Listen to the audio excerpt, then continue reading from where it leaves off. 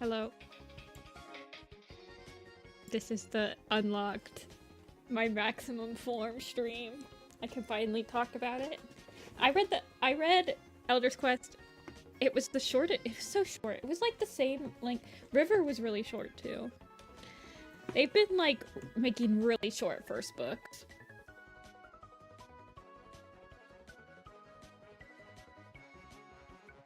Bluffpaw. Did Bluffpaw even get... I don't know. I felt like it was so short that no one, except for maybe like 6 cats, got any screen time. Bluffpaw is WindClan, right? We got like no WindClan time. Literally, Fernstripe got Allegiance only. Oh my god, I was so pissed. I'm like, I wanted the drama so bad. I'm so sad. We never get, like, minor character drama anymore. Like, I need to know. I'm wondering if it was just, like, a misprint. Like, maybe Myrtle Bloom was supposed to be Fernstripe?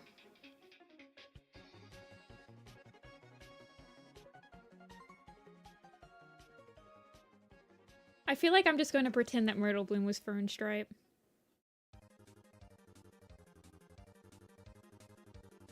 Yeah, it's like a whole chapter, so I don't know how it could be... But they've done that before Omega, where they've, like, accidentally added characters in that aren't supposed to be there anymore. Like, they did that with Rippletail, and they did that with Beetle Whisker, and they did that with Heavy Step. So, I don't know.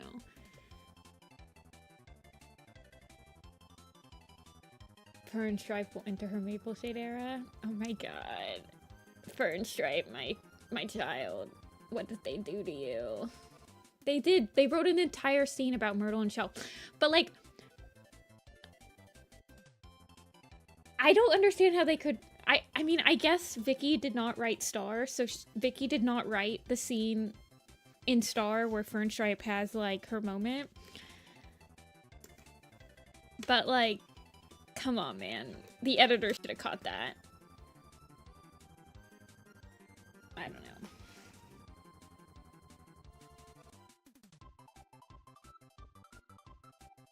How first should have gone to WindClan instead. Yeah, it was a pretty boring book. But the first book's usually pretty boring. I'm like it. After reading the book, I'm 100% convinced we're getting a territory change. I have to move on to the acceptance stage of this. We're totally getting a territory change. Leaf Star's point of view was the best one of the book. I didn't realize that Tawnypelt's point of view would just literally be about her feelings. They're moving to a volcano. I was like, oh, so like Tawny's entire point of view is just her like gaslighting herself into liking Birchfeather. I see how it's gonna go. Also, why was this book called The Elder's Quest? Can anyone properly explain to me why this was called The Elder's Quest? That was such false advertisement. There was no quest, and there were no elders.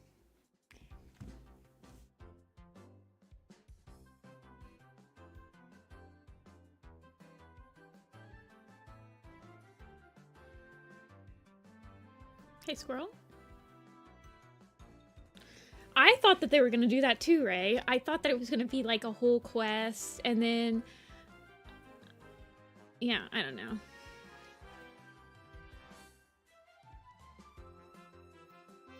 It should have been called, like, something, like, different.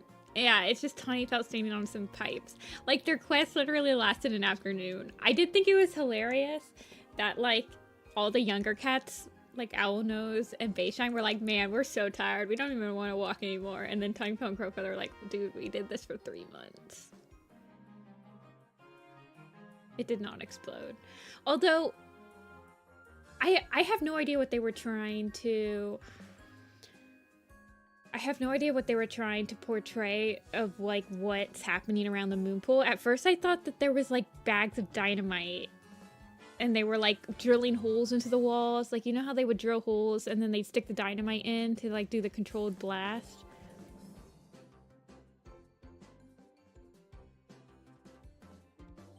I'm using Photoshop today. Let me change that. I'm not working on the broken code poster today. We're like completely changing skying it up.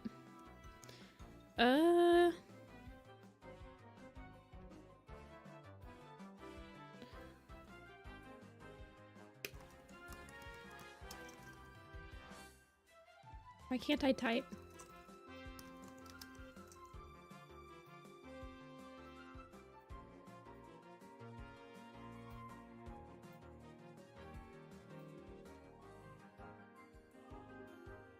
You were so confused that Tiger and Star and Delphine were upset with Birchfeather. I wasn't confused about that. That's like... Clan cats like leaving for the other clans is such a new idea, and it's never really been explored that older clan cats have never had to deal with that, really. Like, the older generations of clans were just like, they'd always be around their family. Like, they've never had to... like, have their cats really leave the nest, per se. I thought it was a pretty logical response from them. Like, they already like baby Birchfeather, and his brother died. Like, of course they don't want to, like, lose him and possibly, like, fight wars with him.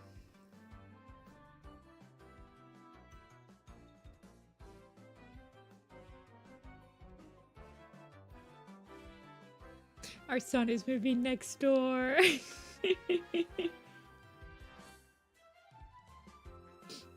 Yeah, Omega, but Dovewing was pretty old when that happened. Like, Birchfeather is a very new warrior.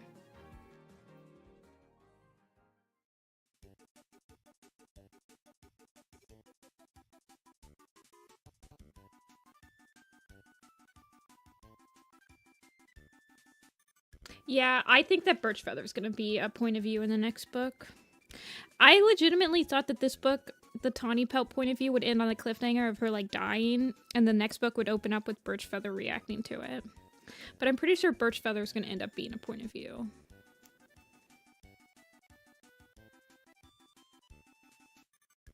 I'd say we're probably not going to get a Leafstar. I feel like we'll get a Birchfeather point of view. That kind of ties Tawnypelt and Leafstar's arc. But we'll probably get a Tawnypelt point of view next book.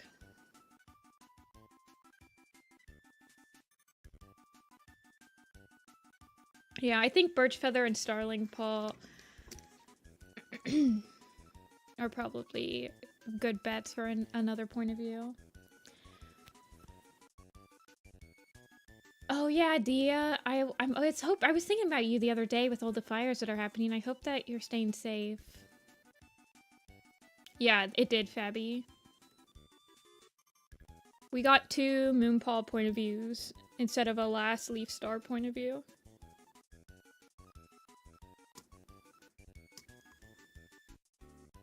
Excuse me. And I want to edit her tail.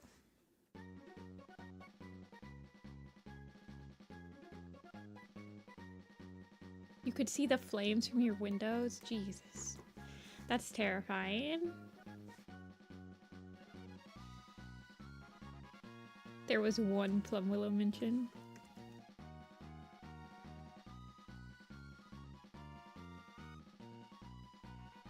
The badger scarf's awesome. Do badgers have that long of tails? Though?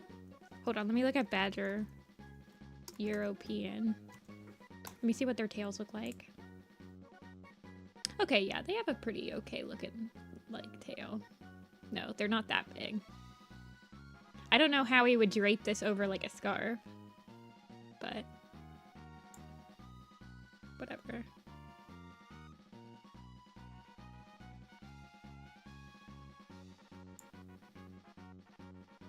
Yeah, Kaiser. Yes, I did spectacular. I mean, badgers aren't really that much bigger than cats, though. They act like badgers are really, really big compared to cats, but they're not, like, massive, massive. I mean, they were bigger, but they always act like they're way bigger than they are. They're only... So they weigh twice as much as a... They weigh a little bit over twice as much as a regular cat.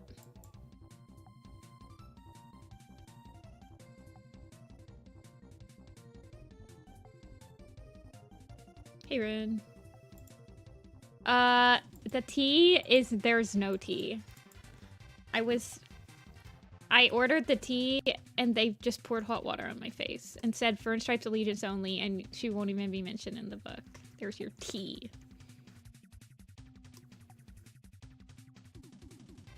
I feel like I want her tail to look nice. I want it to be more incorporated.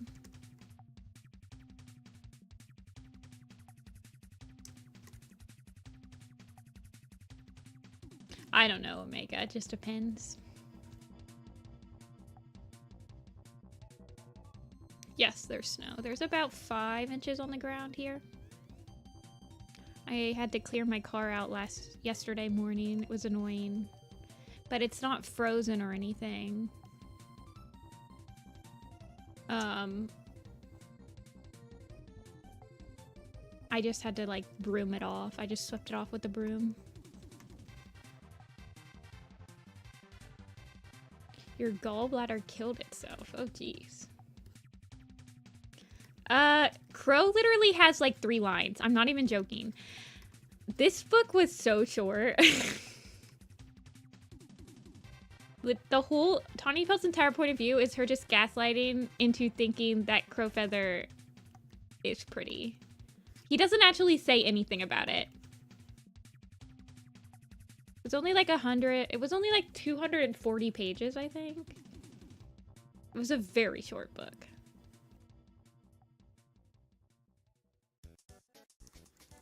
Honestly, I think it'd be hilarious if Crowfeather doesn't reciprocate her feelings, but that's just me.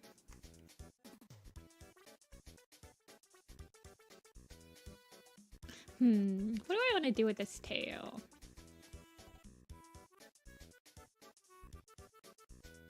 It's a very short book. It's about 100 pages shorter than, like, Last Hope. It's probably about the same page length as, like, River was, though. They've been doing really short first arc, books lately.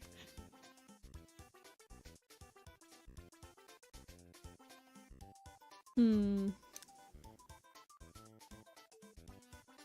you think you can read it out of context from the rest of the arcs?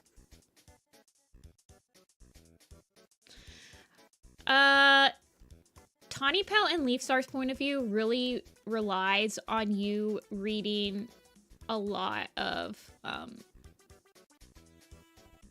like, Leafstar's point of view really relies on you reading all of the super editions about SkyClan, knowing about the Gorge, knowing about, like, the entire history of her leadership.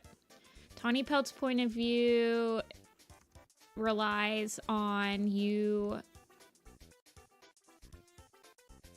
knowing how old she is and how much of a history she has with the clans. Moonpaw's point of view you could read out of context. This is the first time that they've done this. Like, I think that's why they usually pick younger cats to be point of views, because it's easier to read a younger cat's point of view out of context.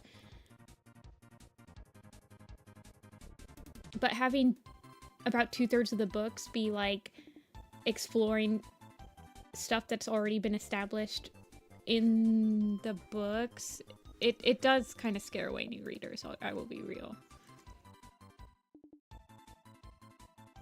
Yeah, Seer, I mean, if you're caught up, did you read A Vision of Shadows?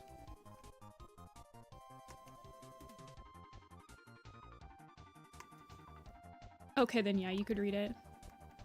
If you've read A Vision of Shadows, Firestar's Quest, SkyClan's Destiny, the new Prophecy,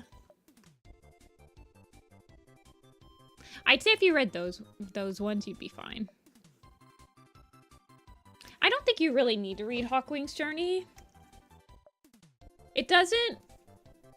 it doesn't really reference Hawkwing's journey that much. It mostly references SkyClan's Destiny and Firestar's quest SkyClan, more than I think Hawkwing's journey SkyClan.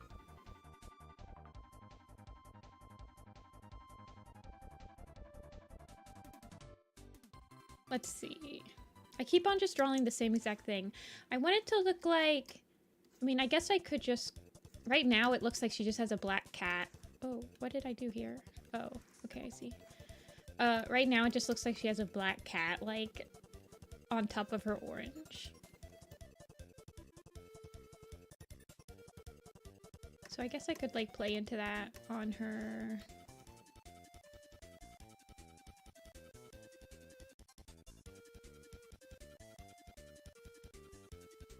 Like, do something like this. Maybe a stripe. I don't know if I like that idea, though. I think I might have tried it.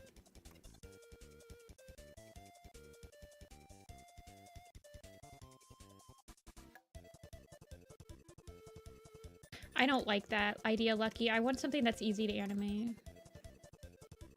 I would prefer not to have as many, like, spots or circles on it.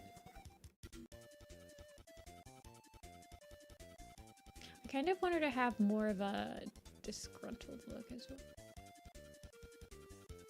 No, or not disgruntled, a little bit more...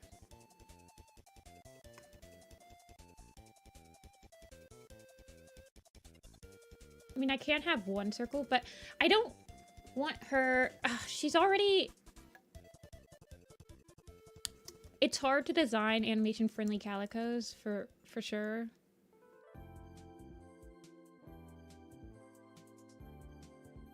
But...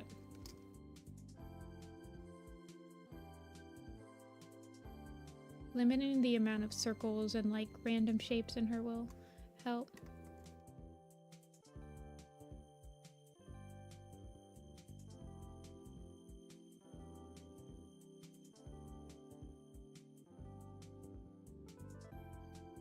The book was very hastily written. I mean, it came out literally like 2 months after the next other one.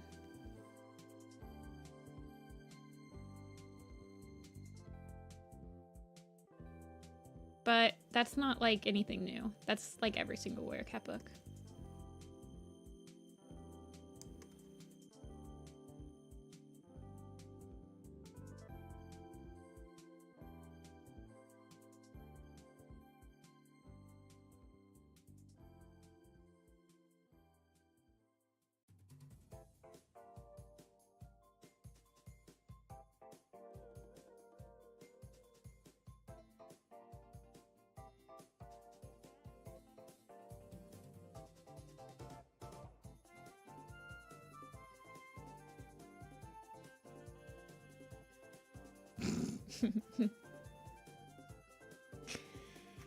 Yeah, the stream is very busy on new cat book days. It's hard for me to keep up sometimes. No bitches.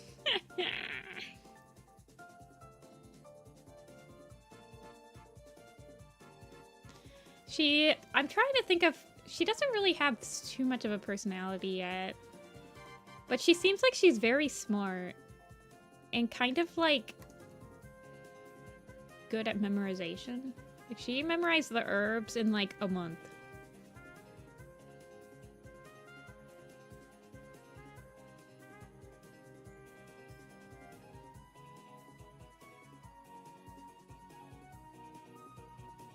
She kind of is good at everything. Like she literally memorized the herbs. Like the entire book takes place, I think, I would say about a month and a week. And so like within a month, she's already memorized like a bunch of herbs.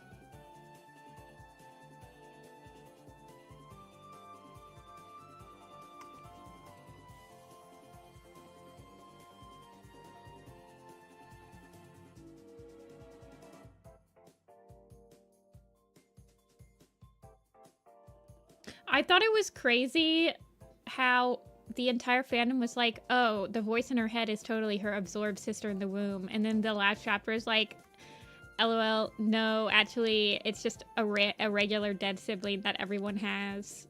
that you're hearing. Smile. Hey, hey.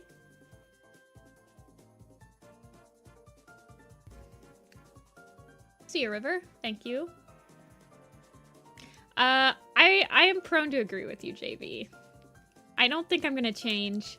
I think I'm gonna make Sun, Oak, and Hazel kit Fern Stripes kits. I just don't care. I'm gonna pretend that doesn't exist.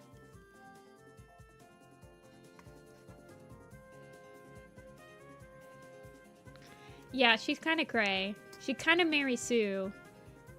Let's be real. Of course, I think Dovewing also picked. Let's see.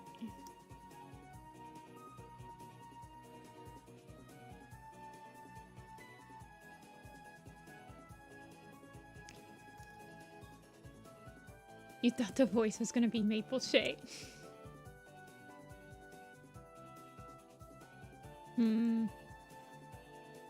I don't know. I feel like she could actually... I could probably work with just this sketch. Like, she's pretty put together already.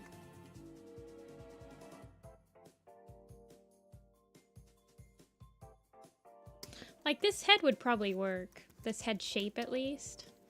Not with these eyes. I don't want her to have, like, giant eyelashes or anything. At least not when she's an apprentice. You can have them when she's, like, older.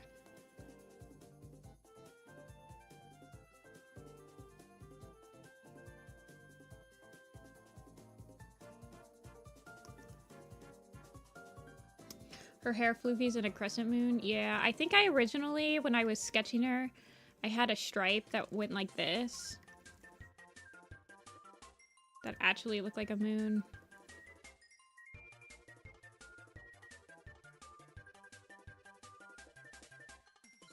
But I'm trying to keep her as simple as possible. I don't think she has moon powers. I thought it was interesting that they mentioned Ashfur. It kind of didn't occur to me, but we don't really know how Ashfur was talking to Shadowsight. I mean, I guess Shadowsight had a connection with the Dark Forest, like cats do with StarClan.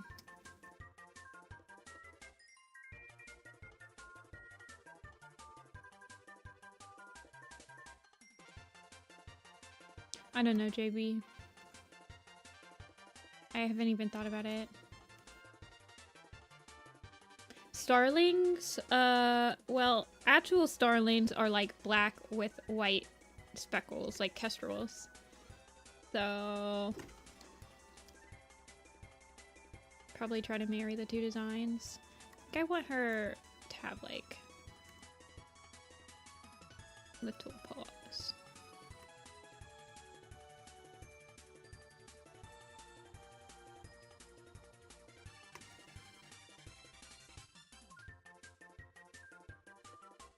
Like, I think I want her paws. I don't think I want little tufts on her fur.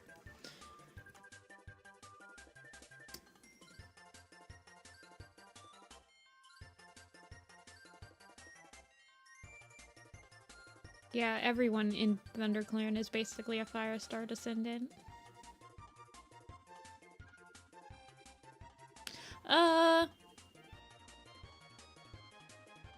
Yeah.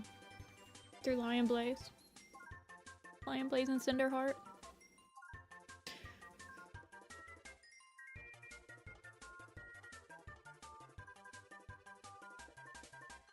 Let's see, let's draw her.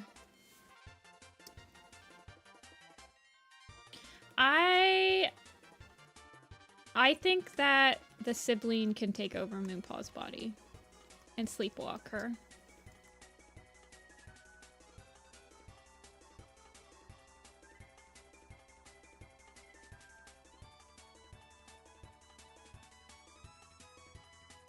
Okay.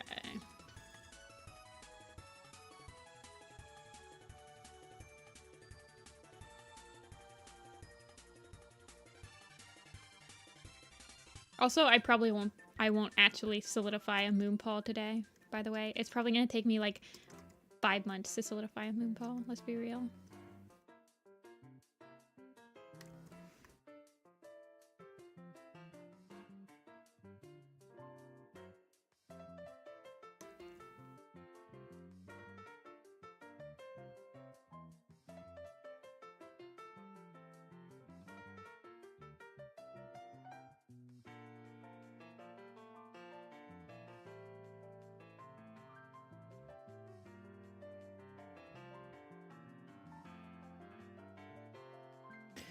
you could catch me up on Moonpaw and the whole thing with the voice and stuff.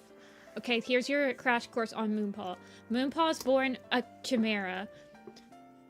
Shut up, I know I'm not saying it right. She's born a chimera. She looks really cute or weird or whatever, and her parents see this, and she's born on a night of a half moon. So they decide to name her Moonpaw because her face reminds her of the half moon. As she's growing up, she has a sister that's also born with her. Sister is Orange Cat. This is Moonpaw. Sister dies. Very young.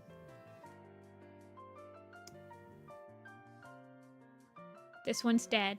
Moonpaw survives. She thinks she's the only kid. Her parents do not tell her. She becomes older. Moonpaw asks her mom if everyone has a voice inside them that talks to them and plays games with them. Mom is like, oh my gosh, I have a weirdo as a kid. I'm just gonna pretend that everyone does and it's an imaginary friend. We're gonna ignore that. Moons later, Apprentice version shows up. Moonpaw is like, yay, I'm so excited to be an apprentice. She gets announced to Sunbeam. Voice never stops. Moonpaw is trying to hunt. Voice just keeps talking to her. Blah, blah, blah, blah, blah, blah. This is her thoughts all the time. She sees the lake. This is the lake. Moonpaw looks in to lake. She sees her reflection. She's like, oh man, I'm so cool. Beside her reflection, she sees Cat. This cat does not actually exist. This is the voice. Flash forward. Moonpaw is like, oh my god, I'm hearing visions. I must be a medicine cat. She becomes medicine cat. She's hearing visions. She asks Alderheart, she's like, hey Alderheart, isn't it crazy? Does every single cat have visions from StarClan differently? And Alder is like, sort of. But then Moonpaw is like, does everyone have a voice inside them? And then that's when Alderheart is like, oh god, that's what happened with Ashfur. Blah, blah, blah, blah, blah, blah, blah, blah, blah, blah, blah. And then Moonpaw's like, I don't want to be a medicine cat anymore. So then she's kept this secret, by the way. She's never told anyone that she's hearing these voices or that she accidentally falls into the moon pool on her first medicine cat experience at the moon pool. Because, I don't know, she's weird.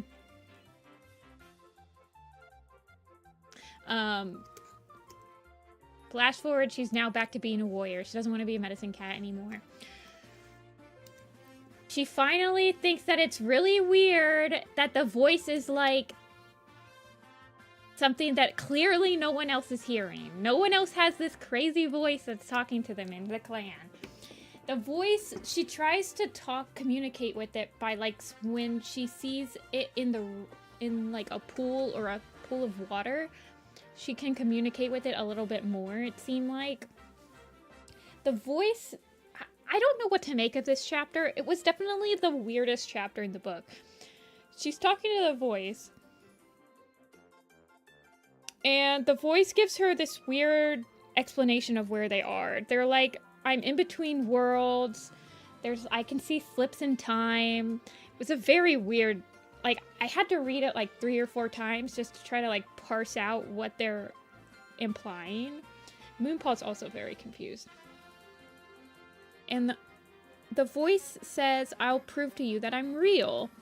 And it gives this like kind of weird sounding, I mean, I guess it's kind of like a prophecy.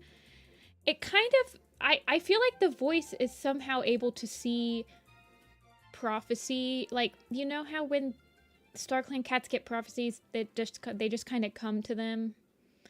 Like, I feel like somehow the voice is able to tap into that weird prophecy dimension. Like how Goosefeather was able to hear all those, like, prophecies in his head. But it says something up to the effect of, tomorrow, I'm going to prove to you that I'm real. I'm going to predict the future for you. I hope we're not getting Multiverse and Warriors. I haven't even finished the first timeline. Please let me finish the first timeline before we do Multiverse. I don't think it's Multiverse stuff. I really think that it's some sort of, like, this cat is in the afterlife, but it's not exactly in StarClan. Like, you know how in Ivy Pulse Heart we got that river that goes through all the afterlives?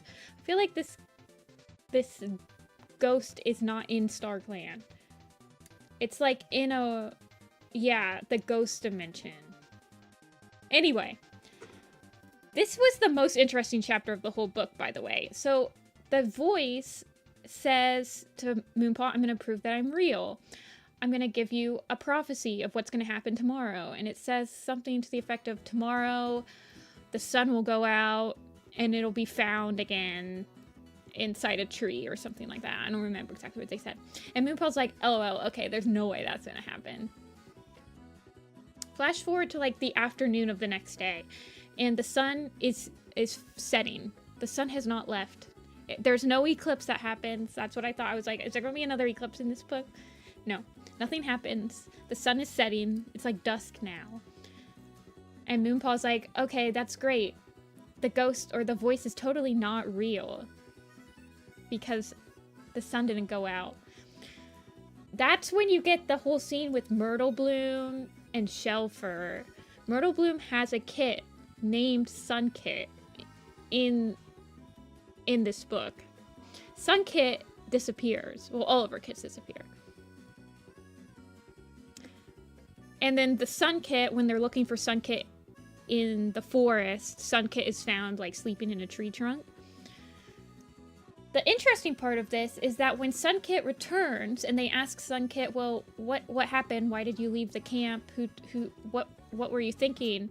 Sun Kit says they saw Moonpaw leaving camp, and that Moonpaw was asking them to follow her or whatever. What I thought was interesting is that Sun Kit specifically said Moonpaw, and we've established that the voice at this point does not look like Moonpaw. It looks like... it doesn't look like Moonpaw. It's a regular orange cat. It's like a Firestar looking cat. Right? It doesn't look like Moonpaw. Maybe it looks like this. Maybe the voice looks exactly the opposite of her. This is at the point where Moonpaw is like, okay, this voice is real.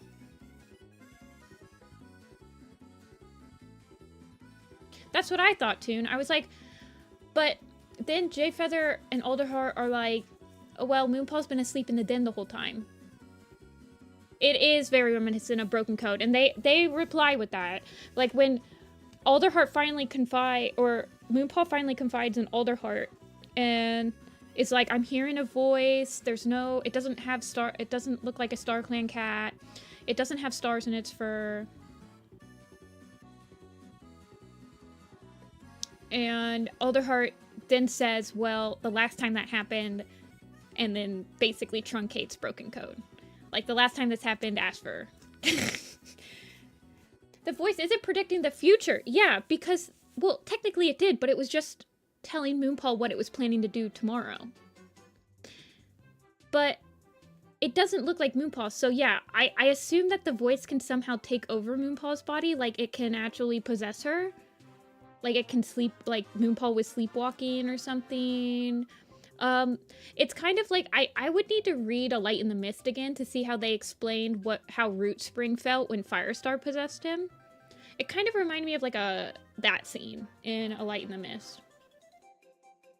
But it was very short. This book is super short. It doesn't really explain much of what's happening. It's just setting up a lot of, yeah, it's just setting up a lot of, like, things.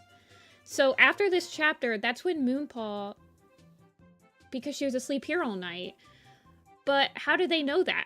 Like, they were probably asleep too. Like, I could imagine... well, this is happening in the middle of the day. Hold on. Hold on. One second. Let me grab.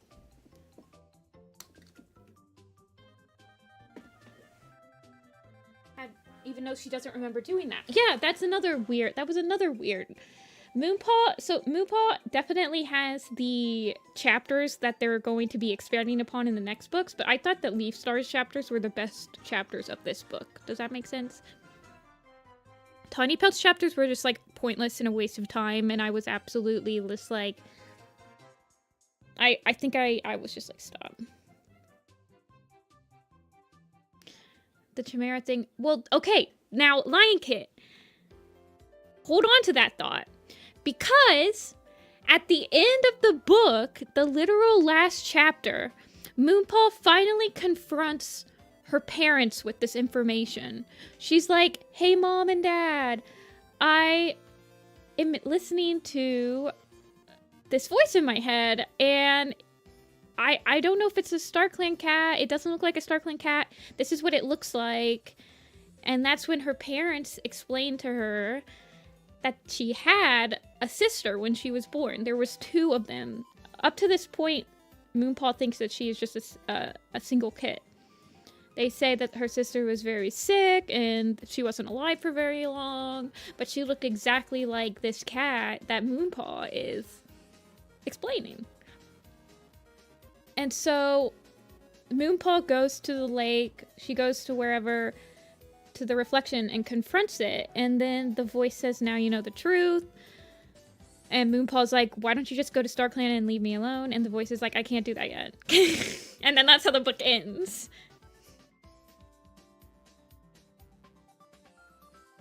Like, I don't know, Lucky. They don't think that far ahead. Honestly, they probably just thought a Chimera was a cool-looking cat. And then Tawnypelt's last chapter is Tawnypelt getting what I assume to be the overarching prophecy of this arc, which is essentially 100% confirms that they're going to have to do a territory change.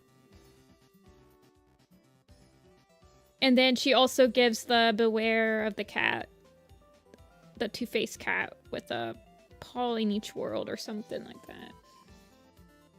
I don't know. Obviously talking about Moonpaw, you know, like Moonpaw is ominous, blah, blah, blah, blah. But we already want them to, we already know that. Because she has a sinister voice in her head. But yeah, I do remember that part, Fabi, where she's cleaning the dens. Moonpaw is cleaning the dens, and then all of a sudden it's like everything's done. But that could also be like if the voice can somehow also take her over, and when the voice is taking her over, she kind of like doesn't, I don't know, she's just daydreaming or something. Like maybe she's a narcoleptic or something.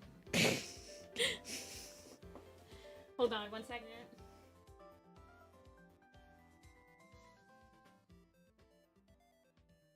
Okay. Before Hawkwing can become leader, that would be interesting. I could see it. Yeah, I think she blacks out when the voice takes over. Hold on. The book is very rushed. Like, it's a very quick book. It's... Okay, here we go. Here's the scene.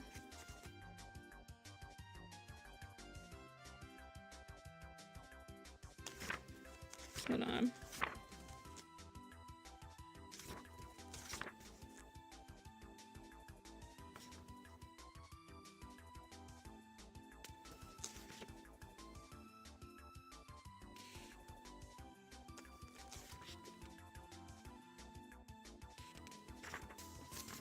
I'm looking.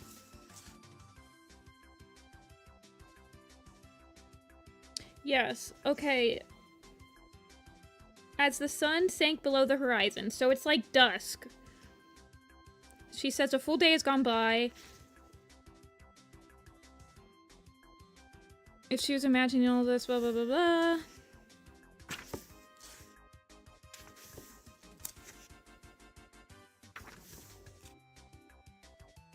She said...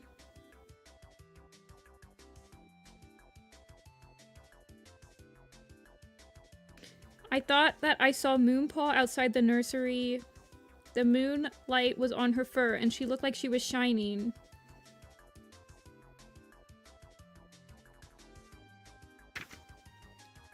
I mean, if it was a... I don't know. It's just weird.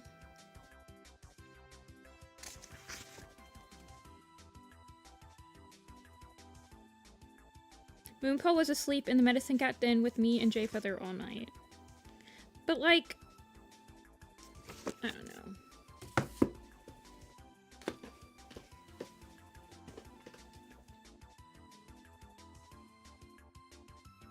Yeah, Leafstar's, literally, Leafstar's whole entire arc was so sad. It was so sad.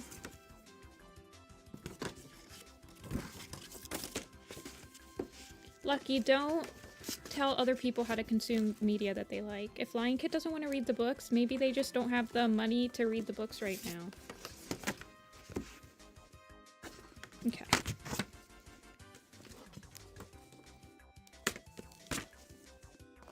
I know a lot of people that literally join maps and they haven't read the books.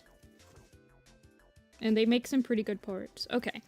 So what I want to do, I have a light in the mist in my hands. Also, I'm not drawing. I'm sorry, guys. After this, I'll draw. I promise. I have a light in the mist in my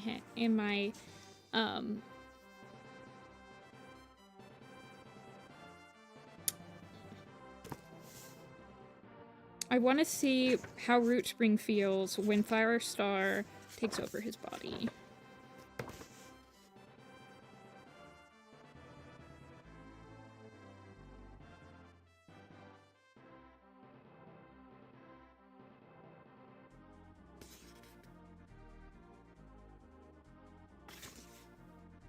Okay, so when Rootspring lets Firestar take over his body, we switch to a Firestar point of view. So we switch from a Firestar to a Rootspring point of view.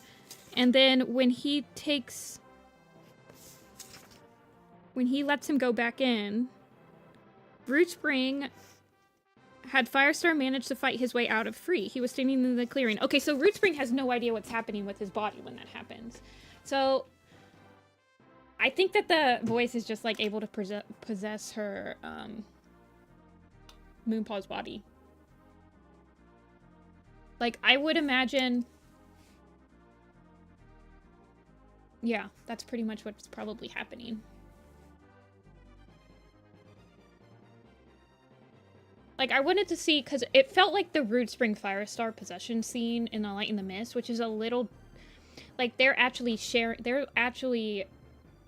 Don't feel embarrassed, Lion Kit. Like I said, there's a lot of people that like to talk about warrior cats. They might just like to hear the lore just so they can make their own stuff, so they can be in RPs that are like... Don't let anyone tell you that you're not allowed to have a conversation. And I'm completely okay with explaining warrior cats to you. I find it fascinating. Like, when I explain it, sometimes it makes me think of something in a completely different way. Like, if I didn't have to explain Moonpaw to you, I would have never thought about that Rootspring Firestar possession scene and, like, to see if it was written about the same way.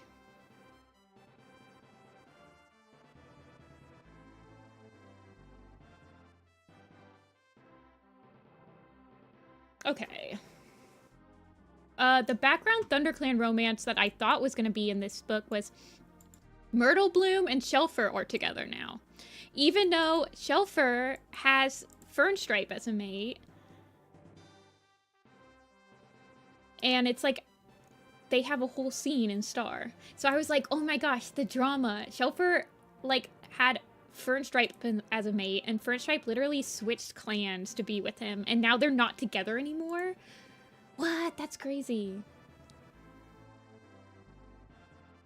I've literally never heard someone call her Voice Kit until now, Lucky.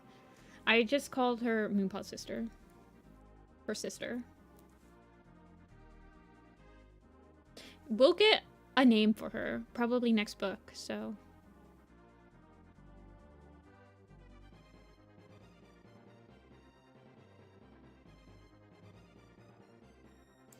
What I'm interested in...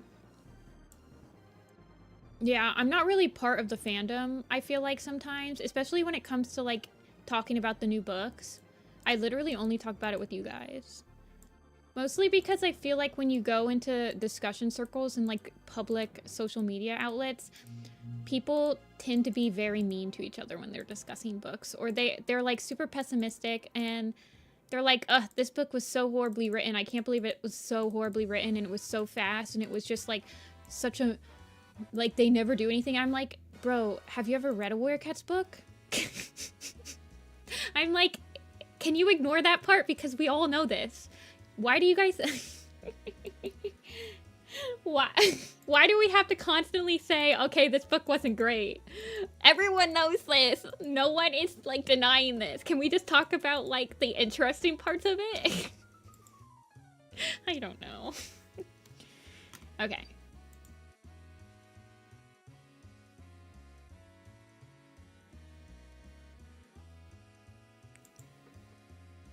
I mean, this book has the same exact issues that have been present in, like, the last 3 arcs. Ever since they started doing a point of view in each clan, it's been no minor characters get anything, that there's always a romance point of view,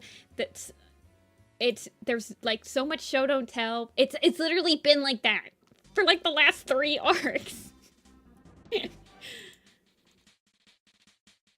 We been knew this.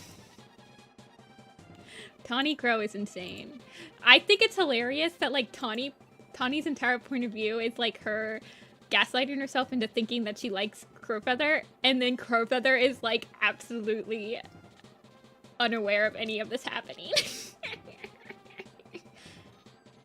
No, JB, that's how I felt. I was like, I thought it was fine. The first books are always, like, the most disjointed of the newer arcs. Honestly, I was happy that I liked 2 of the point of views, because I remember when I read River, the only point of view I liked was Frostpaw's. Like, I remember Flamepaw and Sunbeam's point of view was, like, absolutely horrible.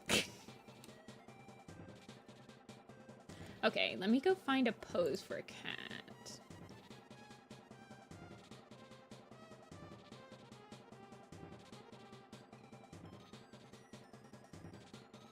I think it's hilarious. I didn't think that Harestar was out of character.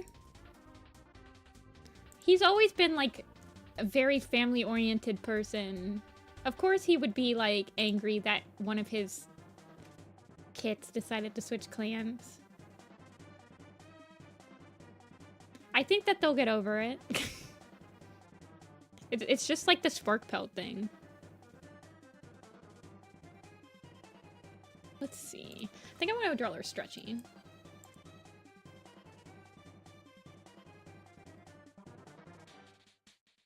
Let's see. Let's draw her some dynamic poses to see how she looks.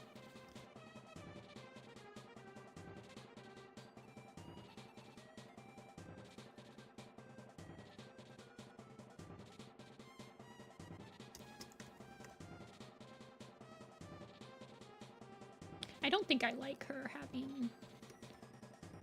It's okay when I do it. Okay, but, like, you have to think.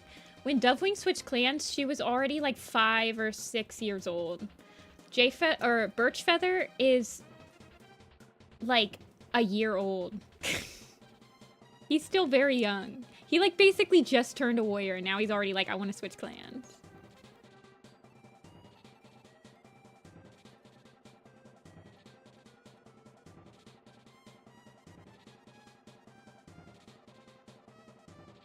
Yeah. And honestly, I feel like that's normal. I liked the idea. I liked seeing... Because in the last book, well, we got to see that once. With Sparkpelt and Finchpaw being very upset that Nightheart left ShadowClan, but he returns, right? I like the idea of... We really have only seen when they switch clans and the new clan is okay with it, or drama that happens in the new clan. But it's interesting to see it in, like, the opposite way. Where we're still in the old clan that they're not in anymore. I don't know. Birchfeather thinks he can buy a house in this economy. So relatable. I think Birch will be a point of view.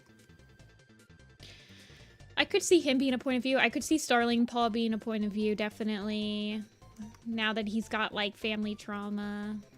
I'm, like, not thinking about drawing, by the way. Can you guys tell? I'm just like thinking about the book.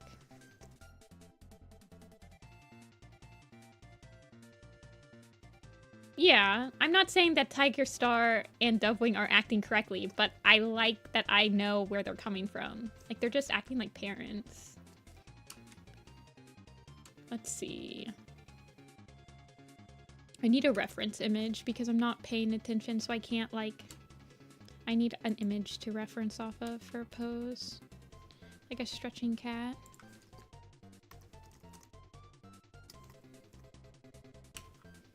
Ooh, perfect.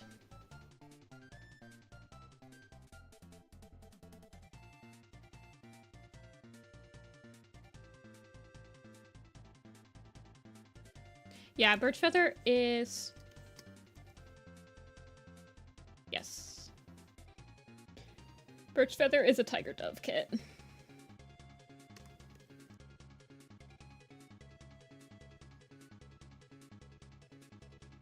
I like... Didn't you guys think it was crazy that Reedclaw was able to force a vote to depose Leafstar twice? I thought that was kind of insane. That there's, like, no ramifications. Like, it should... I feel like there should be a rule against that. Like, you're only allowed to cast the vote once. Instead, it was like... No, it was probably about, like, a week later. I was like, whoa. She can just do that twice? Like, until it... You can basically just keep making a vote until it passes? I mean, the whole book takes place within, like, a month and a half, I'd say. I don't know if Reedclaw will be the new villain. I think... She didn't really have a villainous air to her. Yeah, Reedclaw was, like, spamming the voting bot in the Discord chat until the cooldown timer ended, just until she could, like, put the vote in again. Yeah, but, like, let's be real. Who cared about Kite Scratch? No one cares about Kite Scratch.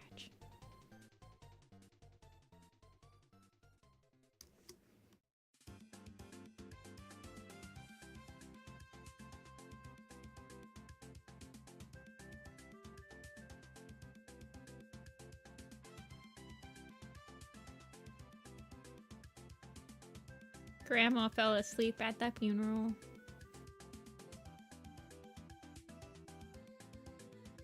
I really don't think that Reedclaw is, like, evil.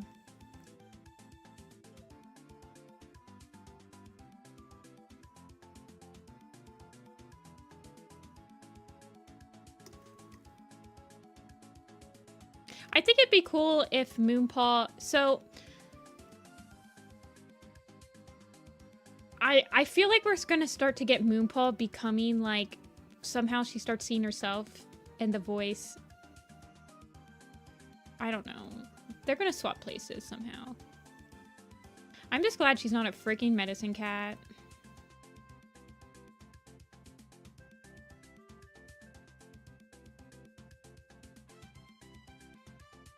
Oh, who do you guys think?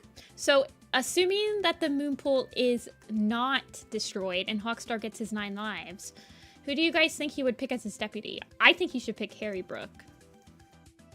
That's the only correct answer, by the way. Or Plum Willow for, you know. Yeah, Izu. Or Plum Willow. I want him to pick somebody that didn't want to depose Leafstar. I think that would be, like, the most W he could do. I really don't think somebody that wants to depose a leader should just automatically be considered a villain. Root Spring? Has he had an apprentice? I guess it doesn't matter.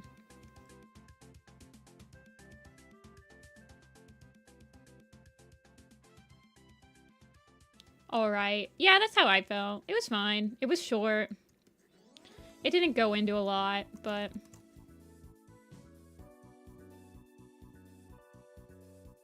It was fine for what it is. I have to accept the fact that this is going to be a territory change arc.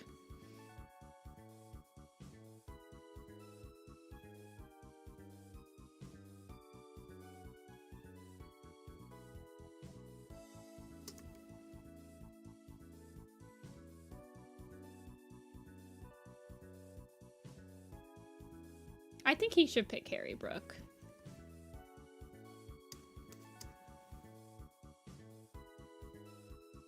I think him picking somebody that didn't want to depose Leafstar is a very smart choice. To, like, keep his clan together.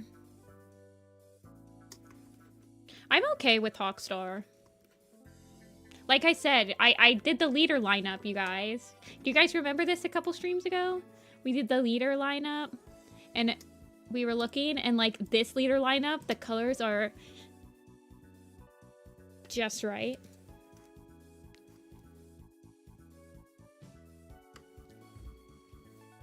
Hey, Warrior Cat's Lover. Also, like, Himbo Hawkwing is hilarious. I think that him and Tiger Star would be so funny to, like, have them interact. I need to have... I'm not even going to put my wish list of what the new territory is going to be, because it's going to be disappointing if I make a wish list to be like, this is what I want, and then none of it happens. I can't even make a bingo. I just have to be okay with whatever they decide.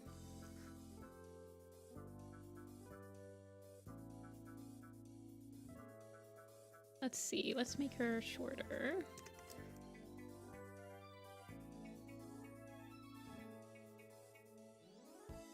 Another even bigger lake. No, I want them to have another... Really, the only thing I'm gonna say, the only thing on my wish list is I want a centralized gathering position. I want the pizza pie. Give me the pizza pie. We have way more interactions when there's this little tiny border right here between the clans.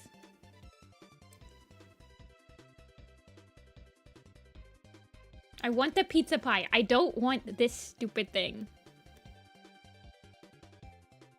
in the middle of my stupid territory.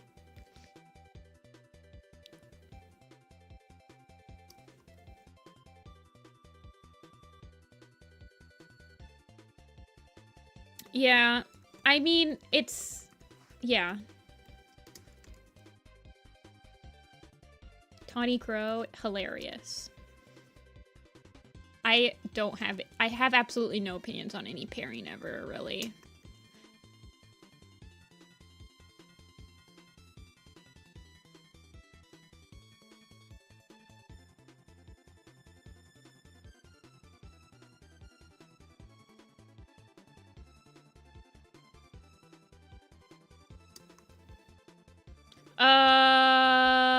They have a couple times. Copper.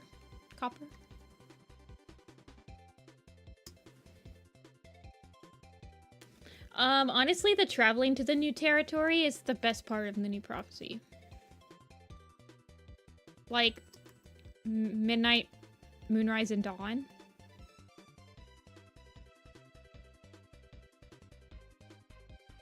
I hate when they set it up. Like, when they're setting up the territories. TMP, the sequel, because no one thought that was the worst arc, right? I don't think so.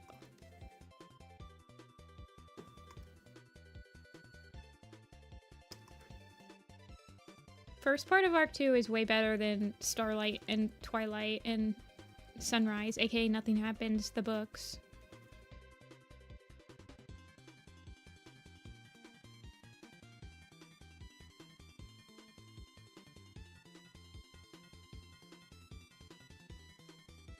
What's my favorite arc? Dawn of the Clans.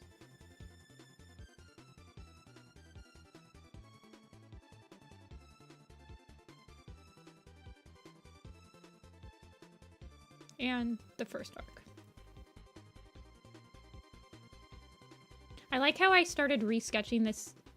You guys ever do that when you start resketching the paw and it actually looks like way worse than you started with?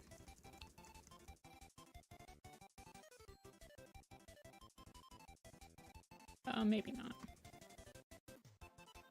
Whatever, we'll just leave it there. She has a very rounded paws.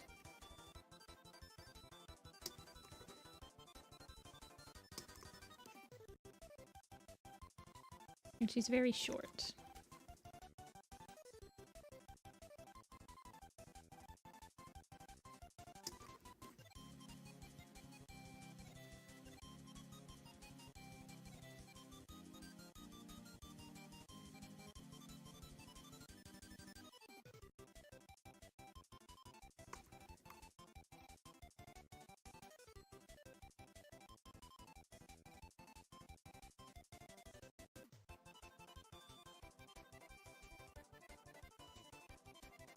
Can we talk about how this book is called The Elder's Quest and there is no quest and there are no elders?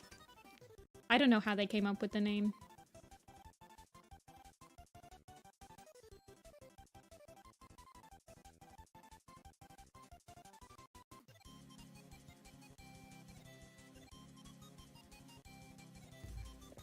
Senior warriors are not elders.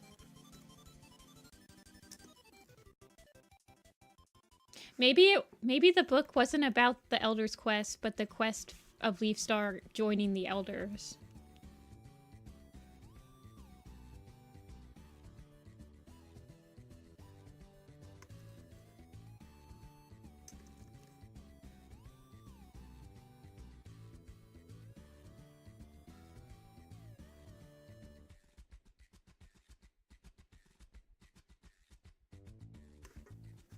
Were the friends we made, were the crow feathers we made along the way.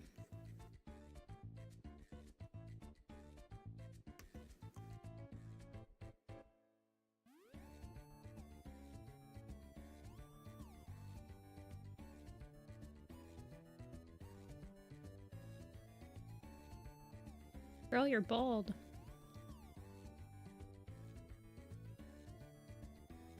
I think I will give her hair tufts. Ugh. She looks so bald without them.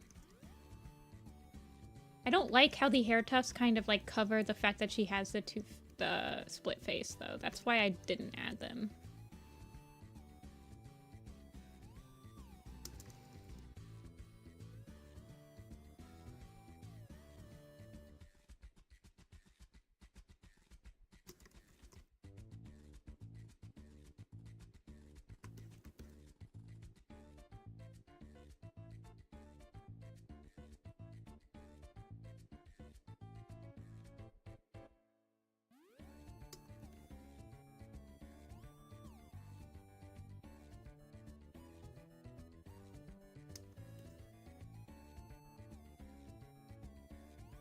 She spends about 2/3 of the book as a medicine cat, though.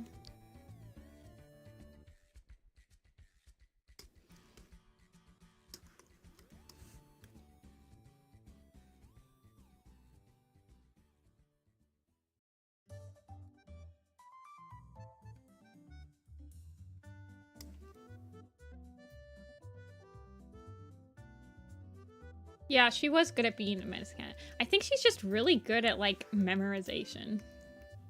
Let's be real. I'm also that, too. That's why I got so many good grades on multiple choice tests. But don't ask me to write an essay.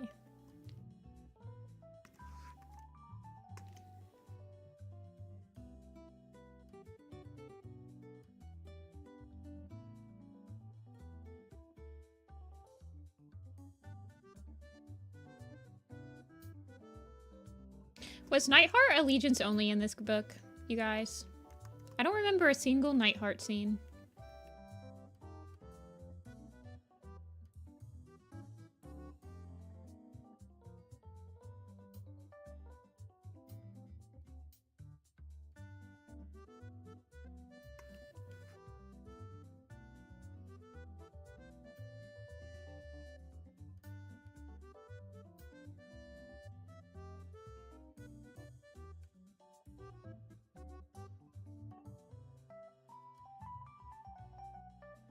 I don't ever really predict medicine cat / warrior names.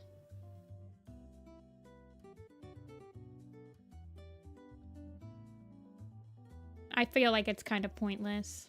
I don't know. I don't like predicting stuff like that. I guess we predicted like Frostpaw's name.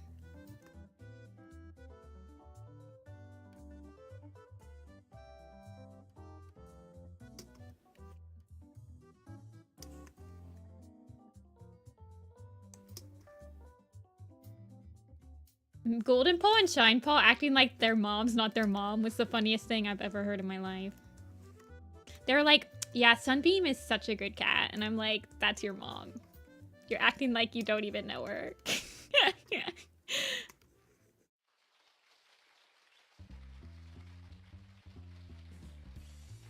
Them trying to act like they're out of the house, moved out of the house already.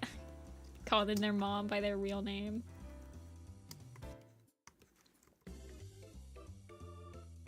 Oh, you guys, I was reading Deathwing Silence yesterday, and I think Deathwing Silence is one of the only books where kittens call Lily Kit and Seed Kit call Sorreltail Mama, and they call Brackenfur Papa. I think that's the only book I've ever seen them refer to their mom and dad with those names.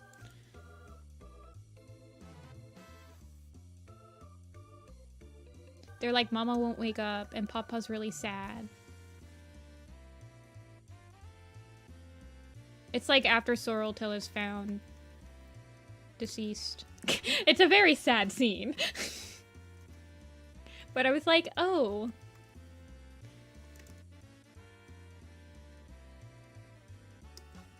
It was written by, what's her face? Not Vicky. Who wrote the last book? Who wrote Elder's Quest? Kareth, right?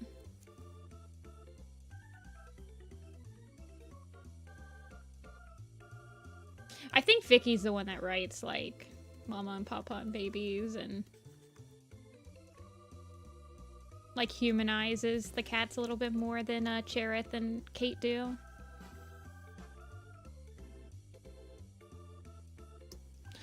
I almost wonder, at first, I thought that Sunkit might have been born after Moonpaw's dead sister. Like, Moonpaw's sister was named Sun and died, and then whoever Myrtle Bloom named, like, a kit after that. Less of cats calling their parents their full legal names. It would definitely help.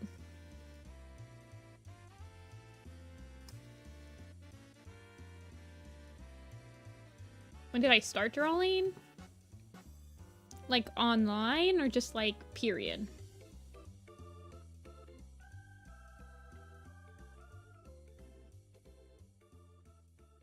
Yeah. Purdy is also...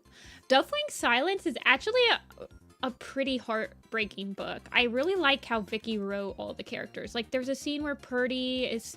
Like, people have to help Purdy bury the cats that died in the Great Battle, and because he's the only elder left, and he's like talking about how, well, he wanted to bury Mousefur at this particular place because she liked looking at the lake there, and I really just, and he's kind of like embarrassed when he's talking about it. I don't know. It's a very sweet book. Yeah, you can draw it, Line Kit.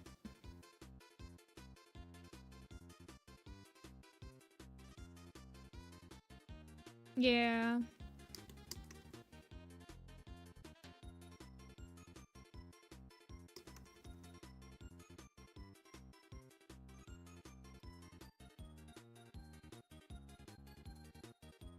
Let's see.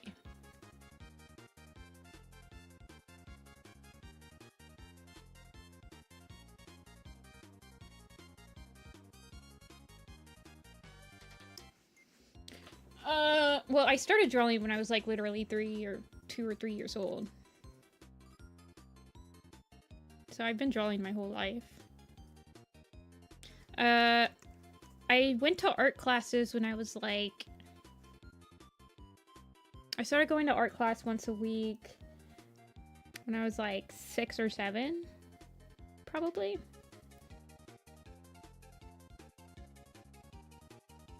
And then I went to art class once a week until I graduated high school. I started getting into digital drawing in about 2009, I would say. Which is, so that's been like 16 years now.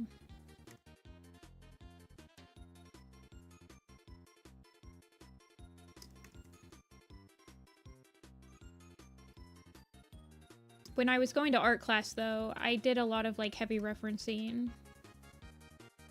Like, I would draw cartoon screenshots of, like, Fairly Odd Parents and stuff, and then I would draw pictures from, like, the National Geographic magazines, or, like, combine 2 pictures together. I did some movie screenshot recreations.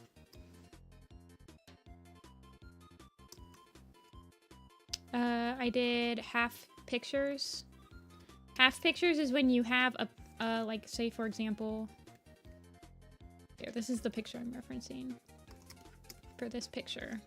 A half picture is when you print this out, your art teacher cuts it in half, like maybe they cut it like this. And then you have this picture right here, but you're finishing it based on what was up here. You know? Pretend that this is right. I did a lot of half pictures. I did a lot of scribble pictures. Like, scribble pictures is when my art teacher would do this, and then you'd have to... This would be with a pen, and you'd have to make a picture based on this scribble. And then you kind of color it in.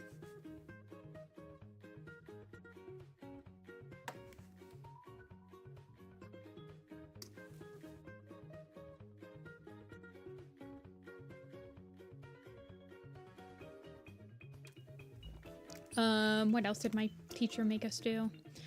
We tried a lot of different mediums. I did a lot of chalk paintings. I did gouache. I did watercolor. I did Prismacolor.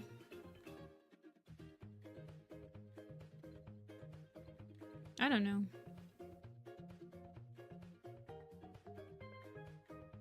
Anything, a lot of the stuff that my art teacher made me do, and I attribute this to how I think while I draw period nowadays, is that she'd make us break stuff down into shapes.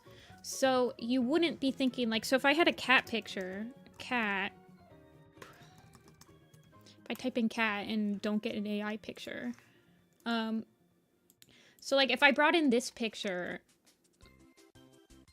hold on. If I brought in this picture and I was like, oh, I want to draw this picture, maybe I want to draw it in chalk or something. The way that I would start is that I would have a piece of paper, and she would actually make me turn it upside down. Because upside down, you don't like think about, oh, I'm drawing the nose now.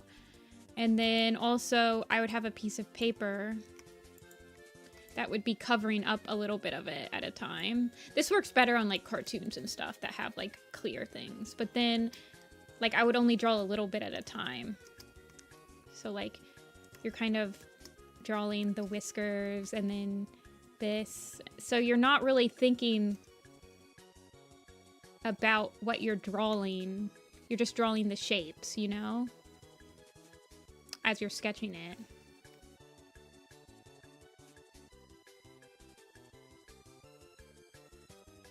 And you're thinking of like the negative space.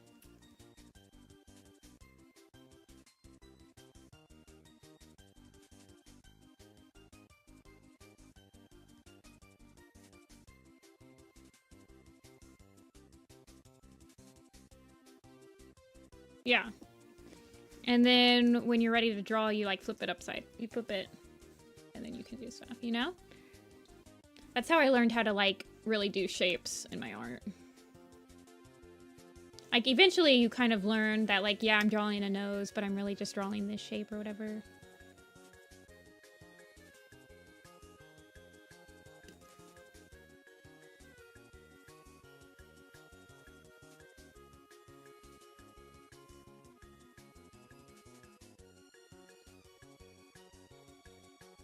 I don't have a favorite color. I like pretty much all colors. As long as they're used right.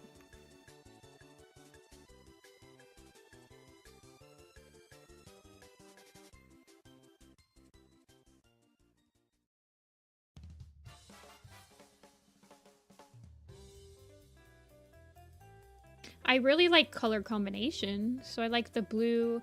I like green and orange combination. I probably orange is probably my favorite color if I had to, because I like a lot of color combinations with orange in them. But I like blues too, and I like greens, and I like warm colors. Yeah, I like cool colors.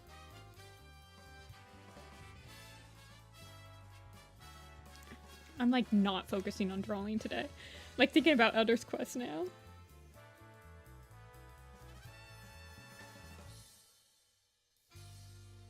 The book was very short.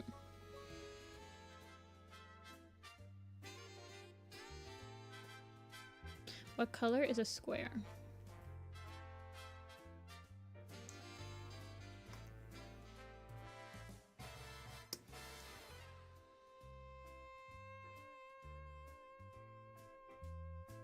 I don't know.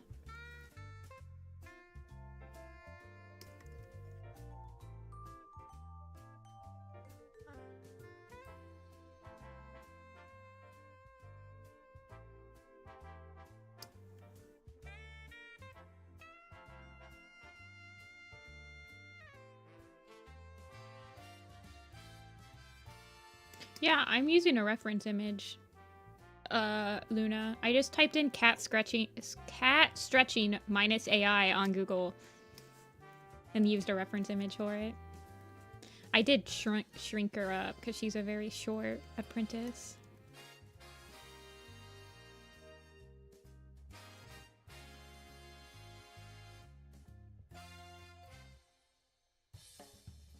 I'm just gonna keep the lines messy because I clearly cannot clean my lines today.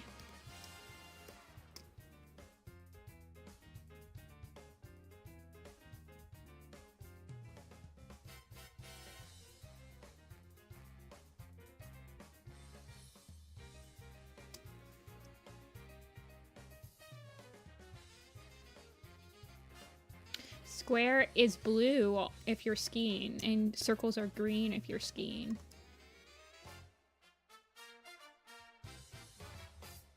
Diamonds are black.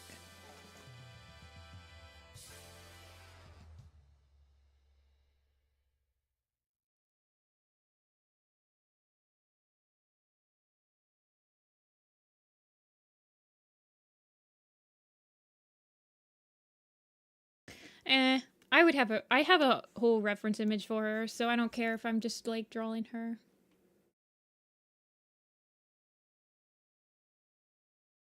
Let's see, what do I want?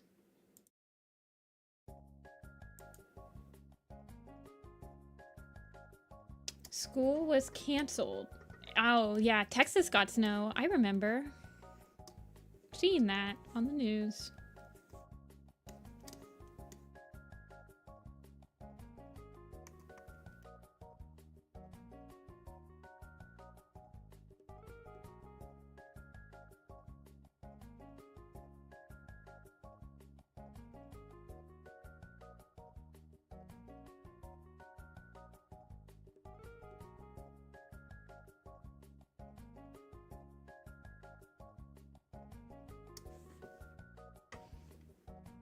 Just rebelling against her Canon eye color.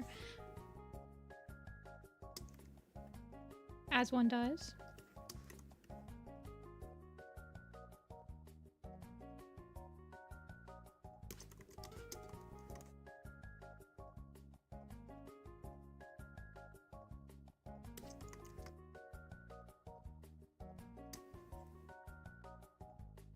Does she have a fluffy fluff?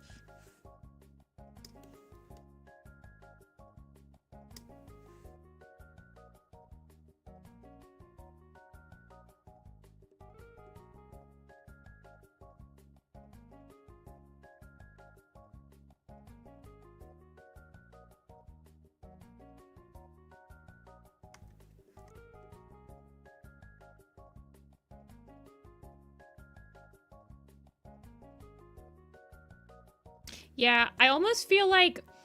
So, do you guys remember at the beginning... Well, maybe you don't, because I didn't remember, and I just read Lost Stars again. But at the beginning of Lost Stars, Bramblestar, there's something weird happening with him. He's not completely taken over yet.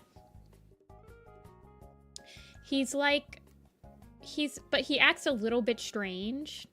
Like, he starts snapping at people, and he starts kind of being very, like, out of character. That kind of reminds me of how it felt like Moonpaw was doing things and then she didn't remember finishing the task or something. I don't know. Kind of remind me of that.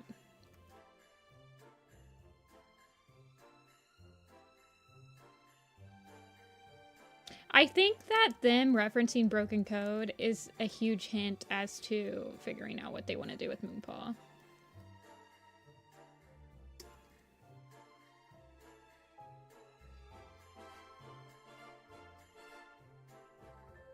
Otherwise, why would they mention the Ashfur thing? I don't know.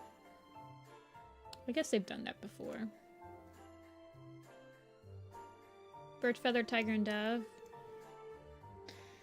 It's hard seeing your babies grow up.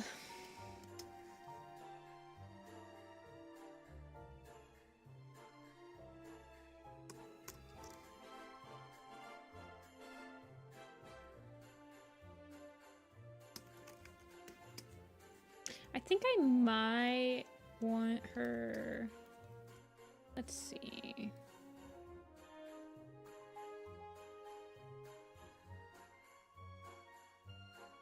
I just want to see what her markings look like from here.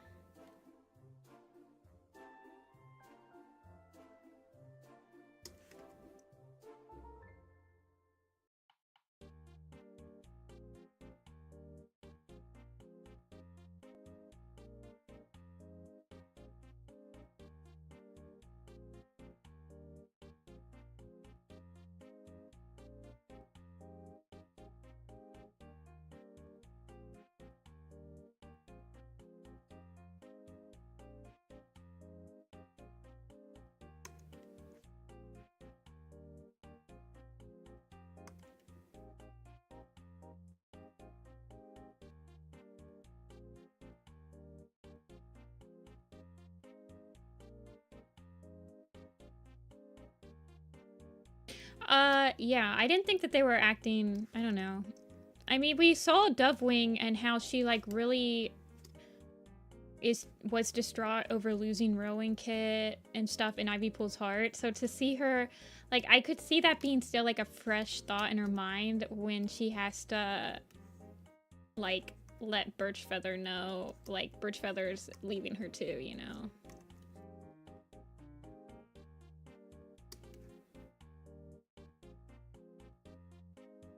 I don't know. I can definitely see, like, the mom side of it.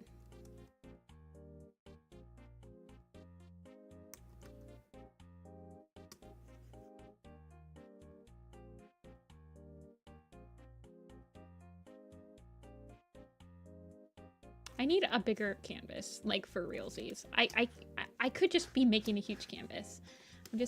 I'm being super stubborn.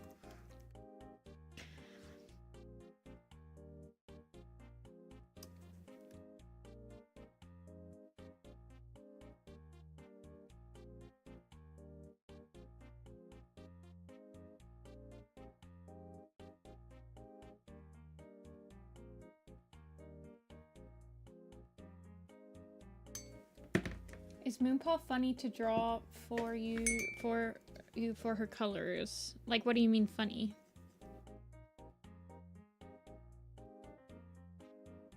I mean, I wouldn't say that she's that weird.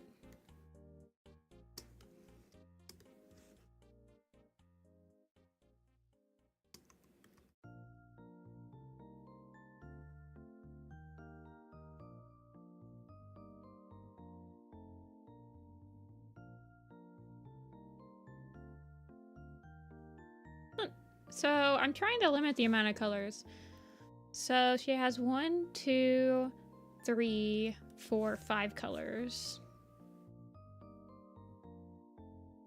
right now.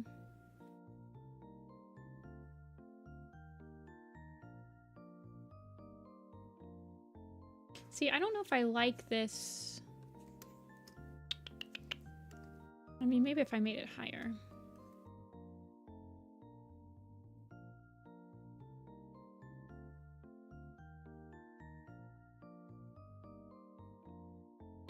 I don't like that, though. I just feel like I should just get rid of this.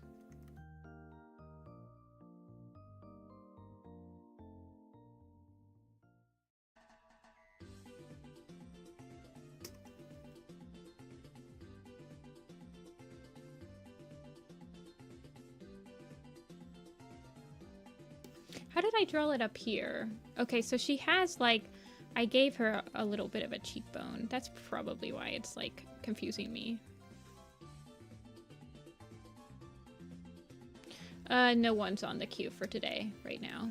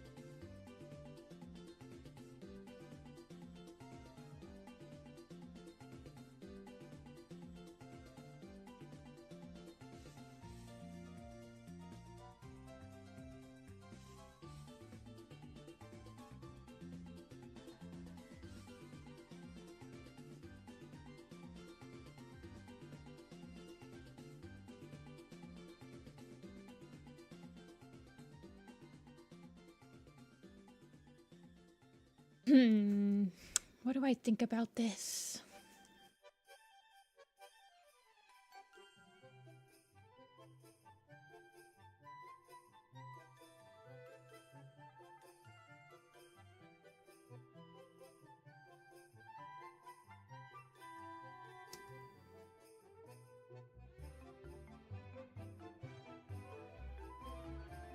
Yeah, honestly, her tail is very hard to draw.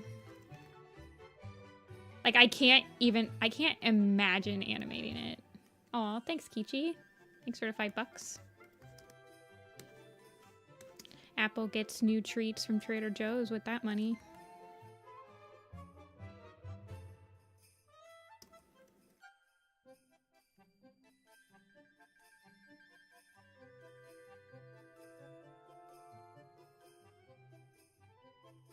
Apple's been absolutely devouring her freeze-dried chicken treats that I got her at Trader Joe's. I got him for her when I went to visit my sister in New York, because she has a Trader Joe's right next to her, but the nearest Trader Joe's to me in Ohio is like 40 minutes away.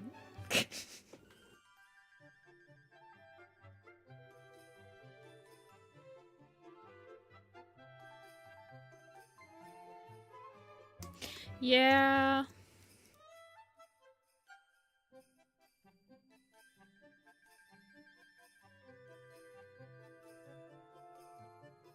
I definitely mess up on her proportions, but I mean, like, I don't draw the design blog poses to be, like, super proportionate. I mostly just draw them for funsies. I remember going to Trader Joe's. That was 85 years ago. I always hated it.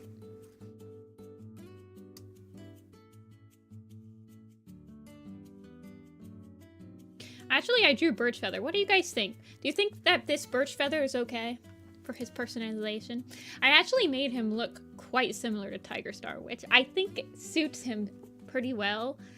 Because I feel like if he's the one that looks most like his father, that would make sense why they're so sad to have him.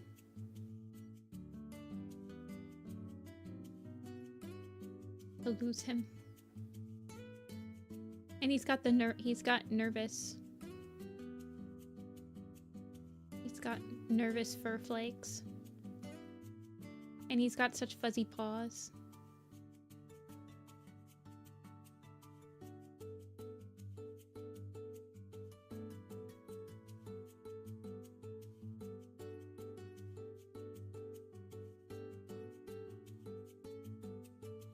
With their little white nose. I could draw a ridge. Okay, let's draw a ridge. Let's stop working on Moonpaw. We've been working on Moonpaw for like 2 hours. An hour and a half.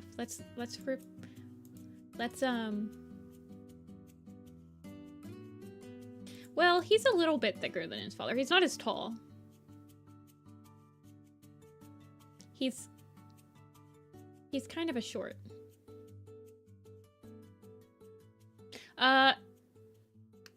Who do I think is Willowshine's father? I have no idea. Not, what's his face? Frogleap. What if Willowshine's dad's Hawkfrost? Smile.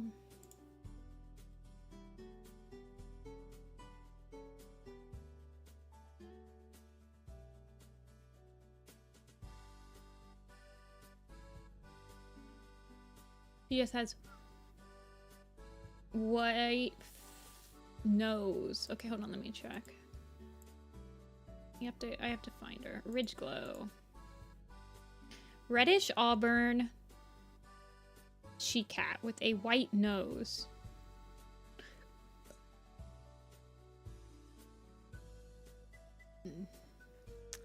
Ridge Glow was kind of snarky. I love that for her. Okay, so Harry Brook and Blossom Heart. Oh yeah, look, she looks like Leaf Star. Look at that. I actually, that's Leaf Star right there. That's exactly what my Leaf Star looks like.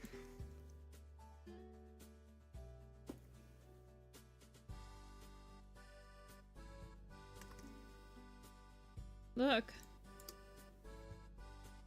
Leaf Star's her grandma.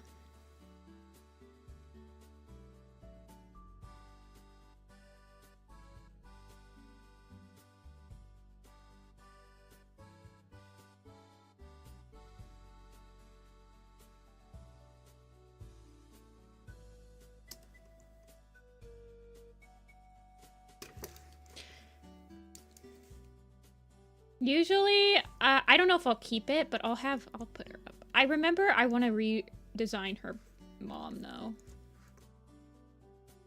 Bloom Petal, I wish she had, like, no one has more than a single line. There's only, like, 8 cats that have more than one line in this book that are...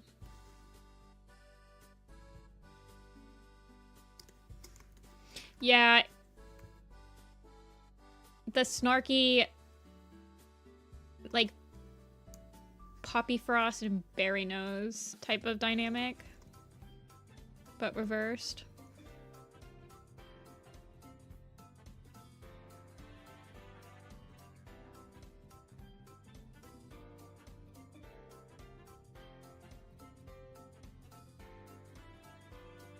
Are you in charge of the Warriors Project on Tumblr? No. It's definitely not been me for like the last 15 years on that blog posting.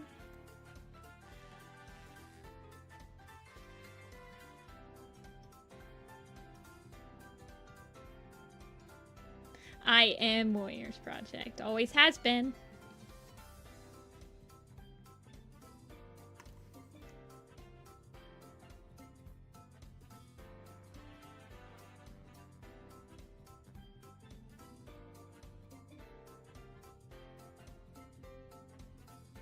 I mean, my pinned post literally says Nifty-Senpai Designs Master List now.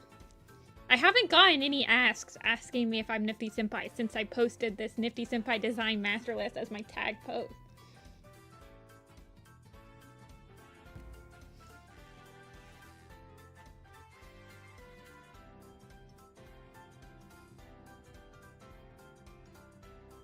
Oh yeah, Ridgeglow is Hawkwing's, like, uncle. Or, niece. Hawkwing's her uncle. Also, Hawkwing is Wreathclaw's adopted father.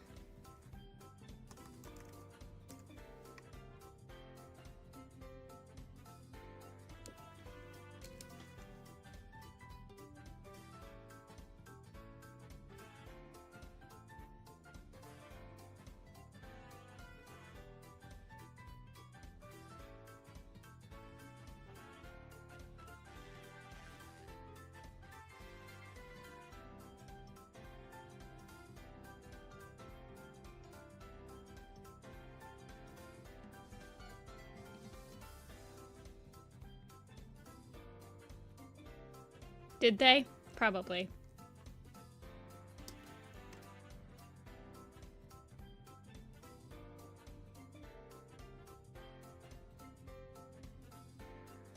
He's doing the rock eyebrows.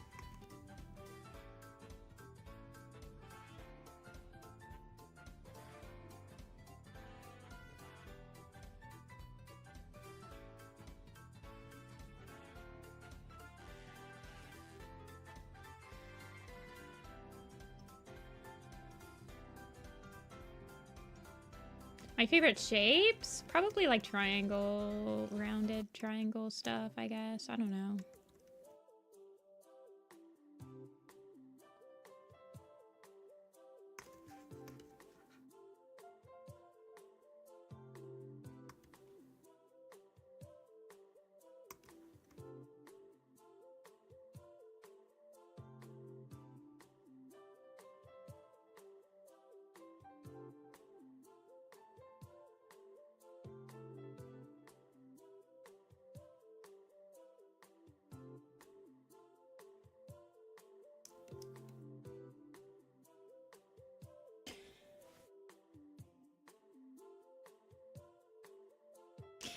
SkyClan is competing for ThunderClan for the Inbred Award.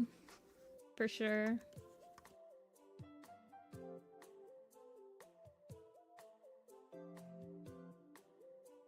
Well, I think Ivy's-Star will happen.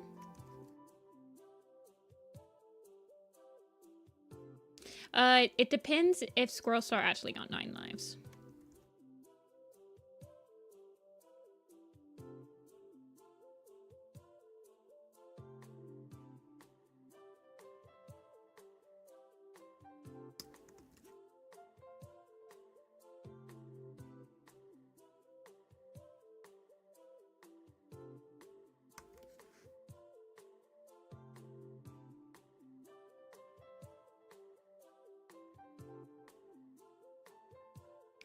Ivy Pool is deputy.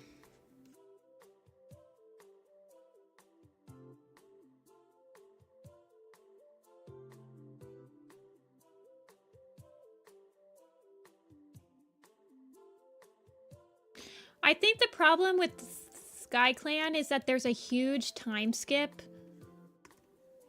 where, like, no new characters were made. And so everyone is inbred because of a specific... The amount of cats that started SkyClan was actually quite a small amount of people. I don't know how to explain it, but there's like 5 or 6... Oh my gosh, shut up. I don't want Windows freaking 11. Go away. But there's a very like small gene pool that they started with, even though they're all strangers.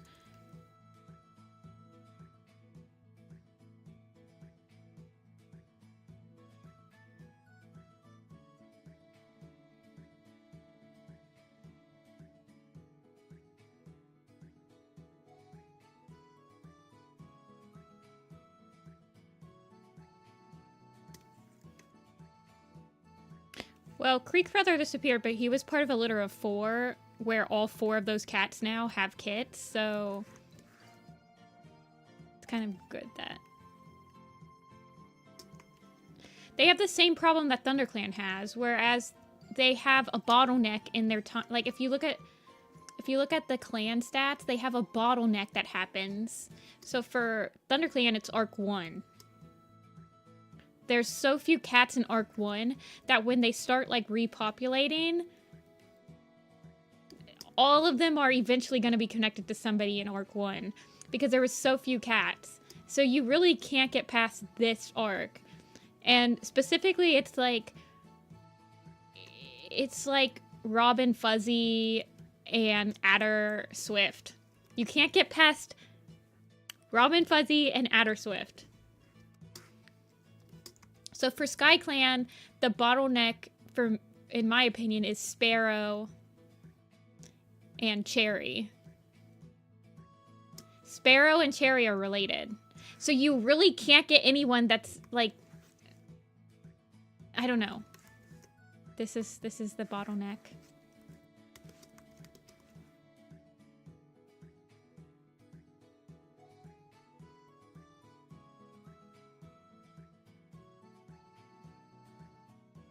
Wait, how far forward are you planning on doing Cladded Frost?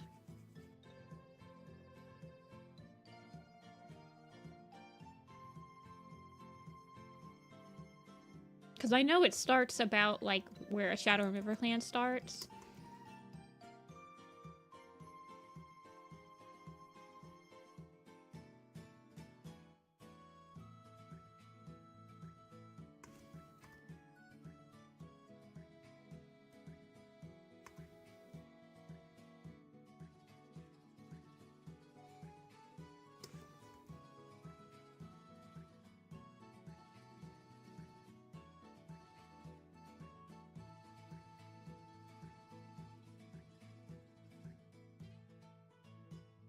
What I thought was weird was, isn't Sparrowpelt, oh wait, hold on, I have the book right next to me, I can check in the allegiances.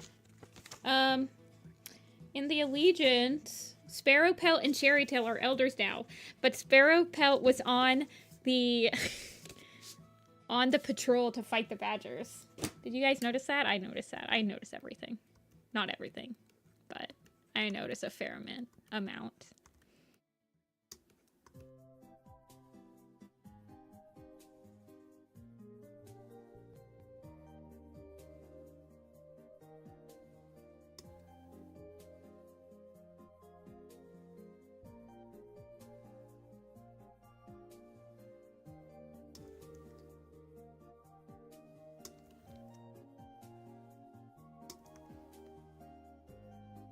Let's see. Let's render out her face a little bit more.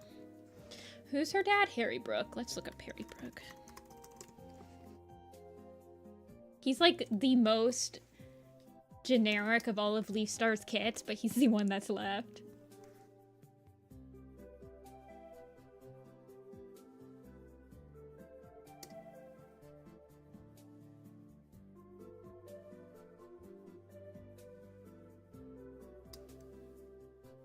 And maybe on Power of 3. I know, I'm gonna have to redraw. I've been wanting to redraw Rabbit Leap anyway, so now I have like the perfect pose to redraw him in.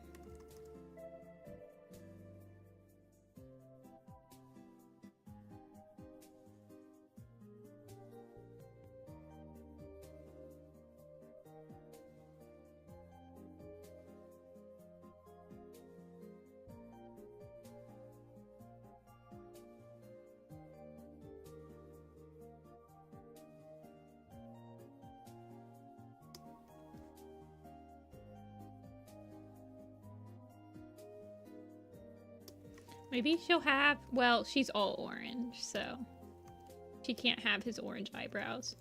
Maybe Dustkit can.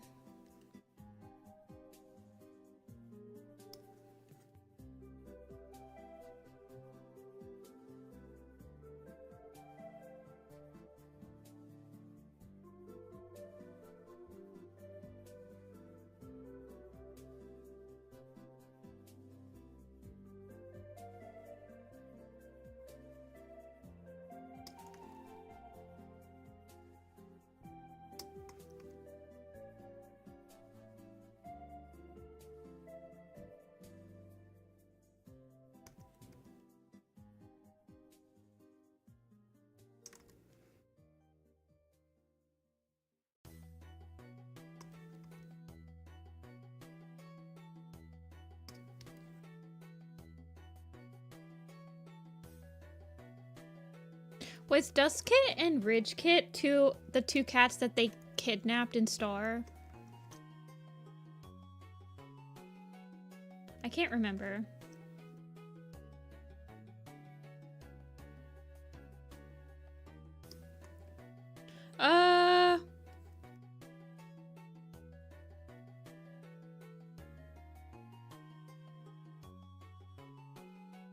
Okay.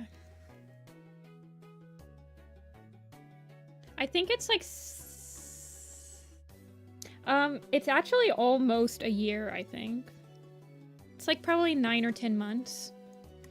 Because Star ends at the end of Leaf Fair, I believe. Like the start of New Leaf. And this one is at the very end of Leaf Fall.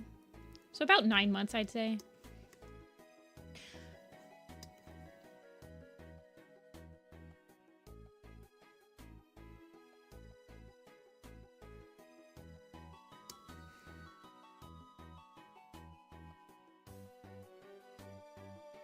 Well, Sunbeam's pregnant at the end of Star, so she gets pregnant very quickly.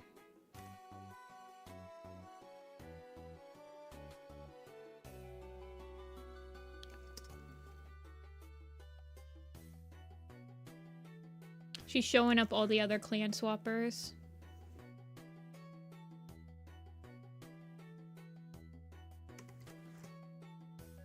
Swapping clans and giving birth like super quick. All the other clan swappers haven't done diddly squat yet.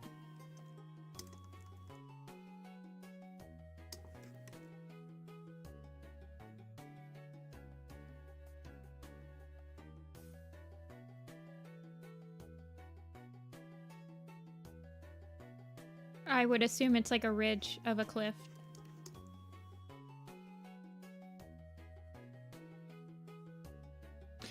I don't think a single... The only RiverClan cats that were mentioned was Icestar, Owlnose, like, just like the 4 main guys.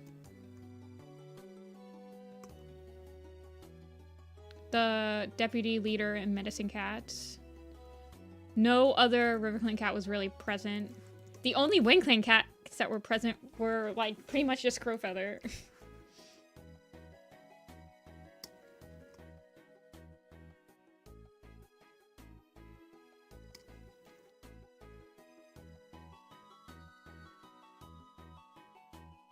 Yeah, well, Harestar was just looking baffled as always. Harestar is basically just the leader that is constantly looking into the camera because he's like... He's asking the audience on Jeopardy what his opinion should be.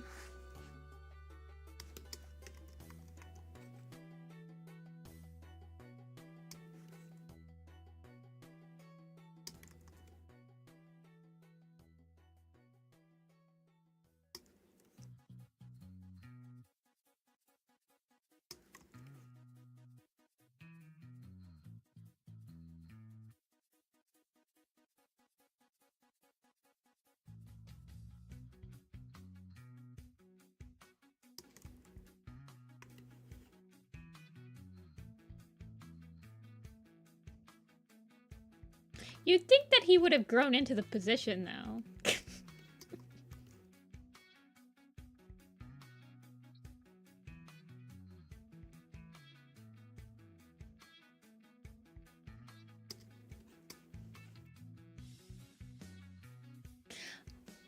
Like, we could have got in Brambleclaw an actual elder to be on that quest. Could you imagine, like... Yeah, Harestar has push to talk on, but he never pushes to talk because he never has anything to say.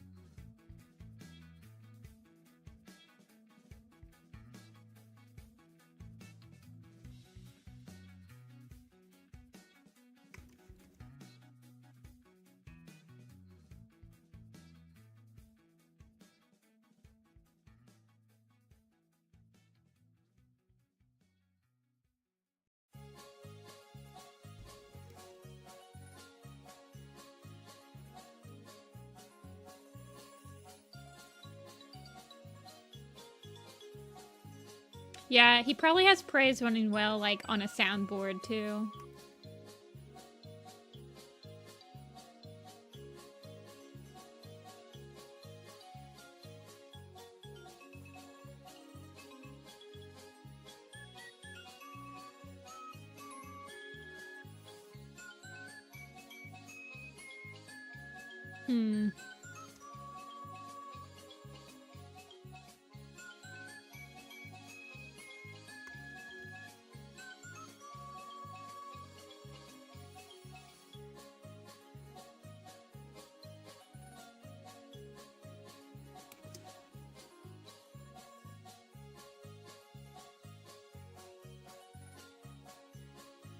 Wait, someone reposted a drawing you did of Apple on their post. Which one? I've drawn so many apples.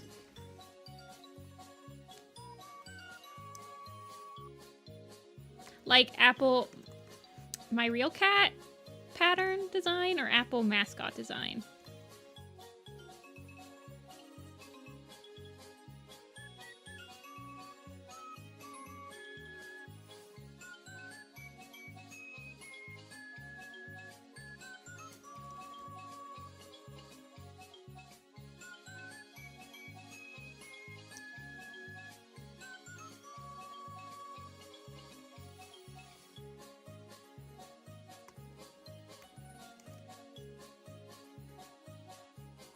You sent it.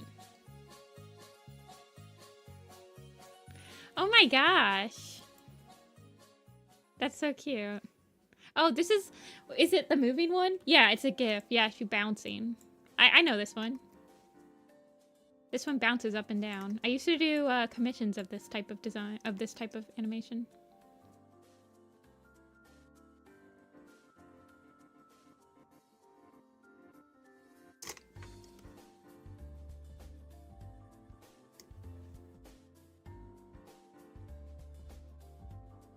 I'm glad people are finding enjoyment out of my characters.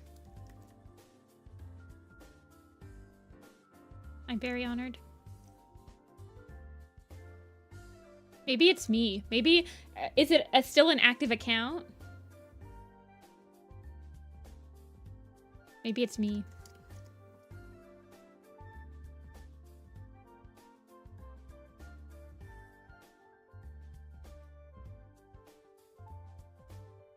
It just posted. Okay, so it's not me.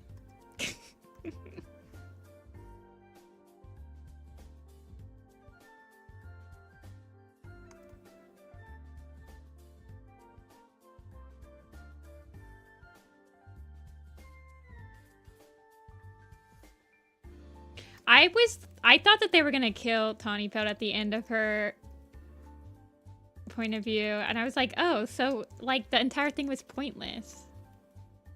Her like trying to develop feelings for Crowfeather of all people.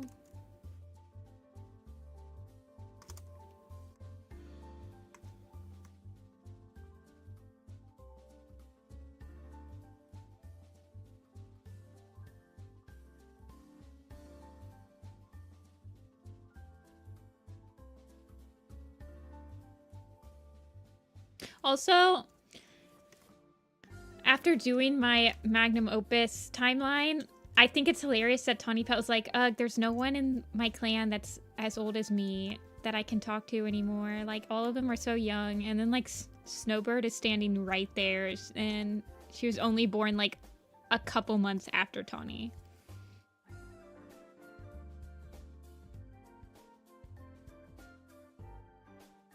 Crow I don't think he knows that she's, like, randomly developing a crush on him.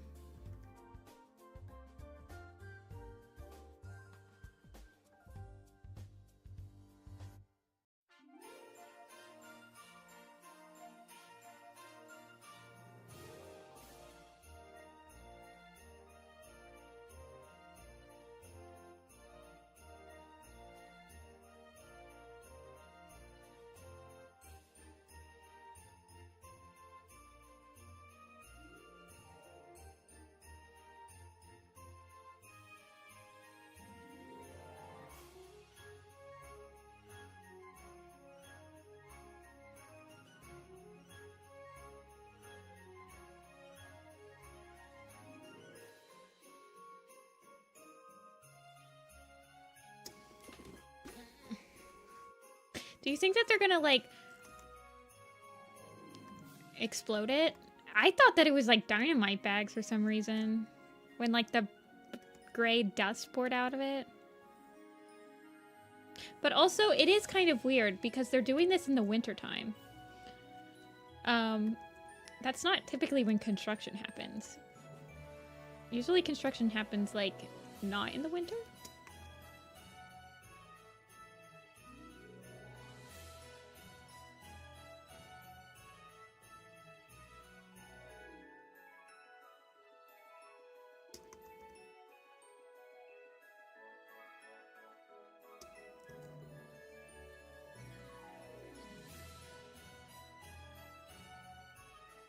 Why does it feel like I'm listening to Christmas music?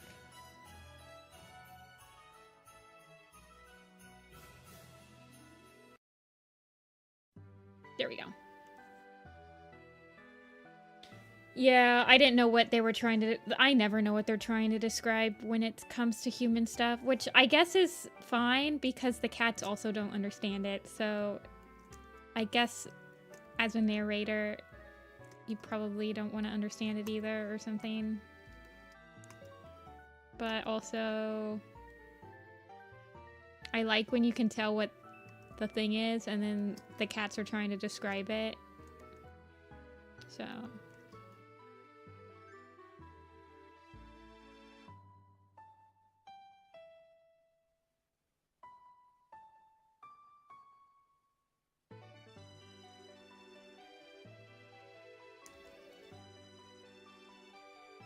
You think it's bags of concrete? I don't know.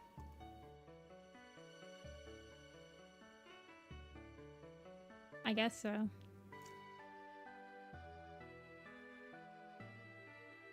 I literally thought it was gunpowder. But they said it's in like a fuzzy bag or something. I don't know.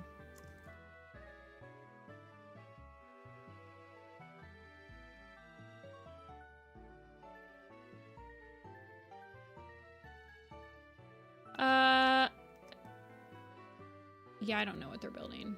Just some giant complex.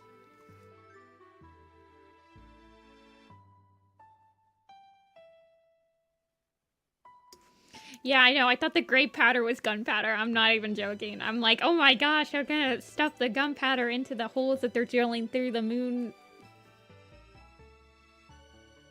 And they're gonna explode it.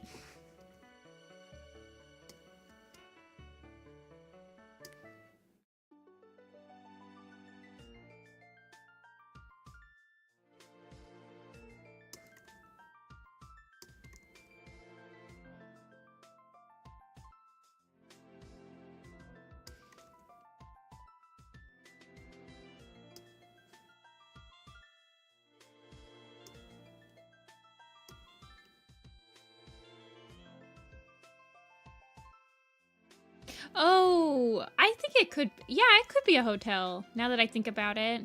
A hotel makes more sense, or like a lodge. Like if, because it's, well, it's so hard to tell with the lake territories now, like where the campground is.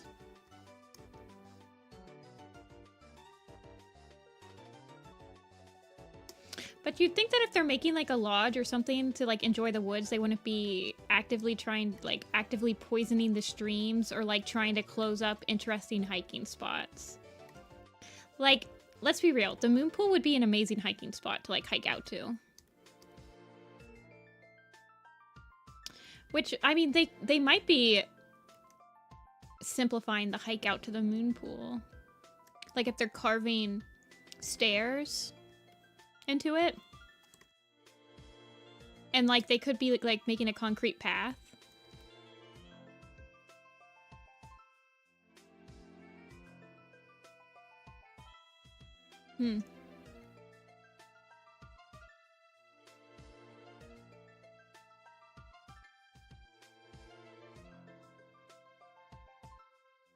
Very interesting.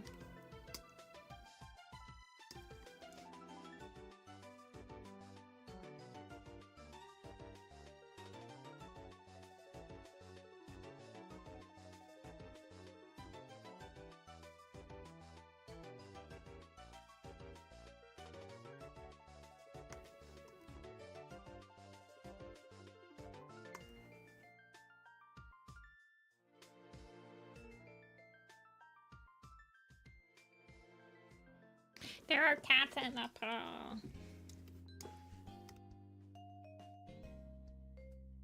Yeah, I could definitely see them trying to just like commercialize the lake's forest area more. I've definitely been on a couple of hiking trails that have concrete on them. So if they're trying to commercialize and make it easier, they would do that. They would do that.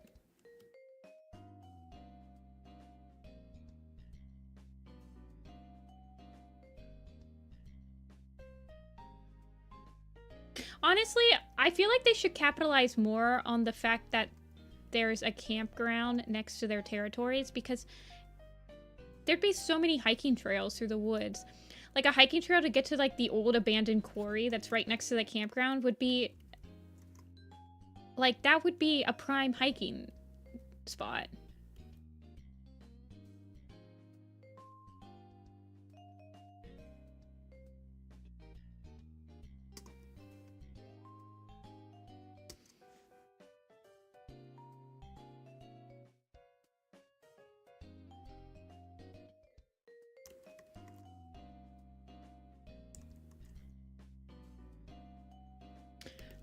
I feel like the paws in each world are probably like the ghost residents and the living world. if they went back to the original territories. I would be perfectly fine with them finding a place that's almost indistinguishable from the original territories. I'd be perfectly fine with that. Either that, or some people think the multiverse is going to happen, which is insane. That's a huge shark jump from what they've established lore as. But if they slip through time and then somehow in this world the forest territories is not destroyed and they're just back to the forest territories, that'd be like the biggest jump the shark moment they've ever had so far, you guys. You don't understand. They have not set up multiverse at all. We have no warning for that.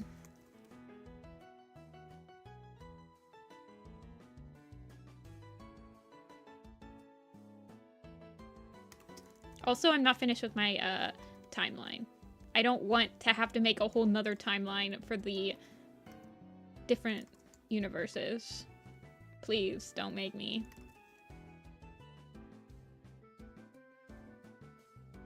I'm just now accepting the fact that this will be a territory change arc. Don't make it a territory change arc that's just like, it's changing territories because we slipped through time.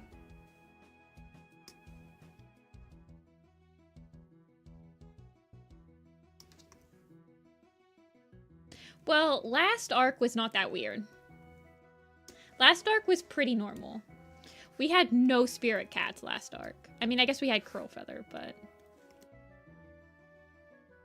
it was a pretty grounded arc. There was, like, no real prophecies or anything.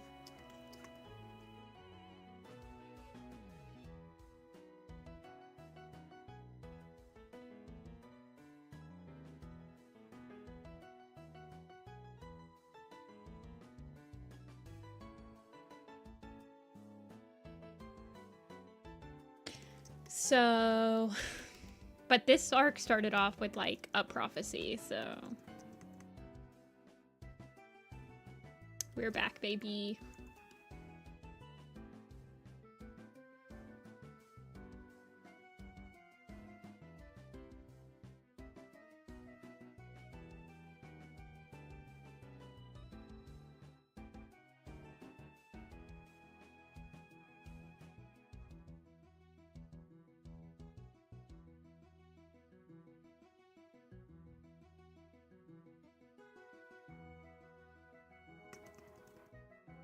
Go to America, American Tail, but it's cats.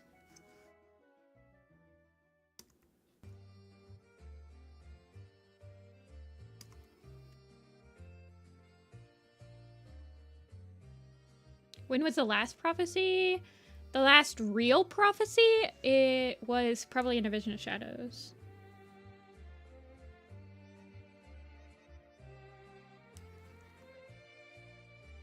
But there was a prophecy in Broken Code. But it wasn't a real prophecy.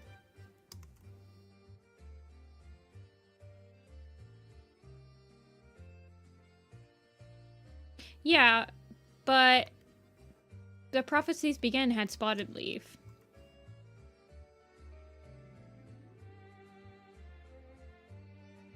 So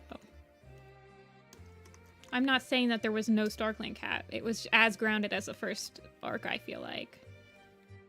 Is what I'm saying. There wasn't like a spiritual battle happening in the Dark Forest.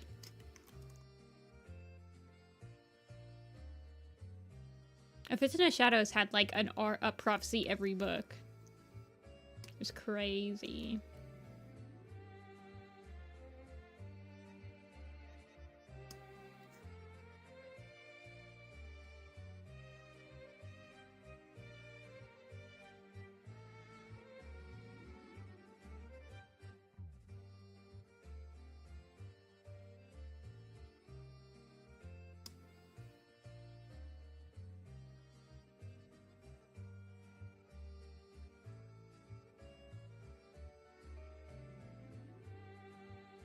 Do you guys think that the last Warrior Cat arc will be called The Last Prophecy?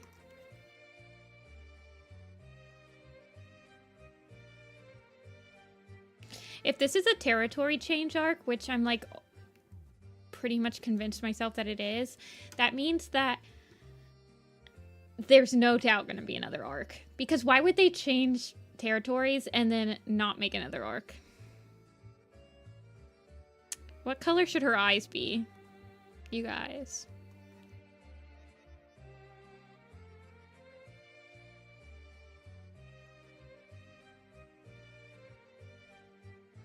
Blue, yellow. What's her... So Harry Brooks got... That's Leaf Star's eye color. Like, that's... I know for a fact that's just Leaf Star's. What's her Blossom Heart? I think Blossom Heart doesn't have eyes. Yeah.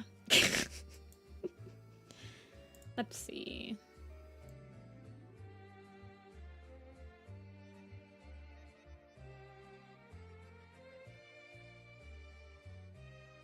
Let's see. Ridge Glow, eh? Maybe I should check what J Frost makes Ridge Glow's eye color so that I can future-proof it down the line. Sad face.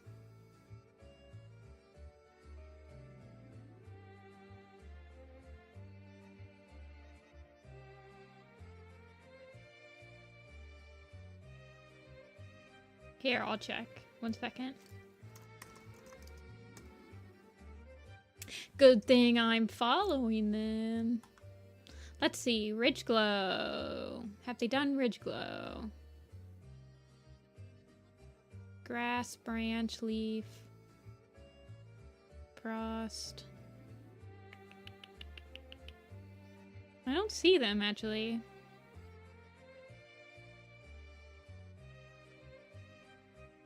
Raven, Russet, Jake. Leaf, branch, rapid.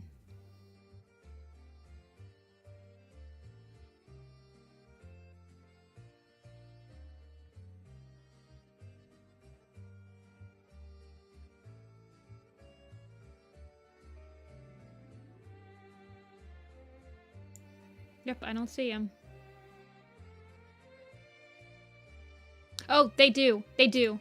Ridge Kit has purple eyes.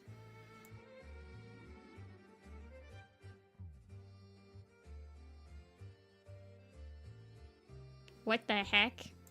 There's no way. Make them like a grayish blue. Yeah, they're like this color.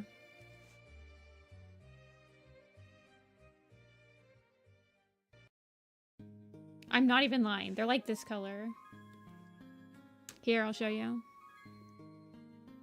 See?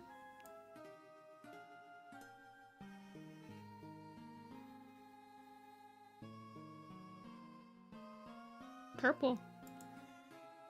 I don't like purple. Maybe I'll make them blue, though. Make them like a nice blue color.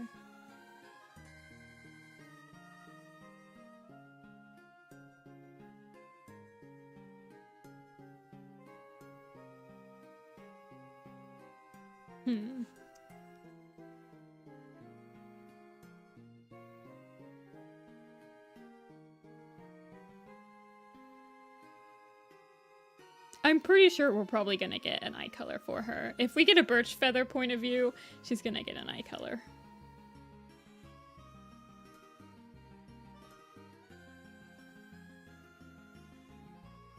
I don't hate the idea of purple eyes. I have quite a few cats with like a purple tone in their eyes. I just don't want it for her.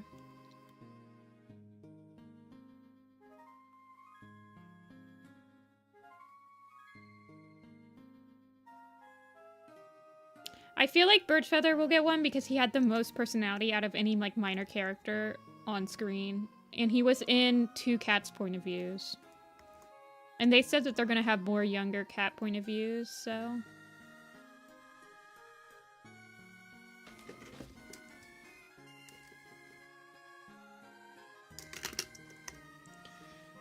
J Frost is a member of the community that does the official, like, designs for the Warriors website. So a lot of their design choices end up becoming canon. I wish I had their job, basically. I'm just jealous of them. I'm not afraid to admit it.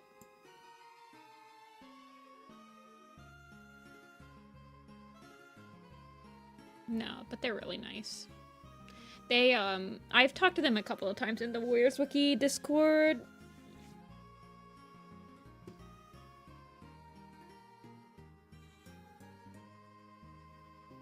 I like them blue. I like them blue more than purple. I'm just gonna keep them.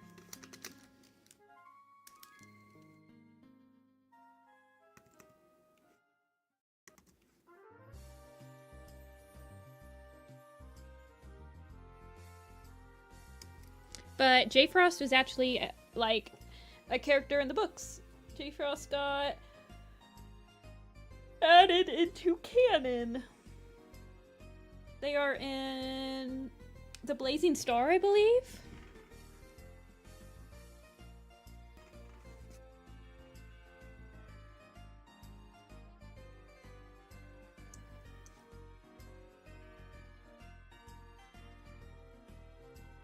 Okay.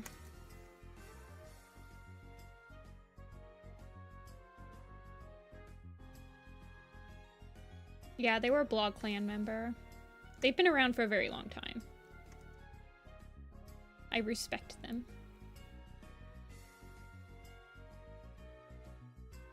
A respectable community member.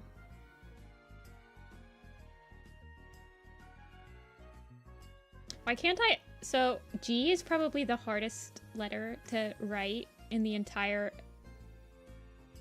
Roman alphabet for me. For some reason, I can never write it.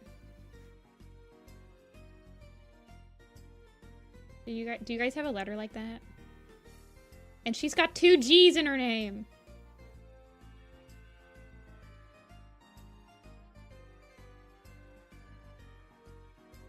Q.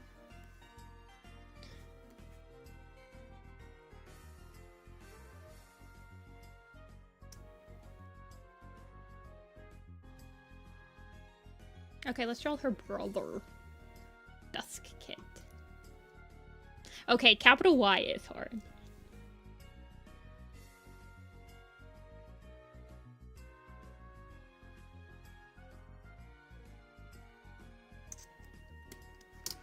Lowercase r's. I'm glad everyone has one letter that they're just like, die. Starling Paw?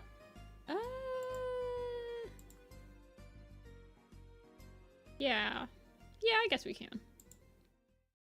I like... Starling Paw is... Needle Claw and Kite Scratches. Oh yeah, Kite Scratch. Let's see. What if his name's gonna be Starling Badger? Okay.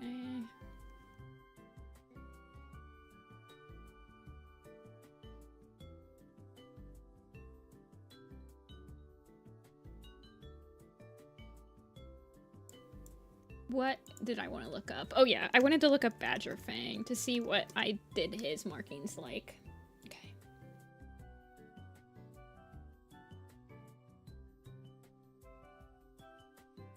Starling Leaf. True. What's Midnight look like? That's not Midnight. Oh my gosh, I forgot that Midnight's a book. Okay. Why did I seriously do that? Why are these showing up for Midnight? That's weird. There's no Midnight tag.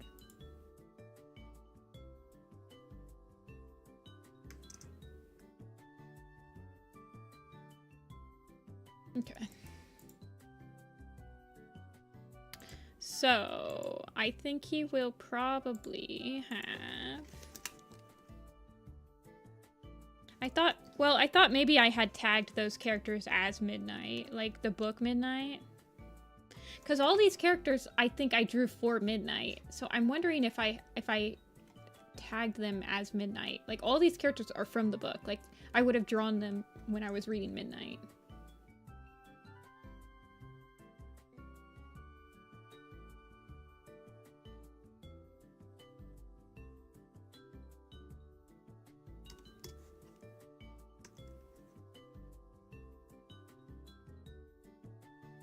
Yeah, we're just pretending that doesn't happen, Lemonade.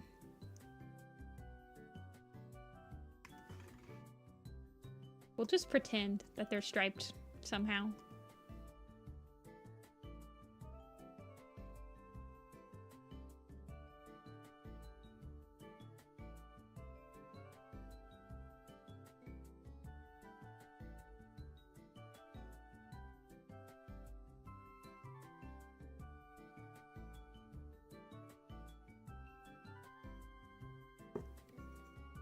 Wait, what does Kite Scratch look like?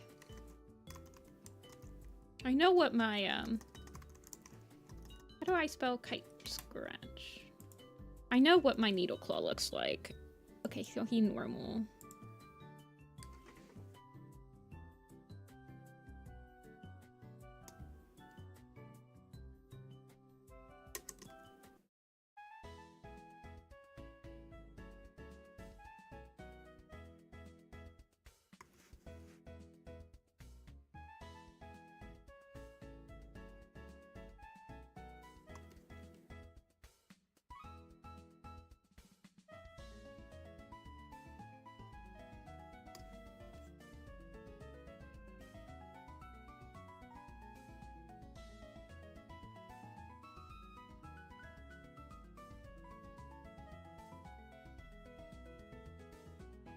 Yeah, SkyClan fought Raccoons before.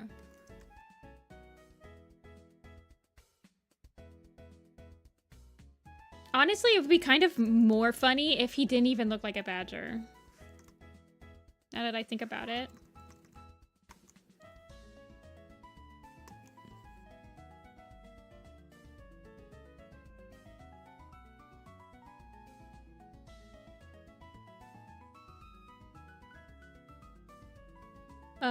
One second.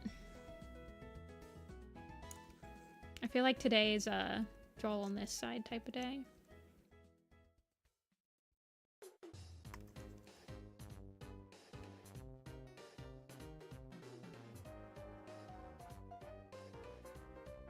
Yeah, they were escaped pets.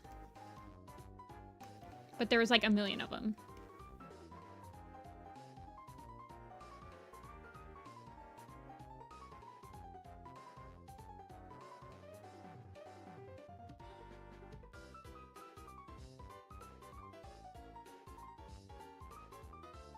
I love Raccoons. It was me. I'm the one that made them escape.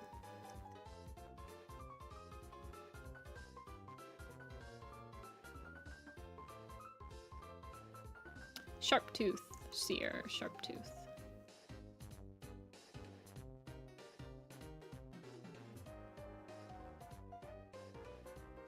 I just thought that the mountain lion escaped from the zoo because that happened in, that happened in Columbus once. There was like a lion that escaped and it was just like running in the Ohio wilderness. So I just kind of assumed the same thing happened. It actually was happening around the same time that that book came out, where like some animals would escape from zoos accidentally. But that's why I kind of thought that it just comes out of nowhere and there's only one of them.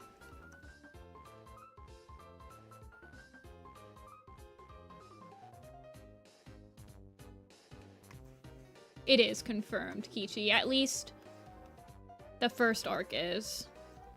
They kind of imply that by the time the second arc comes around, they're not in anywhere specific in Britain anymore, because they didn't base the lake territory on anything, but they based the forest territories on like a specific forest in England, I believe.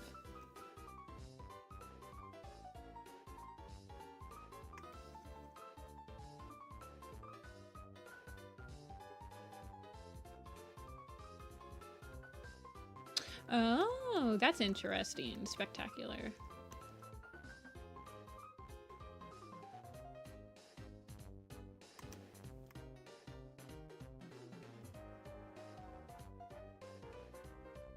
I feel like if I made this guy look so much like a badger and his name's Starling Paw, it's like, why the heck did they name him Starling Paw?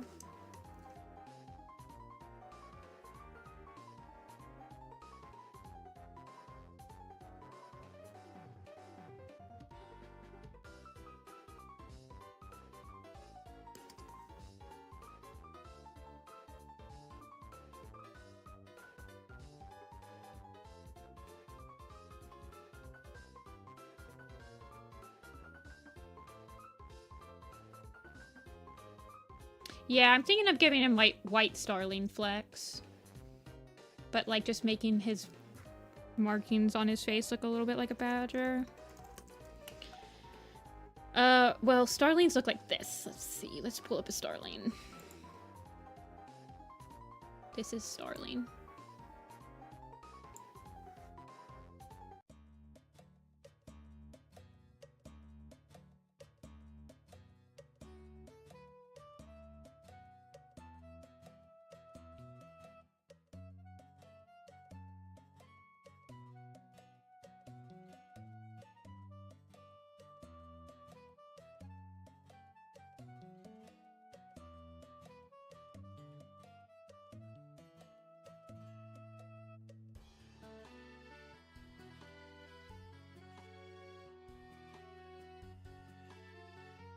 I might just give him a couple of white specks.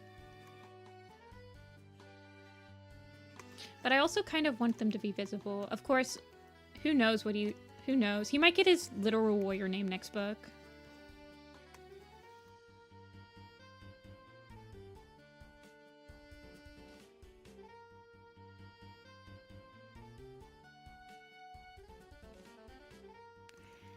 Honestly, I would believe you, Kichi, except they have established like certain technology advancements in human stuff. So like we had an escalator, an actual indoor mall escalator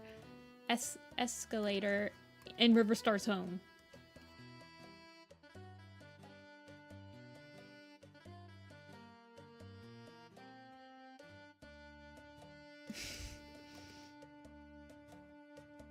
So I don't know what they're trying to do. Also, this is why you don't like draw the face and then draw the body, by the way. Because I can never freaking figure out. I kind of just wanted to be sitting.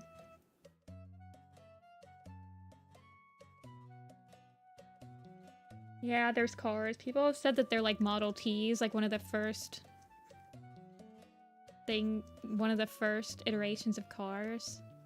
But then they have asphalt because they talk about like the black surface. So it's not like they're dirt roads or anything. So when did they like start paving roads?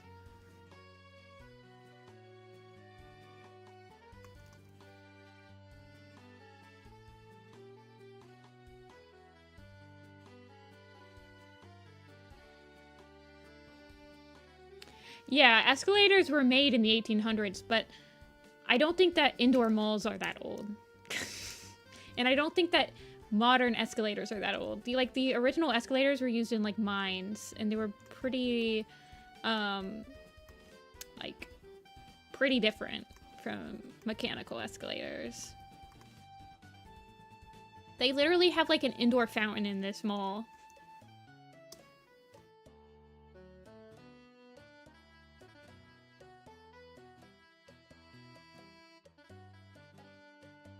I kind of want him to have like big paws. I wonder if he should look like a lot like his dad though. I don't think so.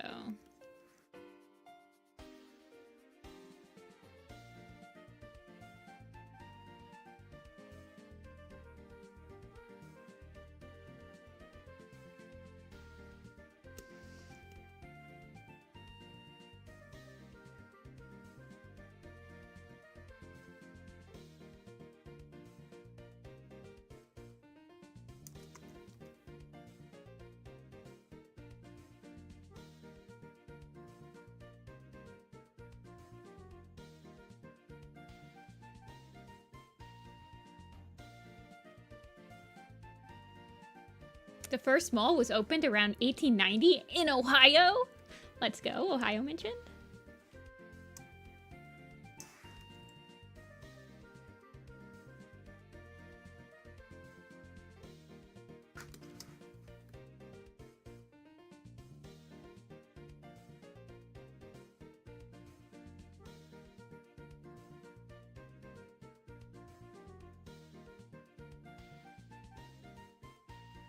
Wait, does a starling have little...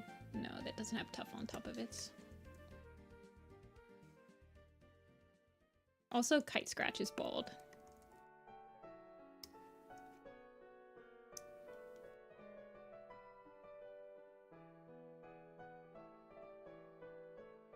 Warrior Cats in Ohio. You'd have like, this is gonna sound like really bad out of context, you guys, but if we had Ohio birds, we'd have like, so we have tufted. So you could have tuft kit, but they're called tufted titmouse.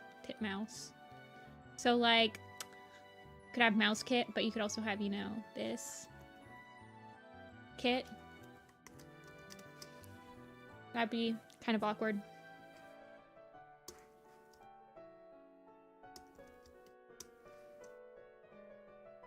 Of course, they have, like, tits in, Europe. We just have tufted titmice. It's a type of bird. But I love tufted titmice. They look like this.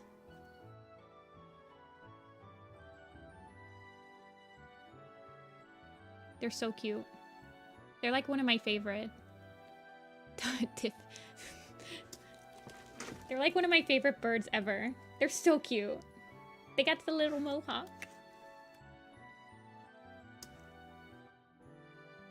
Oh my gosh. A cardinal hit one of my windows today. I was so sad. I hate when the birdies hit my windows.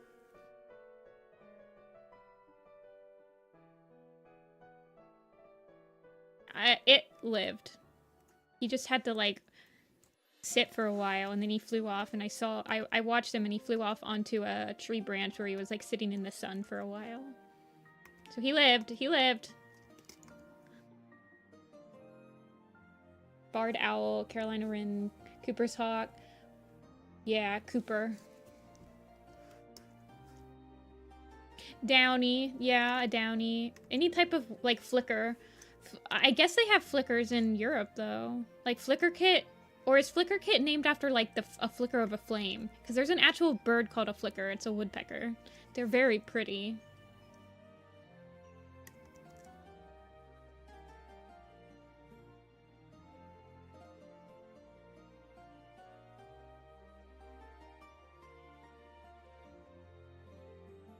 They look like this. Let me show you what a flicker looks like.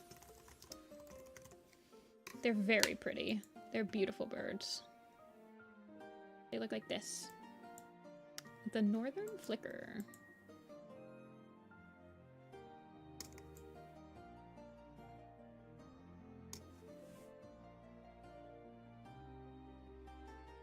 Chickadees are so cute.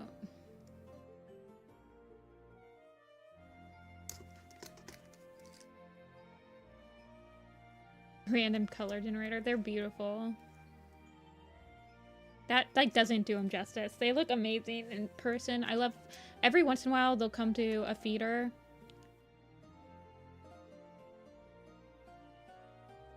Hedge kit. Hedgehog kit. Hedgehog claw.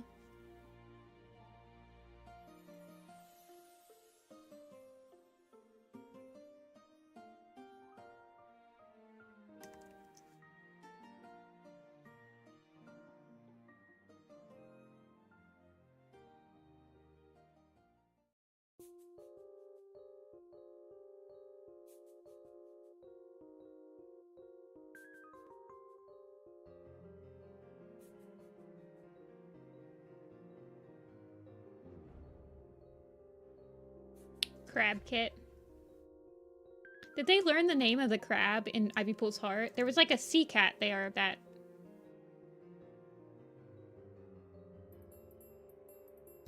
told him the name of the crab, right? We get coconut. Coconut kit.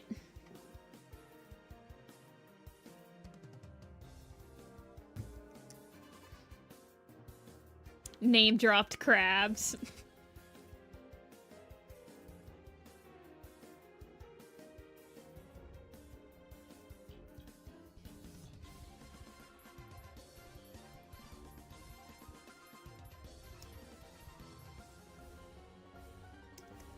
Coconut crab kit. Ocean clan. Sun drown clan.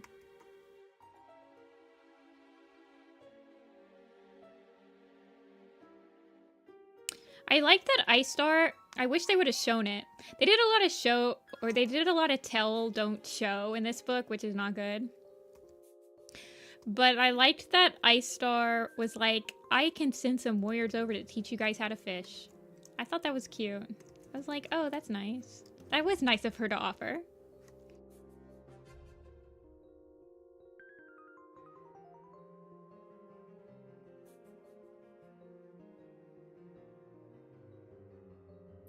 And they hated it! I remember when RiverClan taught me to fish. I always hated it! Quoting SpongeBob a lot today.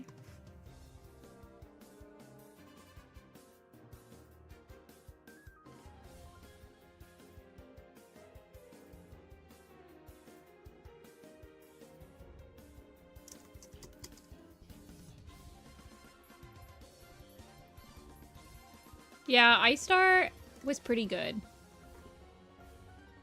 I'm invested in her journey.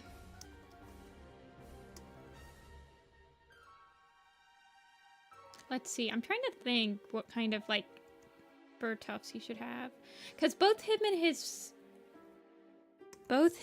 and his mother have tufts on the sides of their cheeks, so I feel like he should have them.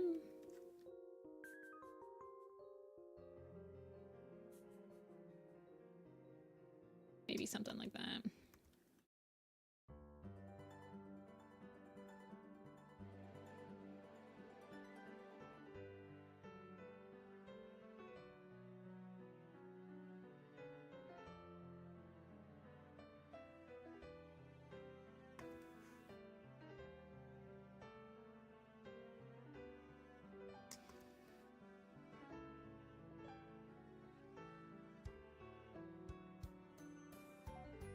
You guys can see how messy these lines get.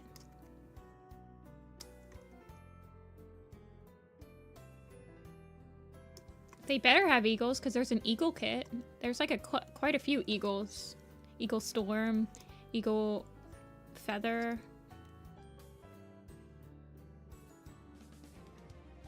I actually can tell you exactly how old Firestar was when he died. Hold on.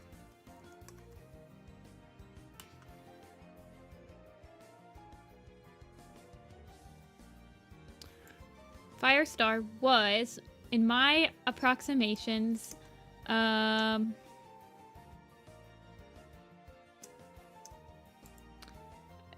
literally just turned 8 years old when he died.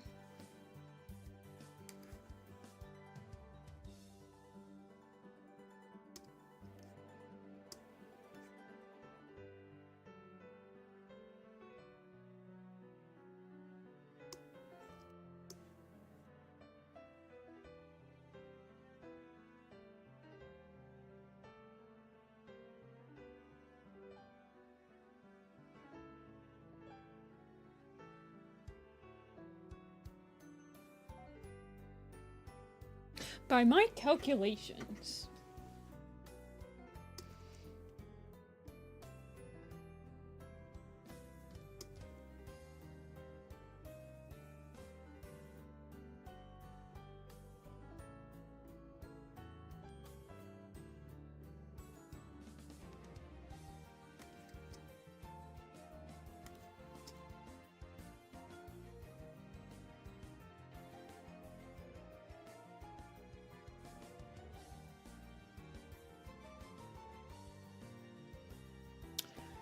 Apple is 15 and she just has arthritis.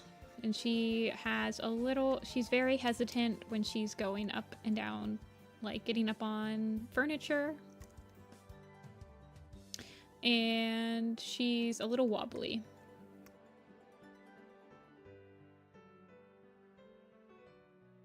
She's basically Leaf Star, let's be real.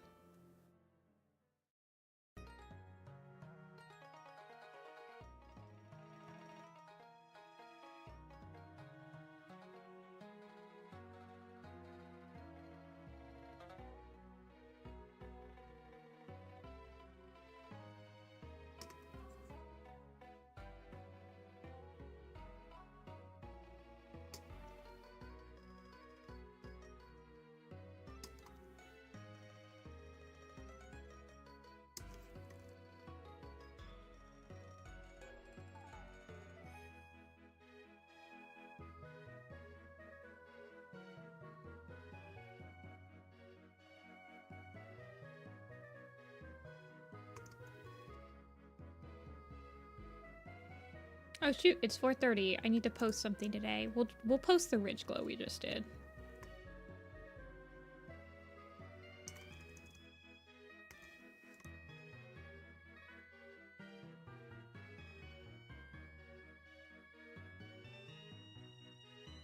Yeah, this is definitely Heart Gold Soul Silver music. I played that heck out of that game. If you guys ever played that game, Voltorb Switch or Voltorb Flip or whatever it was called, oh my gosh. I would literally just turn on that game to play Voltorb Flip. And I really liked the triathlons.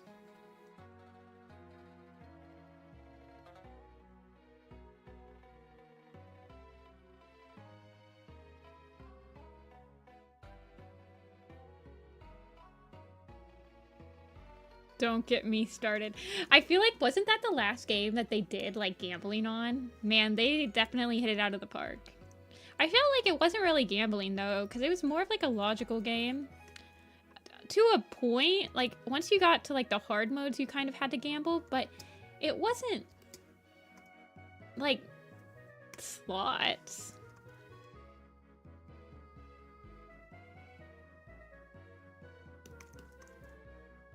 It was more like Minesweeper.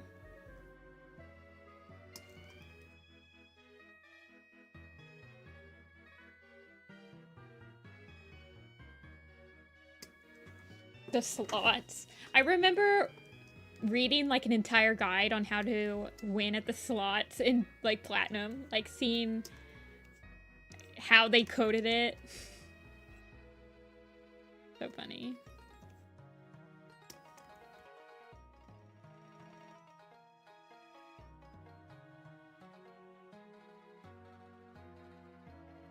The children yearn for gambling.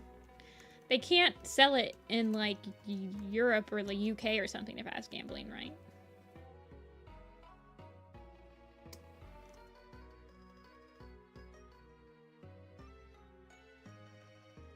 I remember even in Tears of the Kingdom, they like replaced the gambling game. Like they don't even want you to have anything, basically.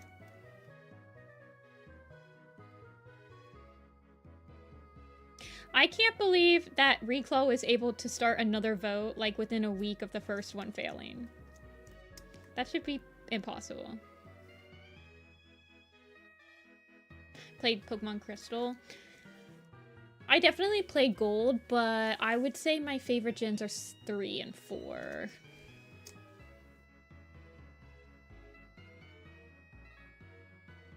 Three and 4 definitely have the most nostalgia for me. I played Gold, but I didn't have my own like Game Boy Color. But I had my first game system was a Game Boy Advance, and so I played the heck out of like Emerald and stuff. Sapphire was like my first game ever.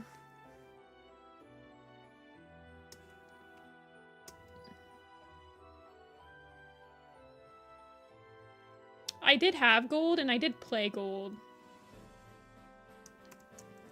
Because I got Gold from a friend, but I never had like a Game Boy Color. I always just played it on the Game Boy Advance.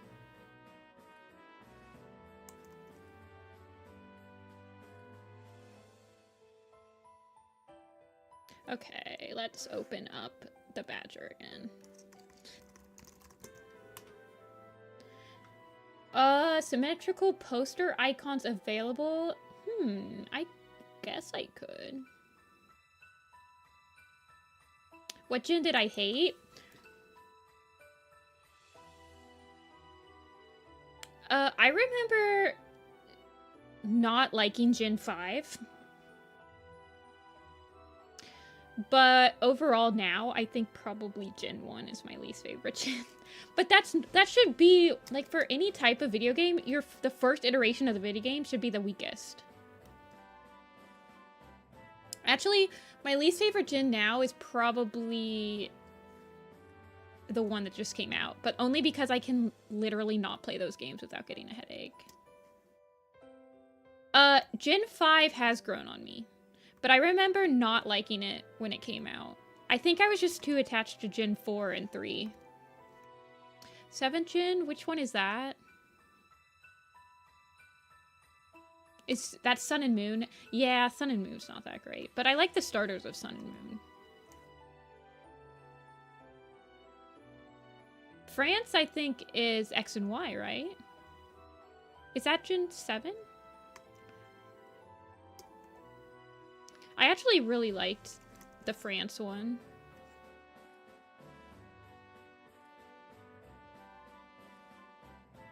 For some reason.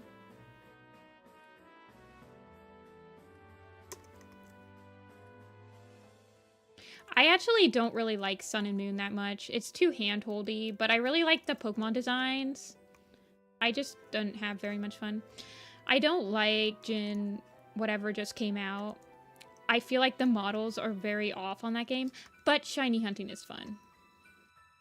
I actually really like Sword and Shield's aesthetic. I think it's like the perfect blend of the 3D models and like it's colorful, and I like the customization that your trainer has. I honestly think Sword and Shield is slept on, especially after Scarlet and Violet came out and tried to do like hyper realistic models for some reason.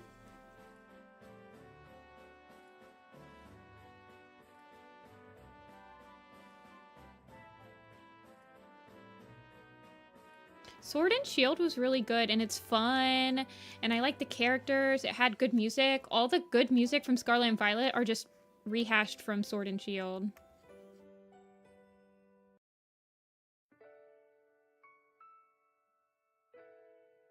I like its aesthetic. The Dynamax raids, or the raid den in the DLC, is some of the best, like,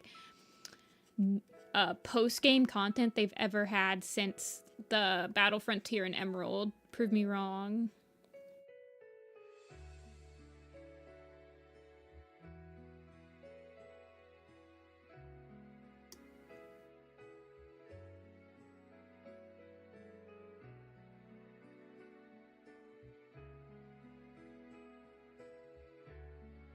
Play Gen 8. Gen 8 is fun.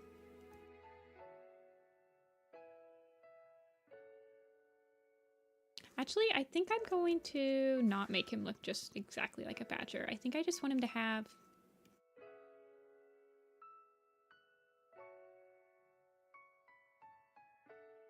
like 2 tufts.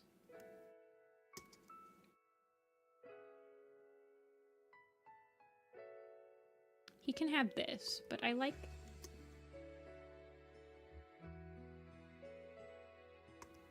I just want him to be like this.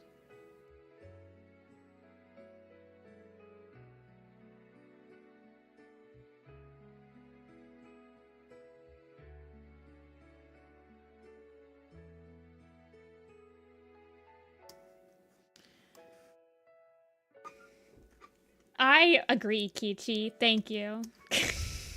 I actually agree with you. I also really like the shiny hunting, but they just like borrowed the shiny hunting from Legends Arceus, which is one of my favorite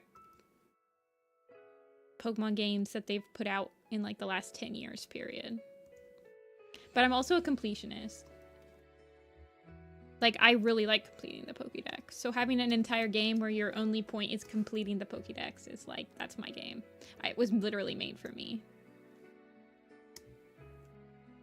That's true. They did make it quite easy. That's probably why I like it, though. Because I was never one of the people that would, like, soft reset. I can't spend that much time doing it. But I really like the shiny hunting in, Let's Go Eevee and Pikachu, too, so...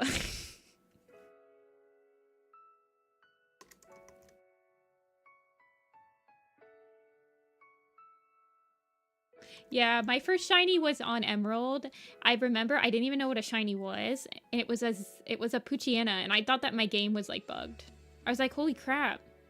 My game's bugged. This Poochyena looks weird, and I caught it. It's a Mightyena now. It's in my Pokebank.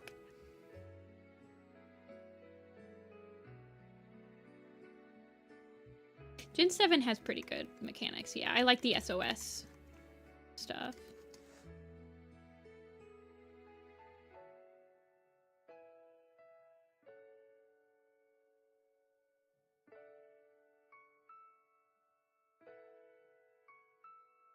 Yeah. Exactly. It is quite easy to get shinies now. I will not.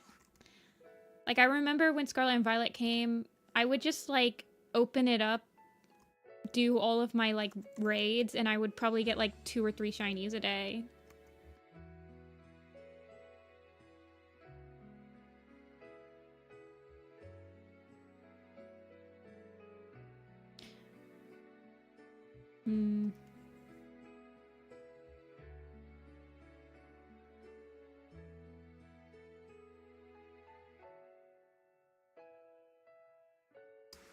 I want him to have, like, the speckles.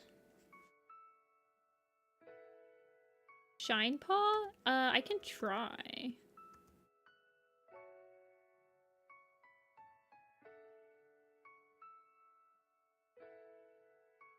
Hey, Yuna.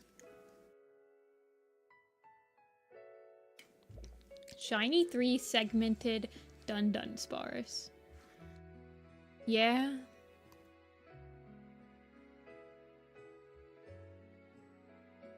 Oh, I've played Mystery Dungeon. I'm actually...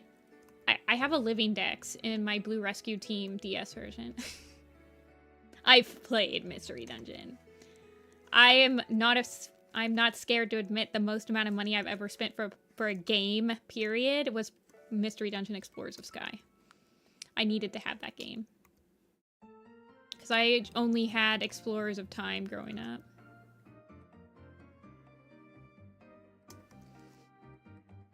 To the Monster House soundtrack.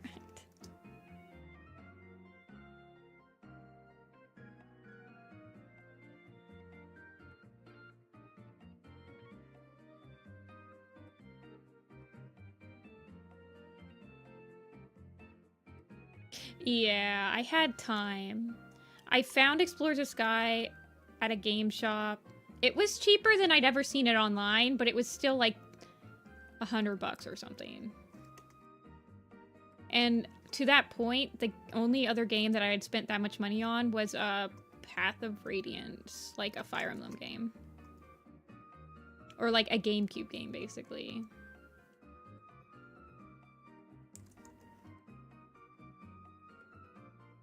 I think Mystery Dungeon, I've always been a person that actually enjoys the spin-off Pokemon games more than the actual Pokemon games. I've actually never played Pokemon Conquest, which I really need to play. I should, like, emulate it.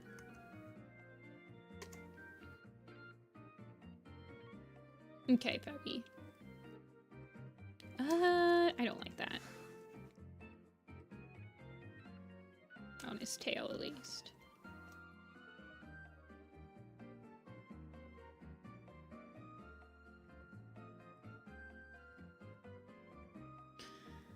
Copy for friends. Kid Icarus? I used to have that game. I sold it, though. Man, I should have kept it. I remember that game gave me a mega headache, and I couldn't play it. Yeah, Conquest, I know I would like Conquest because it's basically just like Pokemon Fire Emblem. And I like Pokemon and I like Fire Emblem. So that game was basically made for me.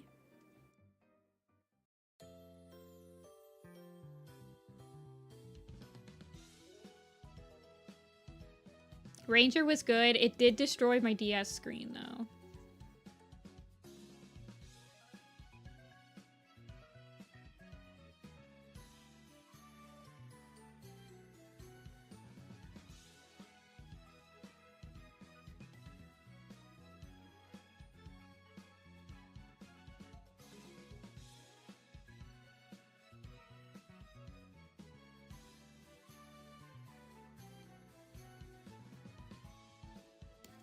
But I have, like, the Manaphy egg from Pokemon Ranger. I have the true Manaphy, the original. Well, it's a Manaphy now. It's not an egg anymore, but...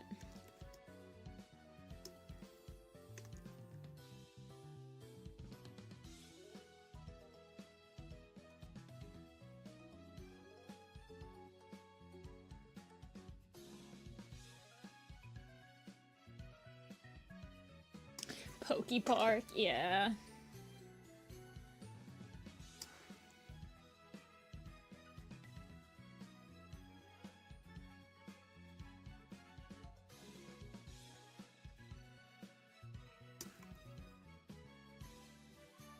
think I'm gonna make him have like a brown tint.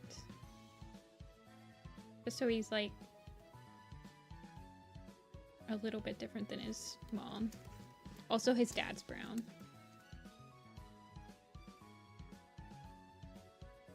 I think I'm gonna just make his entire tail black though.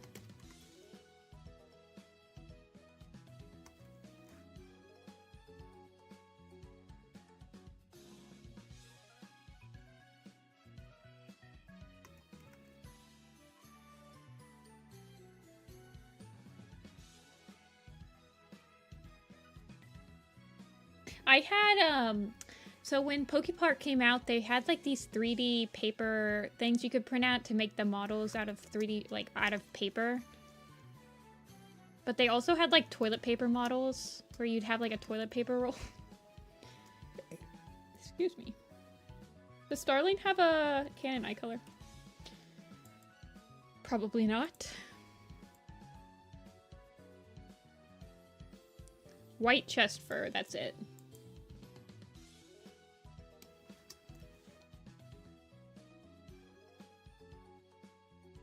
What's Kite Scratch? Does Kite Scratch actually have a Canon eye color? No. Does Needleclaw? He just has bright eyes. Give him his papa's eyes? Okay, hold on. What did I give Kite? I think I gave Kite like green eyes. Oh, they're kind of blue. I can.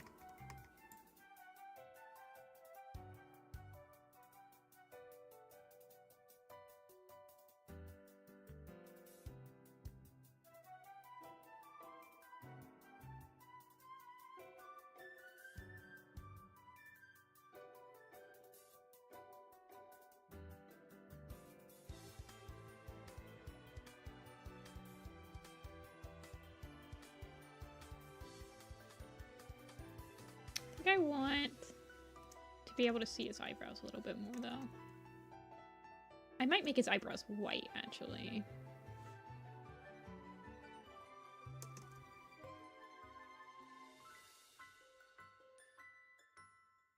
If I made his eyebrows white and then I connected.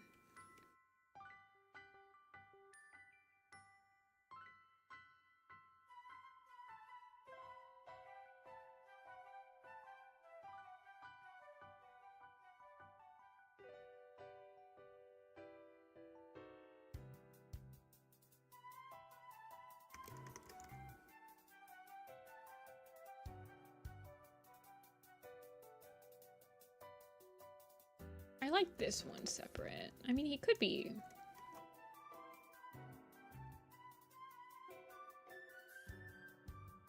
He doesn't have to be symmetrical.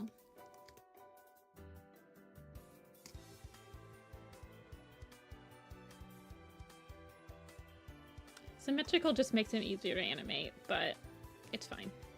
He doesn't have to be. Yeah, that's fine. I just want his eyebrows to be showing. Hey, Rolts.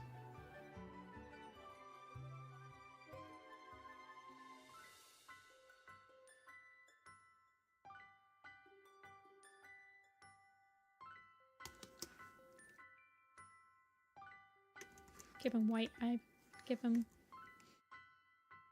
white whiskies.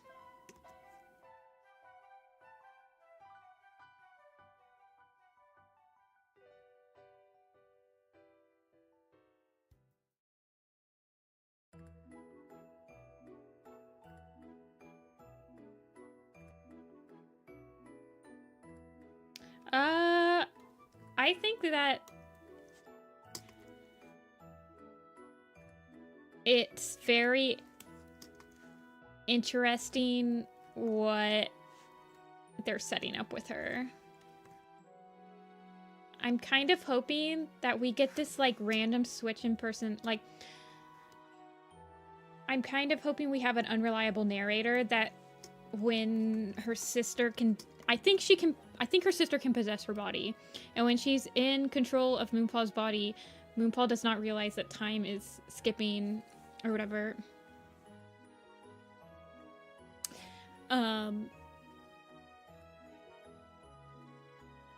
I think that we're gonna see her like have random personality changes sometimes. Like I think we're gonna have a Moonpaw point of view, but we're not sure at towards the end we're not gonna be sure if it's evil Moonpaw, Moonpaw's sister, who doesn't really seem that evil. I mean, I know that it's like, oh my gosh, they put a kit in harm's way, but it wasn't like... If Moonpaw's sister is like still immature because she died very young, then she probably just doesn't even realize that it was that weird. Yeah, evil point of view is like interesting at least.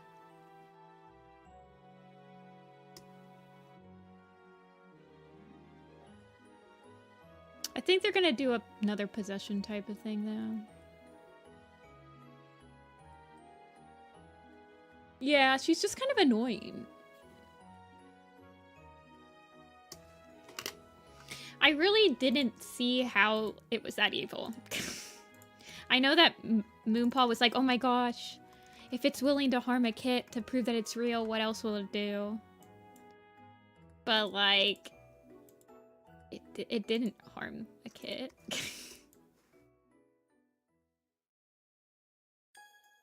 Okay, let's post Ridge.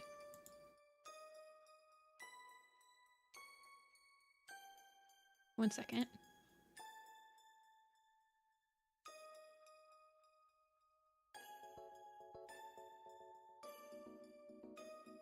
Let me find Ridge. I'll just update.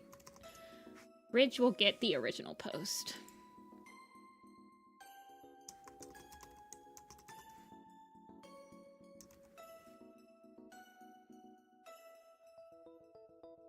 Well, I had designed her before. She looked like this.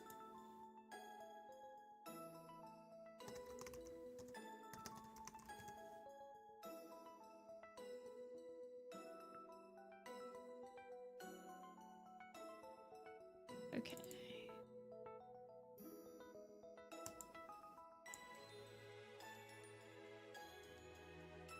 Can't wait for Fluffball.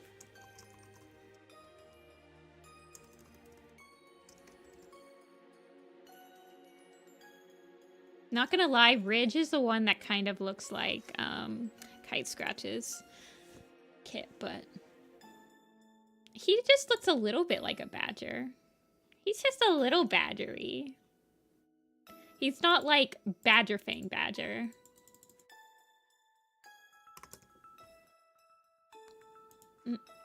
Did I not name him Badger Kit on his... Hello? Thank you. Badger looks not like a badger either. Oh well. I want to redraw Badger, so... Okay. I'm posting her.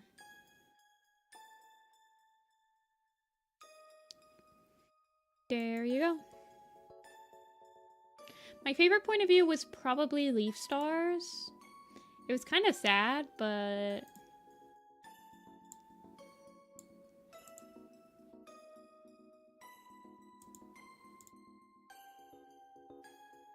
I thought that that was a better... Okay, there she is. She's live now.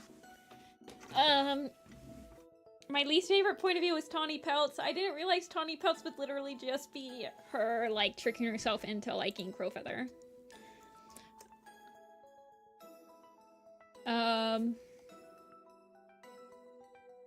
Moonpaw's was fine.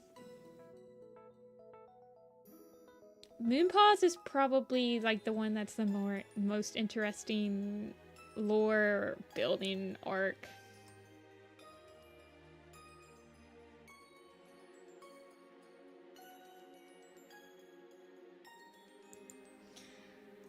Yeah, I also really like trumpets in like any music. My favorite thing is when people use like the Hoenn soundboard and like trumpetize other songs. Okay, who did we say? Shinepaw, I think, is what Yuna wanted.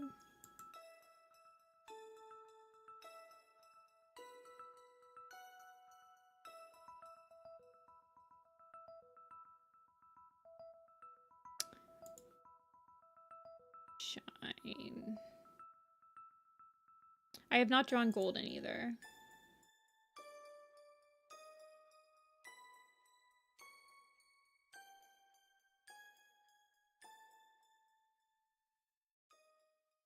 She and her brother Goldenpaw are similar in head shape and the set of their shoulders.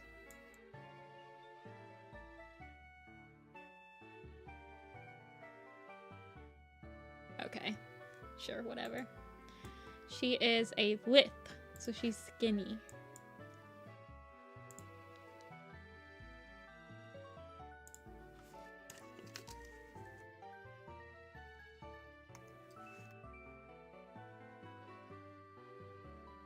Let's see.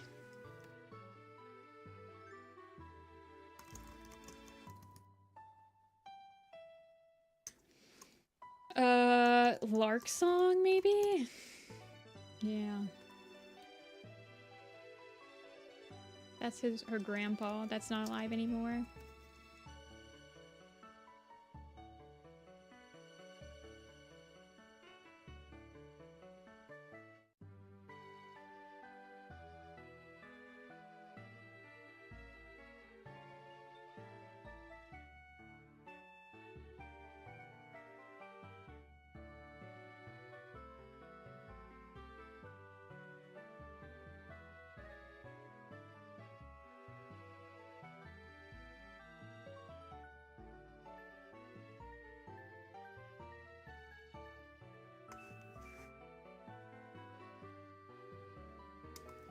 Tigerheart in Elder's Quest. There was something else that happened that's weird. I didn't notice that one in particular.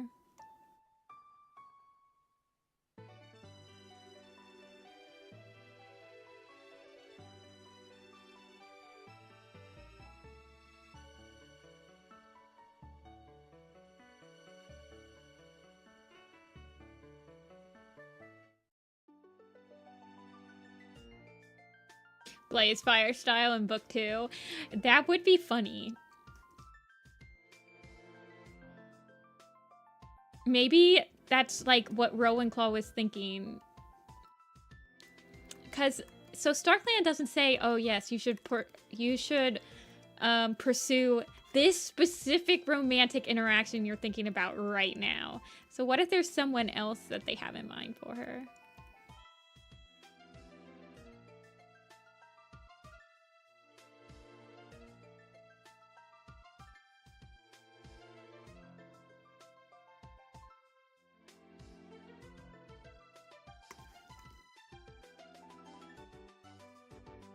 Let's see, Lark songs. Nightheart, so they both, I don't want her to look just like, because Nightheart shares a lot of similarities with his dad.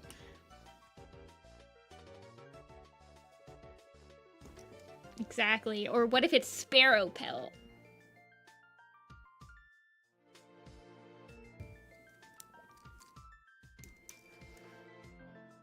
And I don't expect a lot. I mean, this book made me excited to read the next one, and that's all that it has to do. Really.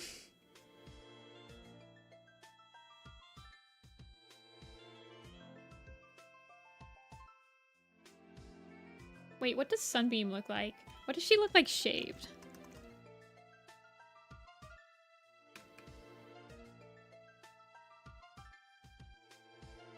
Oh yeah, she has these weird ears. I could see Shinepaw with these ears.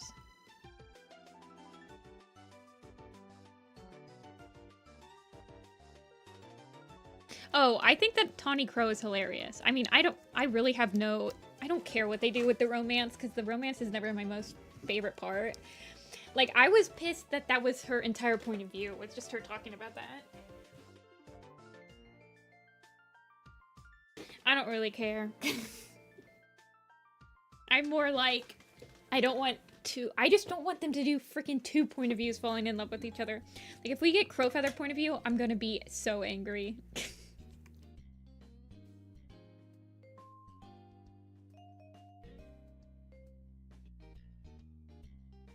Kind of want her to have, like, a longer nose.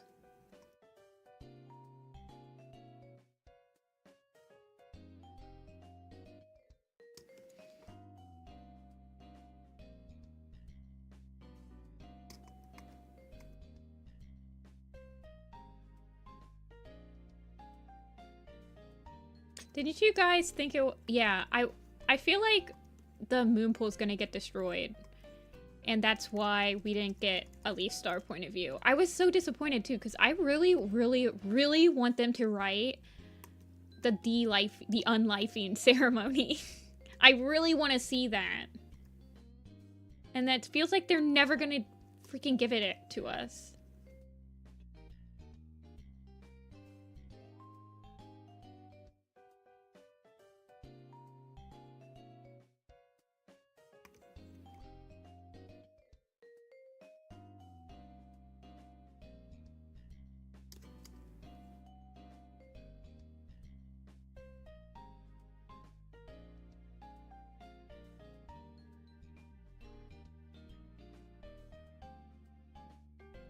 If the Moonpool explodes, I called it.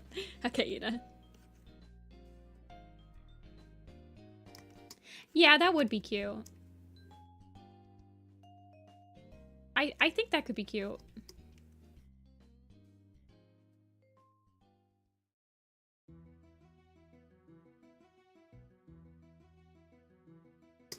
Or Moonbeam. I could see her being named after her mentor. I like how Wafflepaw was literally... Wafflepaw and Stormcloud are literally just sitting there, T-posing, never to be mentioned again once they join. Hey, Sugar.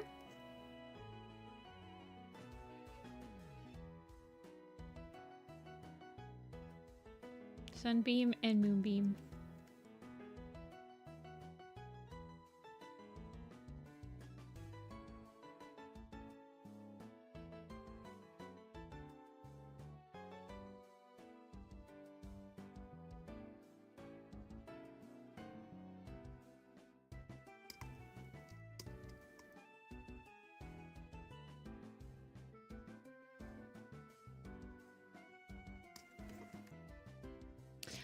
We're doing Shinepaw.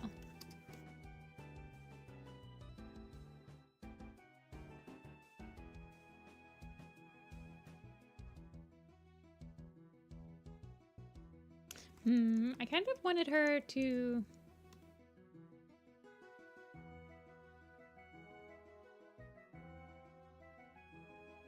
be on her tippy-tippies.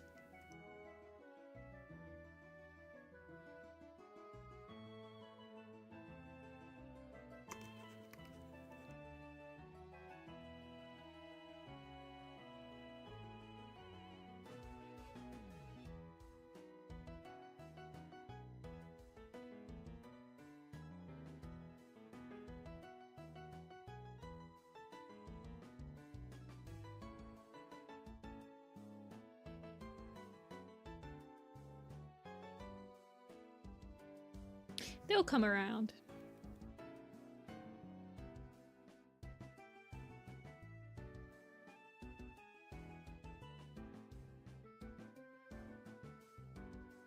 They're just doing the... They're just having the Sparkpelt arc.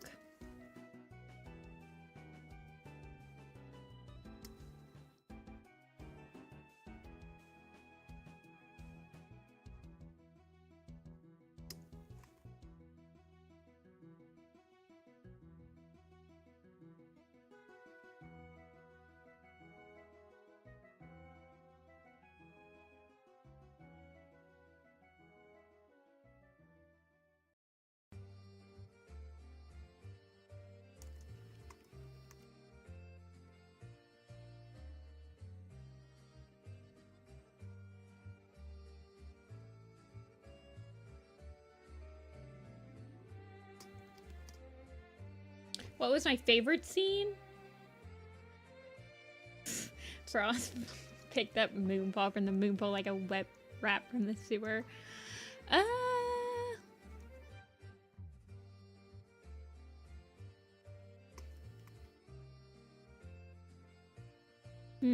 What scene would be my favorite? Honestly,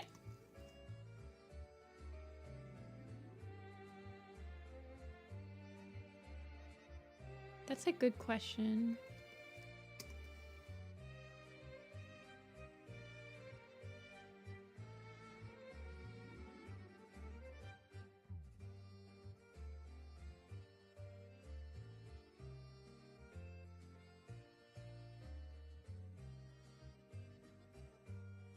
That's true. I did like that. I did like that scene of Tawny helping Birchfeather.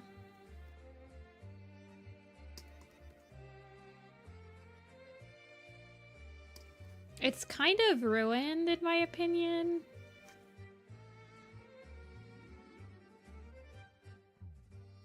By, like, whoever snitched on her. Who was it? Yarrowleaf that snitched on her? Ugh, Yarrowleaf.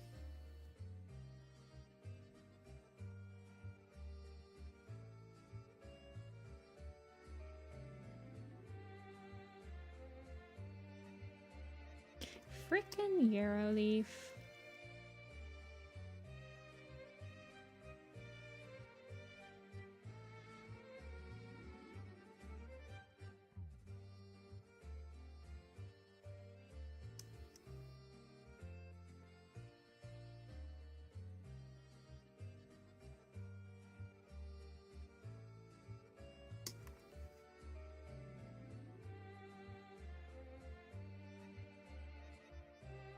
I think I'm just gonna give her...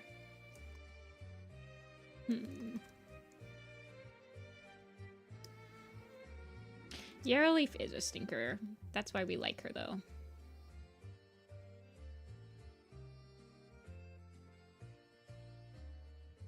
Honestly, one of my favorite... I liked the, I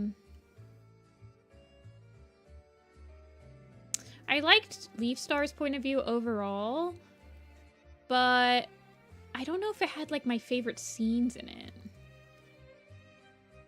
I do like the scene of Rabbit Leap coming back with the badger tail. I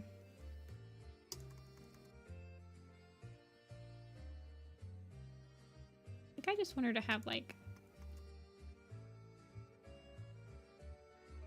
not toughies.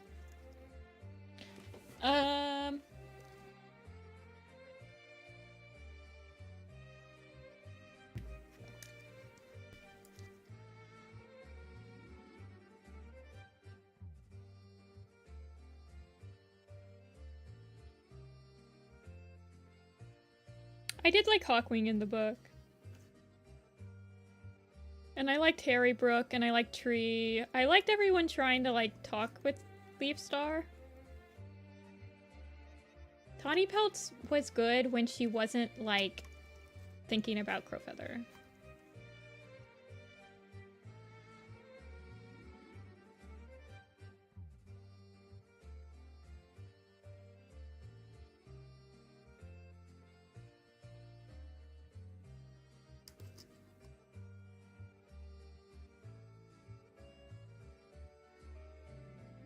Honestly, I thought it was a really interesting scene because I kind of forgot that if a leader gets voted out, the other 4 leaders have to agree to vote them out as well. And I thought that was a really interesting scene with, like, seeing the other 4 leaders trying to talk about it. Like, even though we didn't hear about it or we didn't see it from one of their perspectives, I was like, that's crazy. That they have to also agree to out them.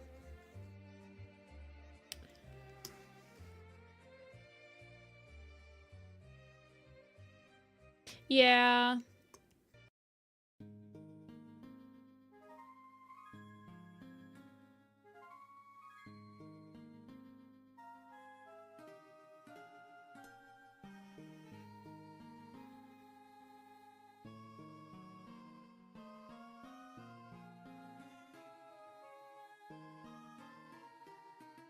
I don't know. I thought that Leafstar lost a life. I assumed she lost a life when she fell off the cliff in this book, but they act like she didn't. She's technically only lost 2 on screen, but that hasn't stopped them ever.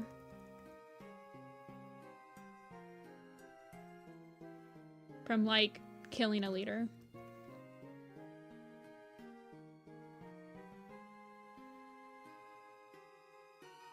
Yeah, Lemonade. It definitely felt like...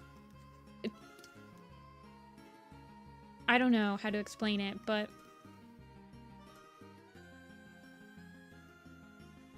It's a lot harder to oust a leader than they think it is.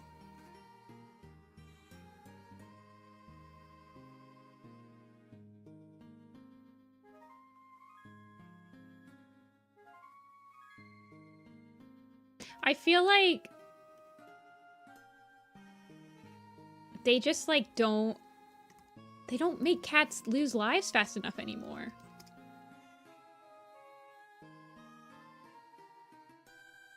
They're not cycling through them that fast. Because no one fights anymore. I really didn't think Tigerstar was out of character in this book. He's a very family man. And when his family starts breaking apart, he no likey.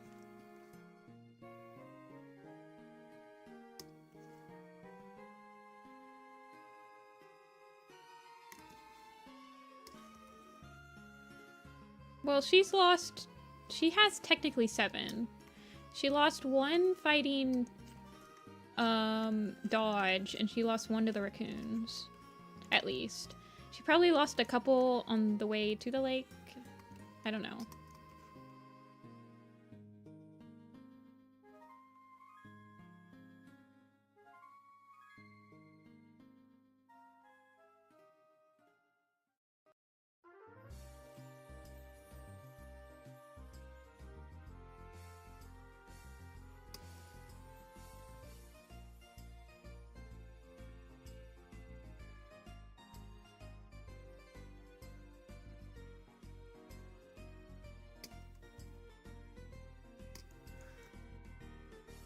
She's looking too old. I need to make her head bigger. And her paws need to be bigger.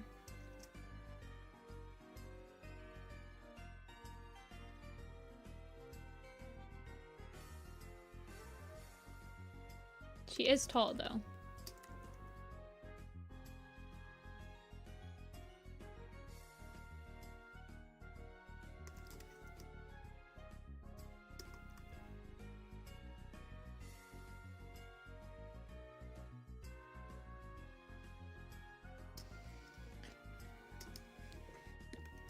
Fun point of view, I want to be a medcat, but I'm a warrior. Well, she was like that at first, when she was like, I'm gonna be a medicine cat, and then she was actually good at it. And then she was like, I don't like this.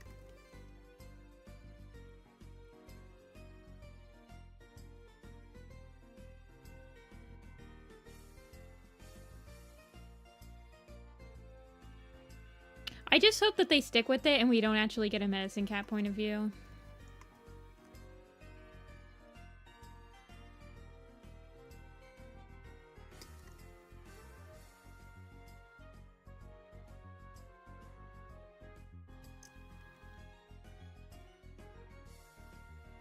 When we had to go sit through a couple of chapters of her as a medicine cat, I was like, don't do this to me. Say psych right now. And then it said psych, and I was like, thank you.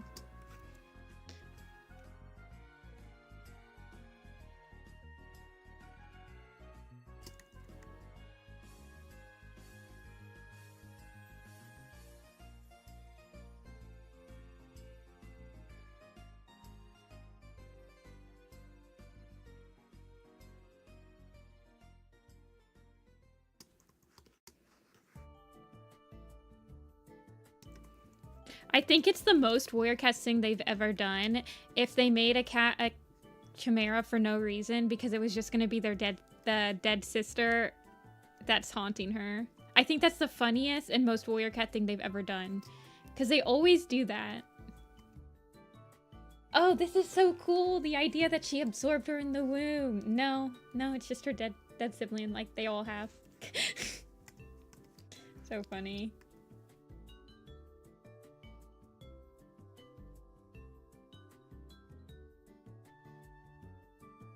Hey, alien.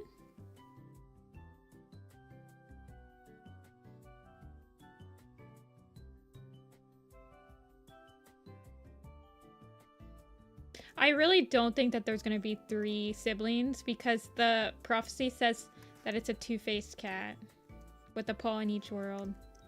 That, like, completely explains just 2 cats.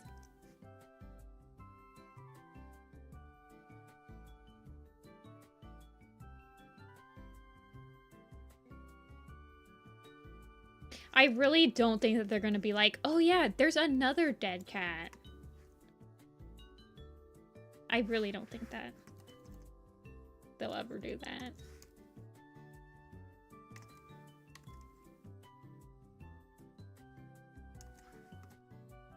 This is how it's like when, I don't remember. It was either Sky or Shadow. I think it was Shadow came out and Frostpaw's like, I love Splashtail. He's so awesome. He definitely would never be mean to me or try to murder me or anything. And he's definitely not the true villain. I'm like, yeah, that'd be so obvious. It'd be way too obvious if they did that. There's no way he's the actual villain. And then they did it. Warrior Cats does not do red herrings. They don't. Never have, never will.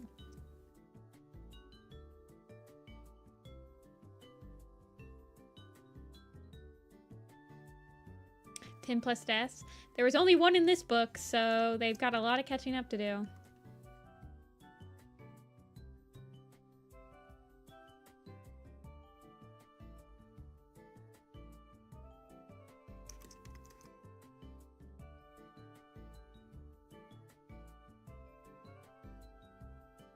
She gets special eyes because she has special protagonist parents.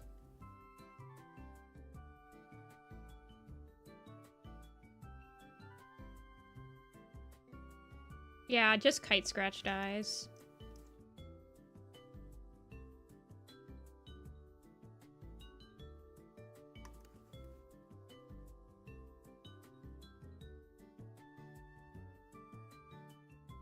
Yep. Yeah, I remember when I thought Blazefire would die because it literally shows him, basically describes him slumped over in a pool of his own blood in Sunbeam's point of view, and in like the next chapter he's perfectly fine and about to attack WingClan camp. Warrior Cats just does that sometimes.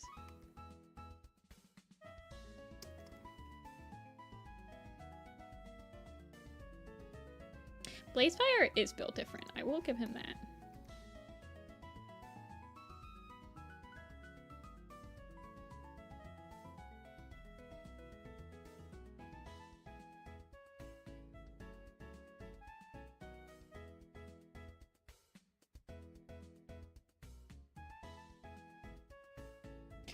What was my favorite book ever?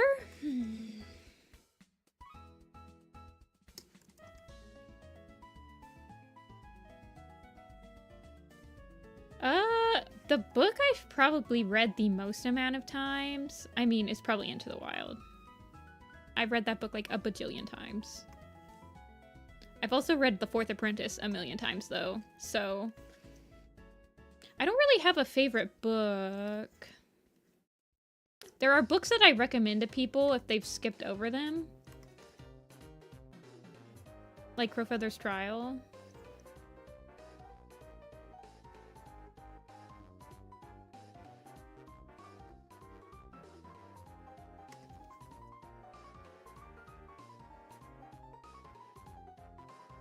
The Fourth Apprentice is not a good one. Let's be real here. I've literally only read it like a million times because I was doing scripting for it. Poorly scripting. Basically just like copy-pasting the lines. Although the last time I did The Fourth Apprentice, I did actually create like a whole new script for it. Like, because I combined quite a few chapters into one chapter. Or into one episode, but...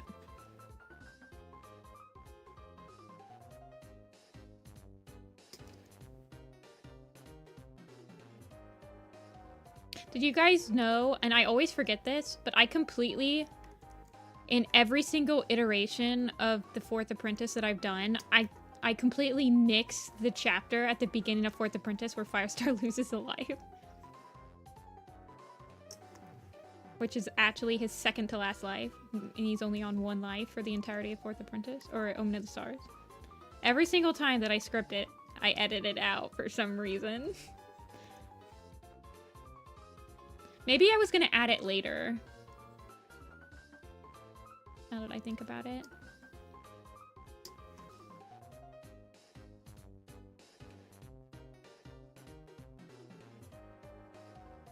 What's my favorite non-Warrior Cat book? I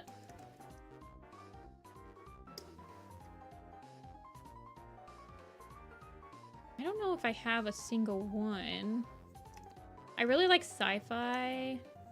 Like, I like The Martian, and I liked Ender's Game.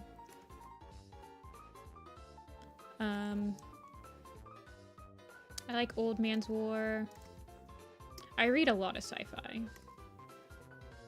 Not as much as I used to, but I read a lot of sci-fi growing up. Sci-fi and fantasy. I kind of want to read the Dune books.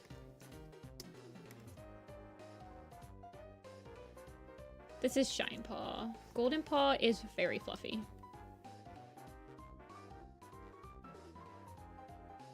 You didn't like Ender's Game? I remember liking it when I was a kid, but I haven't read it since I was a kid, so...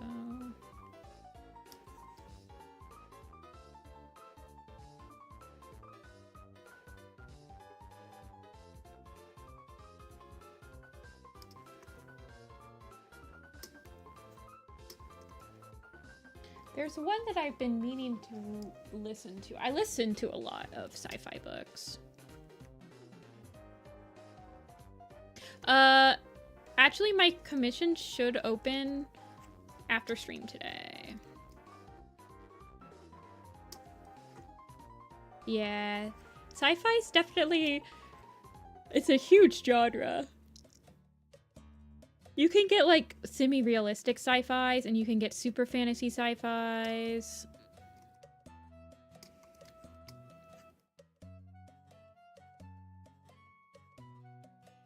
I also like mystery books. I read a lot of Kuntz books when I was younger. Or, not younger, but Dean Kuntz is a good writer. I'm trying to get my hands on House of Leaves, but it's a very hard book to nab at your local bookstore. It goes out quite quickly.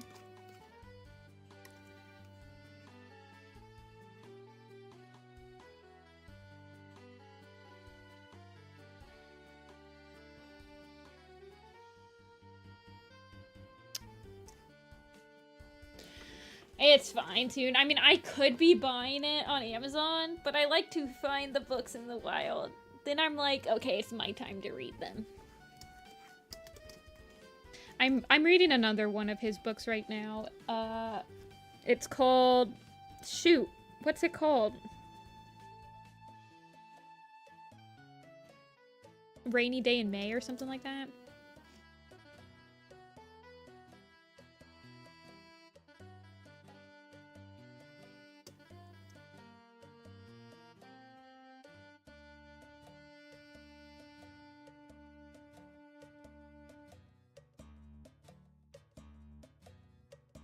I'm really bad with book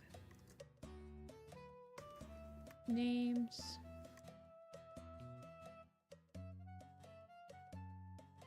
I never really read many fantasy books growing up, though.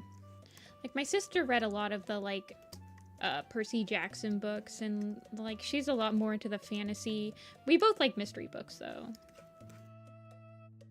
She was reading this one book when I was... Oh, and I like Good Omens. Good Omens is fun. That's a good read.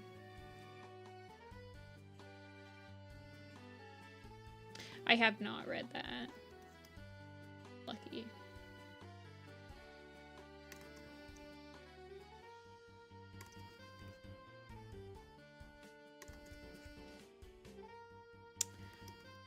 What else do I read? I read a lot of autobiographies. Actually, I listen to a lot of autobiographies. I like listening to the audiobook versions of those because it tends to be the person that wrote it that's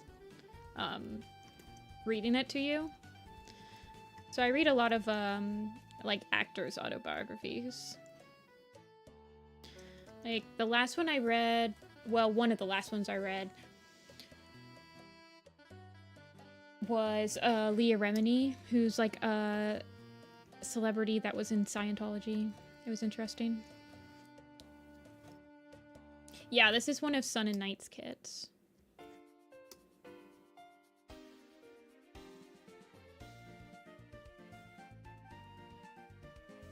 Let's see. I feel like she should be pretty dark. I might make her have some of the white line art. that'll do.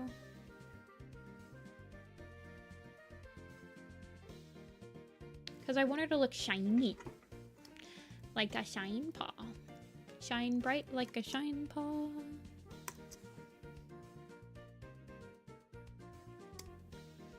Honestly, I cannot wait until I'm finished drawing these stupid cats. They've been taking up way too much of my free time. Trying to get caught back up. I really... It's been taking way too much time.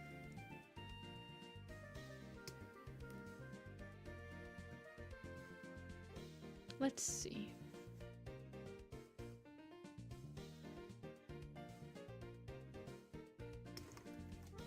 Give her white.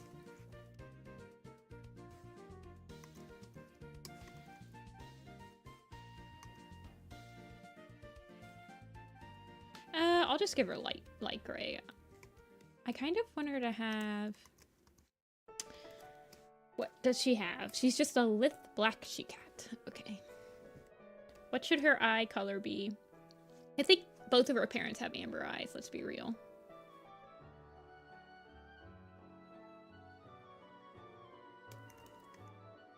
Whoa. That's purple.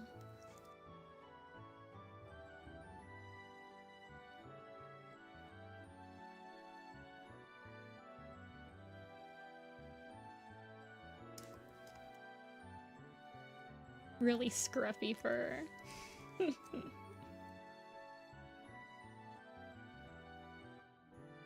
Another blue. I feel like we gave both cats today blue eyes that we designed. Okay, he's kind of got green eyes.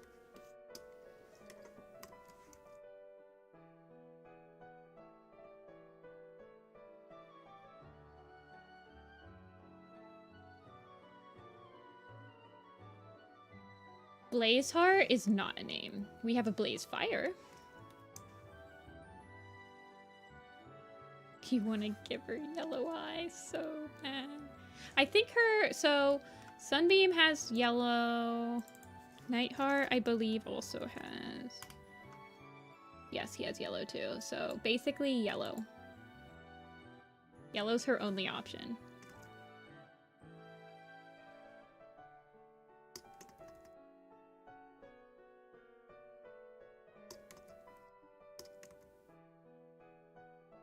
Sorry, genetics are speaking.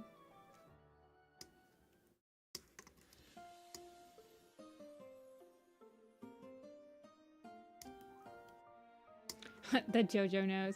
I never thought about that, but that's probably where I get that from. The actual JoJo. I was thinking about, oh goodness gracious, Tall Star. Not Tall Star, Tall Shadow. I was thinking about this, but that's literally probably where I get it from. Also, she needs like...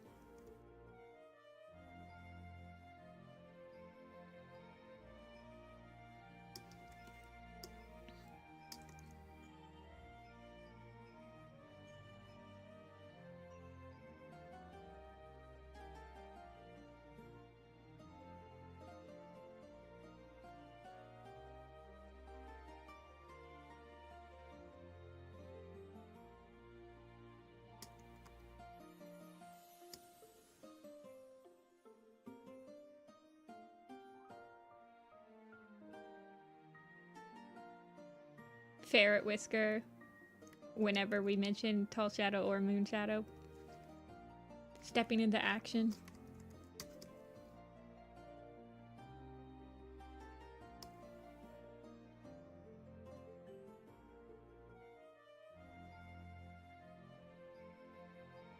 Let's see.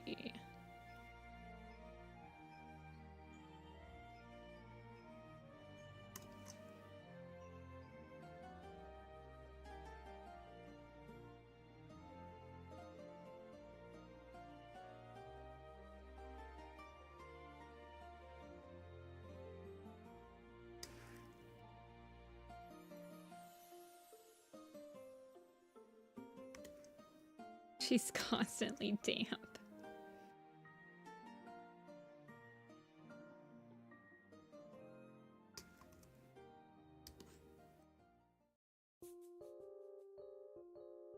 What color nose should she have? Do you think she should just have like a Shiny black nose?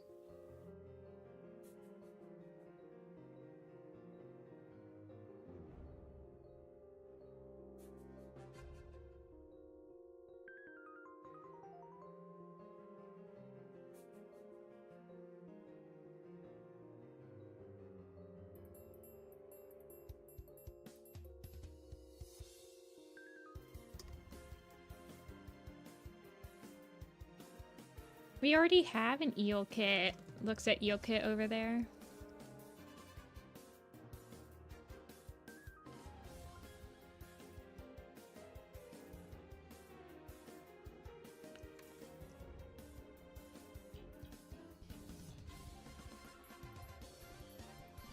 I don't like it. It's too noticeable. It needs to be a darker color.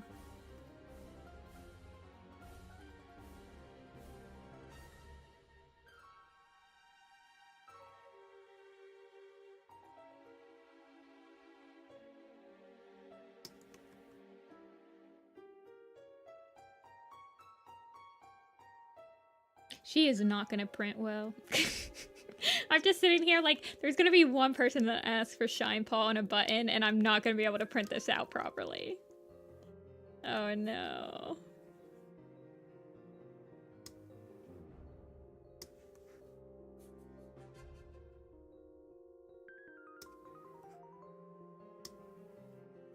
She's gonna be like the same exact problem I have when people want Holly Leaf.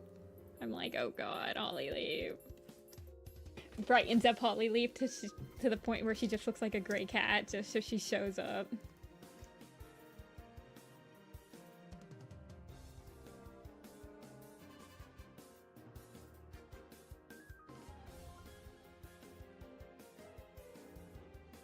She's just gonna have a pink mouth.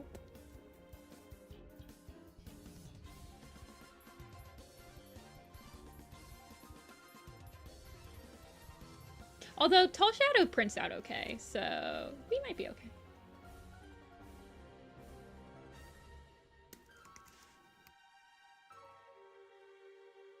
Just nobody order a button of her. And we'll be fine.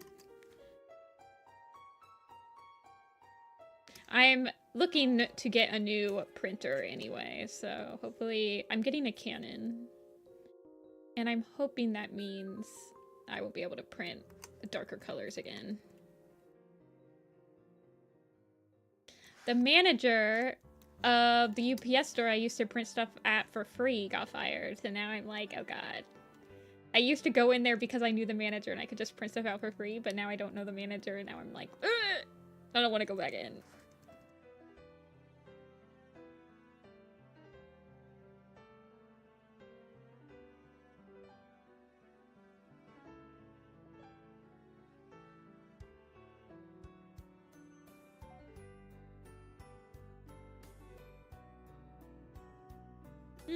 Maybe a little more yellow.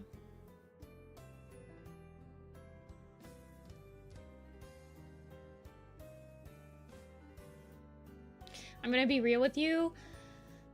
Hollyleaf is definitely the cat I have the hardest time printing, and that's like one of the main reasons that I want to change her design so much. That's like green.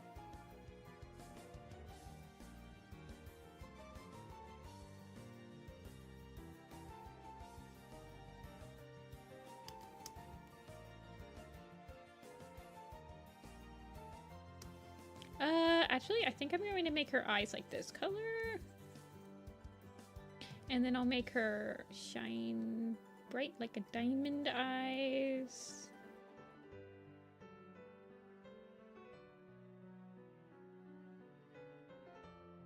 Like this color.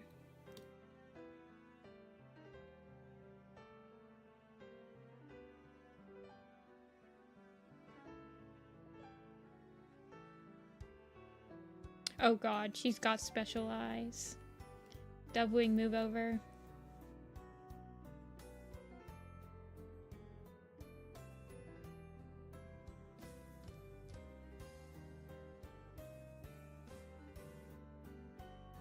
I don't like that yellow. now. It's too highlighter-y.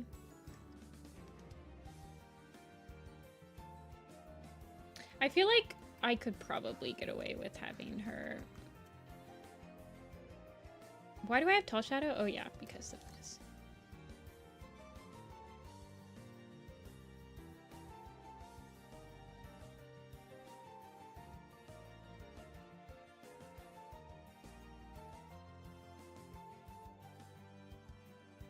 Yeah, all the design detail went into her eyes, as it usually does with my designs.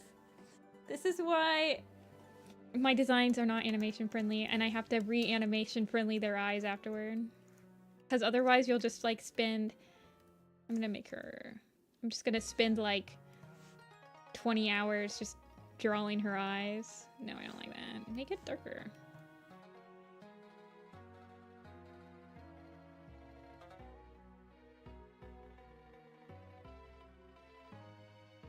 Who do you think's gonna have the fire/flame ending? Do you think we'll have Shine Fire? Or Golden Fire? Golden Flame? Somebody's getting the spark flame thing added to the end of their name, as per Squirrel Star's demands.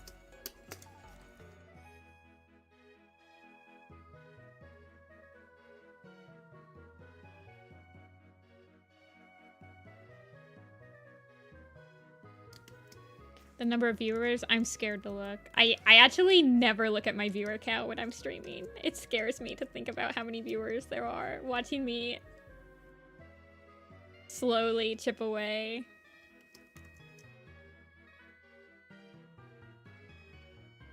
No, I don't like that. The worst apprentice in the book? In the books. Shrewpaw. It's at 1 million viewers. Oh my god, I'm like Ninja.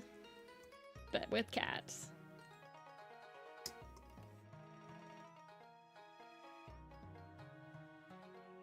I want her to have some shininess.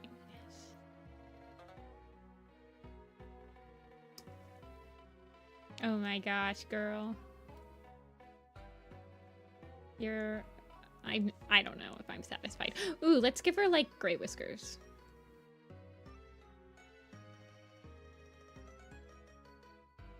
Maybe her name will be Shine Whisker.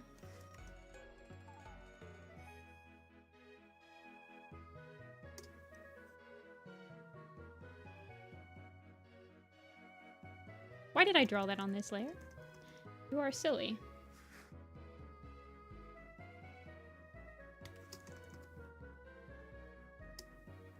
She's giving Penny. Oh, that's a good thing. Bonnie and Clyde, siblings in crime. Bonnie and Clyde were not siblings. That was fake news. Oh yeah, her mom does have the golden whiskers. That's true. Yo. She definitely looks like she's trying too hard to become a main character.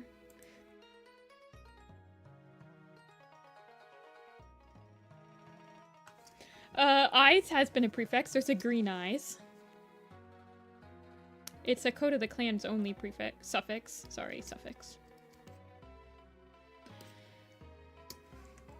I believe.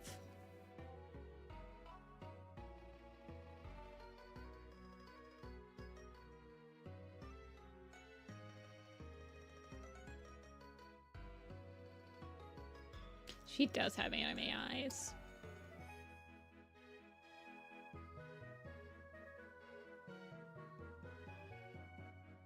She just has spire side eyes.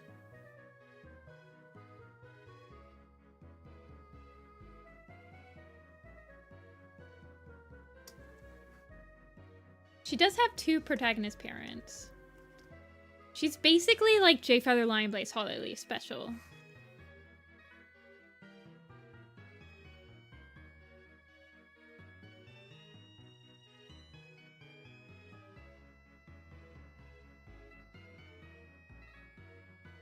Okay.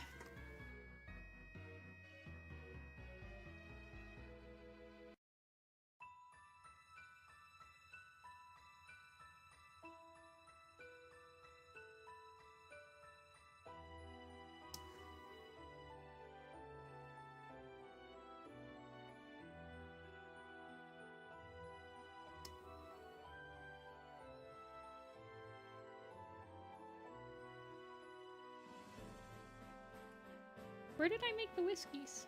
Oh, I made them right here. Yeah, she has her mom's golden whiskers.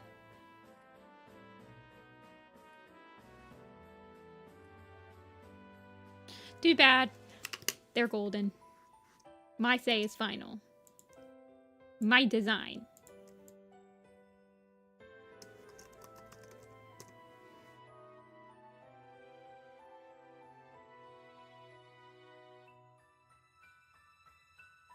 Alrighty.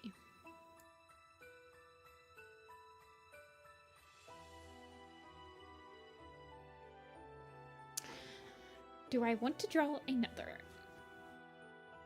You're fine, alien. I don't think they're too yellow. They match your eyes. Wafflepelt should have gone to RiverClan. Maybe Wafflepelt is on his way over there right now.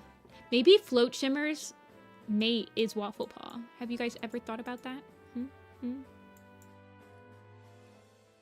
Oh yeah, Golden Paw.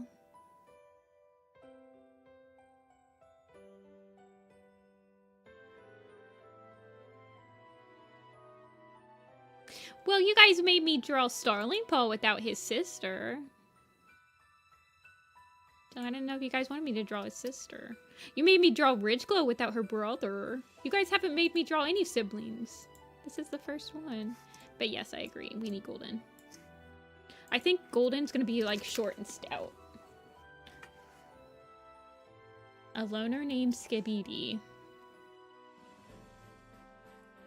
I have not drawn Wafflepelt yet. But Shankpelt's special. Have they updated the family tree on the website yet?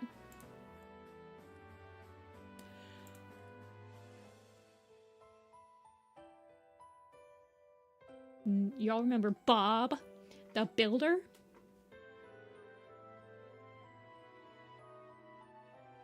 Golden Paw looks like Sunbeam yellow. Yeah, I could see that. Where is Sunbeam? She is.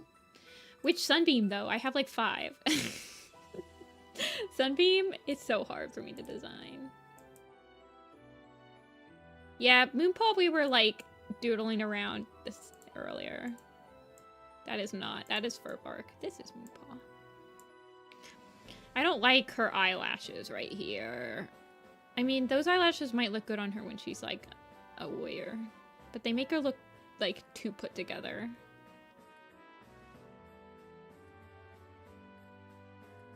Furbark had a line, which is more than you can say about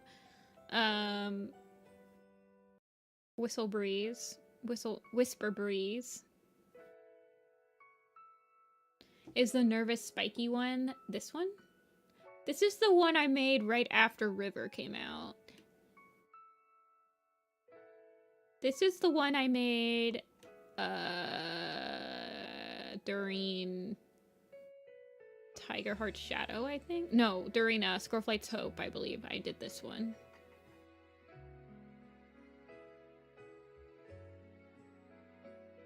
You like the second one? We can try. I feel like she looks more put together in this one. This Sunbeam, she has the same spiky... So, I remember when I designed this one, I was specifically thinking about how she was Needleclaw's or Needletail's sister.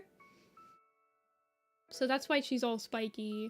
She's got Needletail's, like, tail, and she's got... Needletail has this cuff thing. You like the brighter colors? Yeah, I think the problem I had when I designed the Starless Clan Cats is that they're all warm colors, but whatever. Like Nervous Girl Fail Sunbeam. This is true. Okay, let's try Golden Paw. I think he should be short and stout. Little teapot man.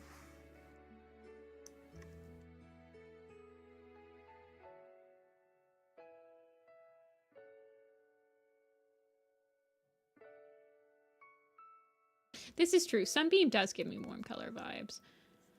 I feel like I could probably put these colors on this design, but I had been really liking, I feel like this Sunbeam I would describe her as like a ginger and white, and she's described as a brown tabby. So that's kind of why I changed it. I also was having a really hard time drawing this in any other position. This design, especially like this neck thing.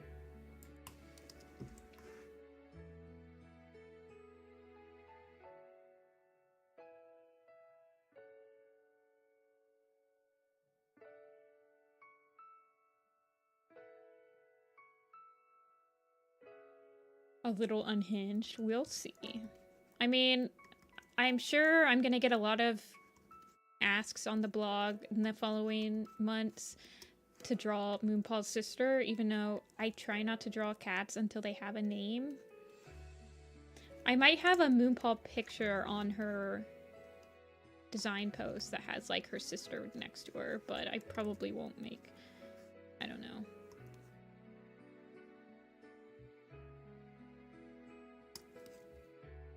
Leaf pool. Yeah. Okay, yeah, I remember this. Yes. I like your Sunbeam, though. Sorry, I wasn't really thinking while I was scribbling this. The other thing that I mean, these apprentice designs might change completely because I feel like sometimes with their prefix, it makes you want to draw something specific, and then they'll get their suffix, and it'll like enunciate a specific part of them that you wouldn't have thought. Or what's the... I'm trying to think of a... Like leaf curl. If I would have drawn Leaf Kit, I wouldn't have made her curly at all. But when she got her name, I'm like, okay, well, I need to do curly fur now.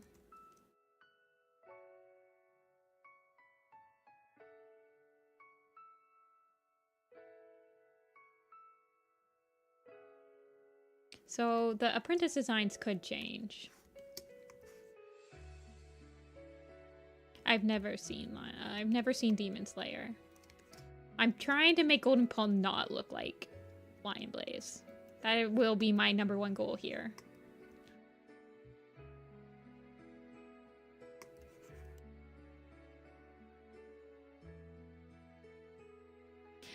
The funniest thing about that A is when I designed Frostpaw, one of the first things that Kate said about Frostpaw was that her personality reminds me of a warm dawn on a winter's day.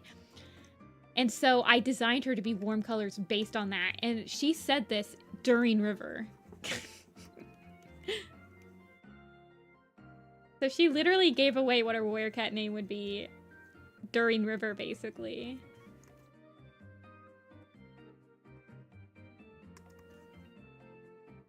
It's been on the wiki since like River. But that's why I gave her warm colors, is because of that author statement.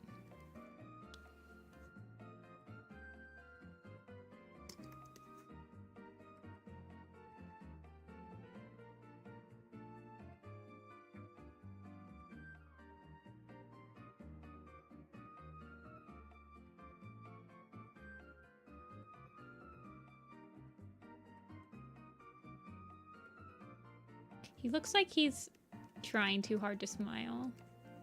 Like it's not reaching his eyes.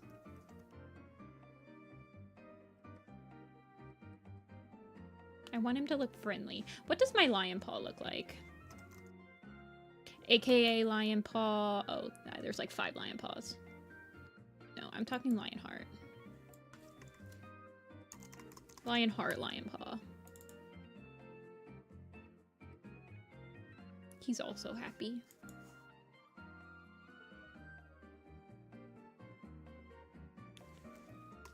Frostdawn is not the best warrior cat name ever. Let's be real here. But it's okay. Sunbeam again. Back to Sunbeam.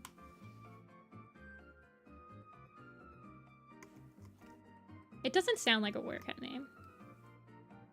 I think this is, or yeah.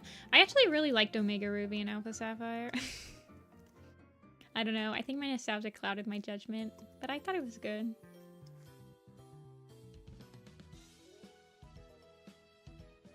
I feel like he should have the hair of his father. None of these guys look like their father, by the way. They both just like look like Sunbeam right now.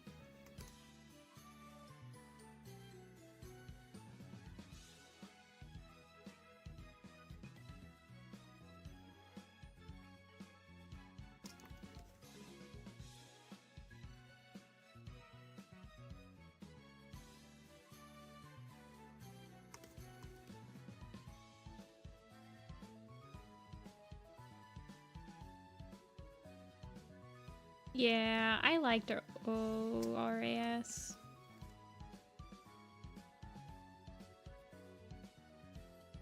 I don't think he'll have the emo hair, but he'll definitely have hair.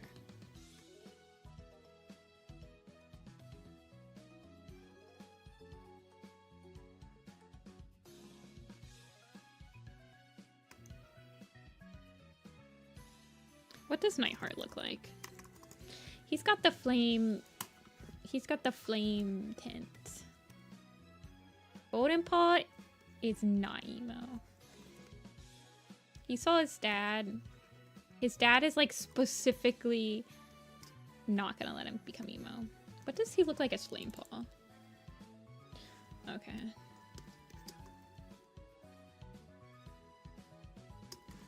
He's looking like Greypaw. Let's be real here. You guys see it? I see it. I see the vision.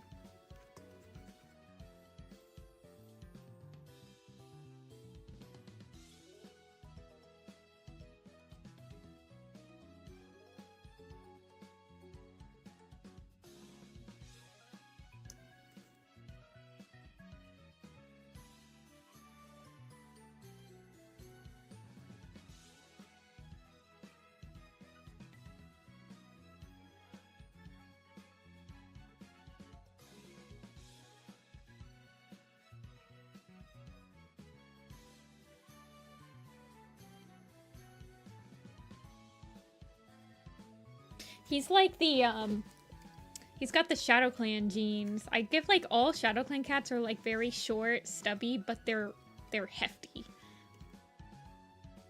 Like all the dudes.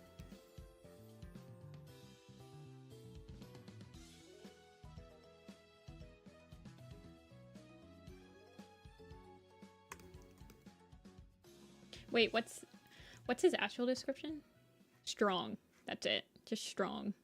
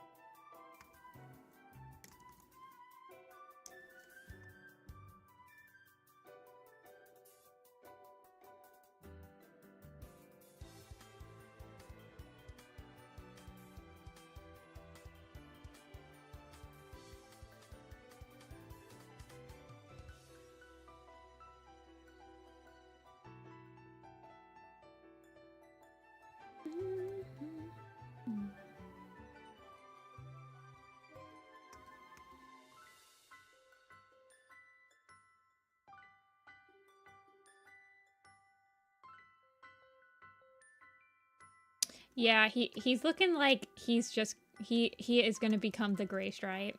He's gonna get way too much prey from the prey pile. Everyone's gonna make fun of all of his fluff. I think his warrior name should be Golden Fluff.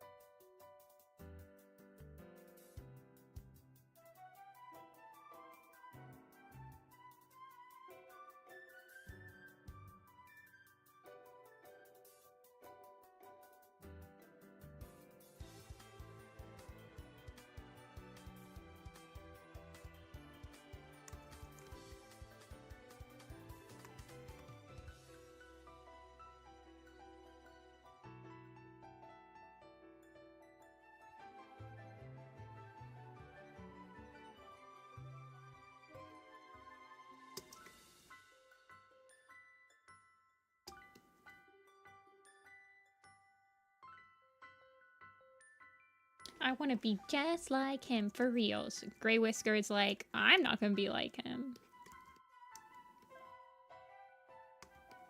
Maybe he's going to leave ThunderClan like Grey Stripe did. Have you guys ever thought about that?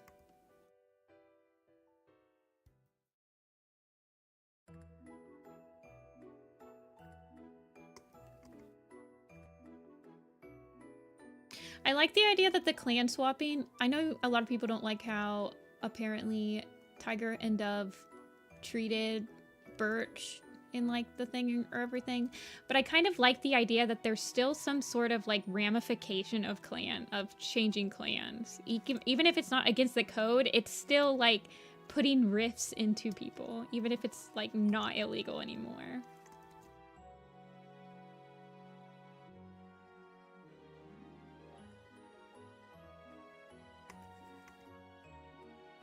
I like that it's not like, oh, just because it's not against the code anymore doesn't mean that we don't like it. What does this tail look like? This soundtrack is... I'm not sure what it is because it stopped. It stopped telling me. But I think it's from Diamond and Pearl. But it's a Pokemon playlist. I feel like I'm going to... Let's listen to Mario Kart music for the last couple of minutes. Until we finish. That's true, yeah. You'd think that Tawnypelt would be the last person that would say that. I was also just like dumbfounded by the fact that Birchfeather was like, I'm gonna switch clans. I'm gonna be the one to switch clans.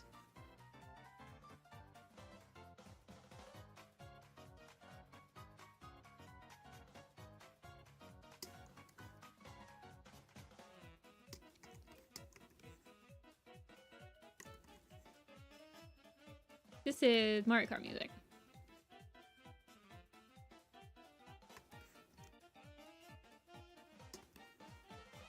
Holy crap, he's huge compared to his sister. I want him to be much shorter. Who knows? They might be... Wait. How related... Wait, how related is Golden and Moon, you guys? I need to know. Before I say my next statement. I know they're related, but how related?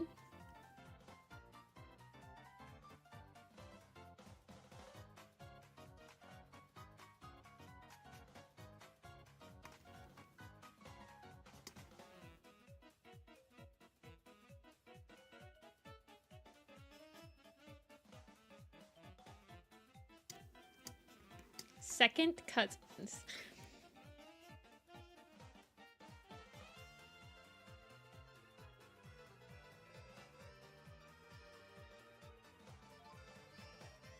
Nightheart. Nightheart is Larksong. Sparkpelt. Larksong is Snowbush. Are you sure they're second cousins?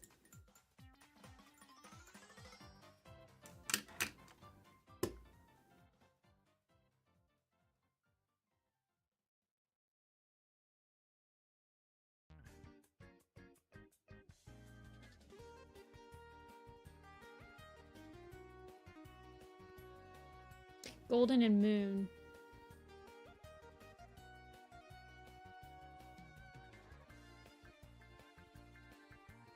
I think that they're only related through Firestar, right?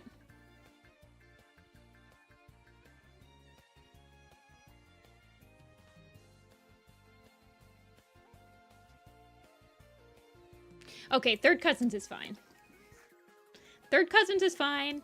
Burnsong and Ivypool made Bristle Frost, who is only like 3%, like 0% inbred, I think, when I put them into my calculator. Third cousins are fine.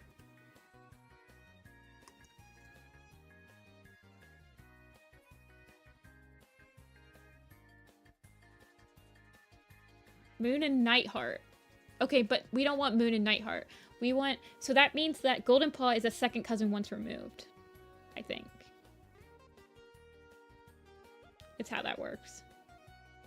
Who knows? Who knows, really?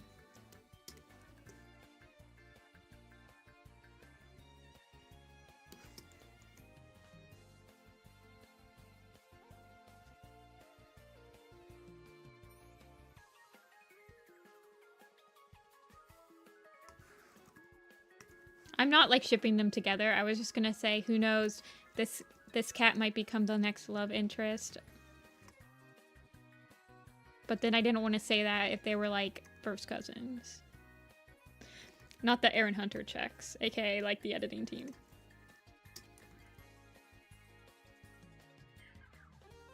Ba-da-da-da.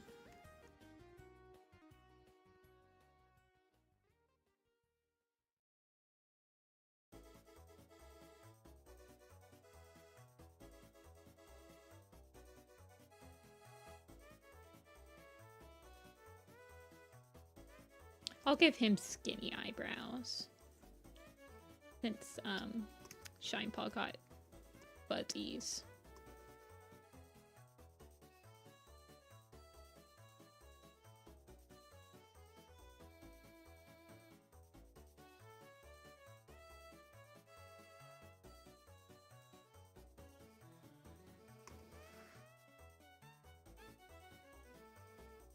They did first cousins, yeah, like 3 times in this book.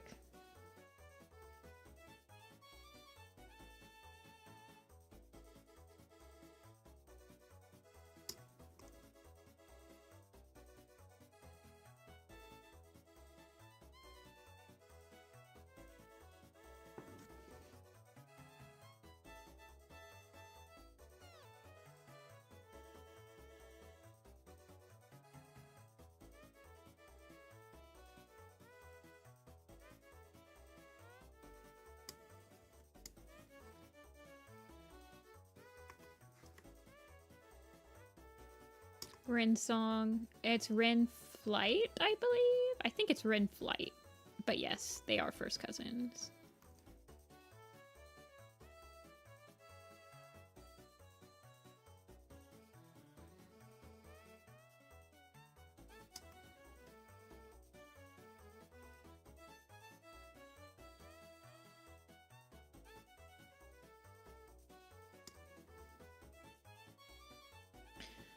For expanding.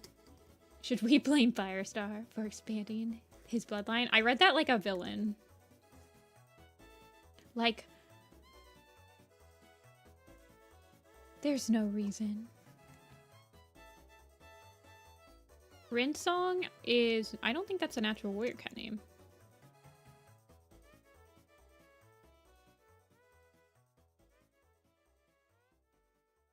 I know, Firestar literally only had 2 kittens.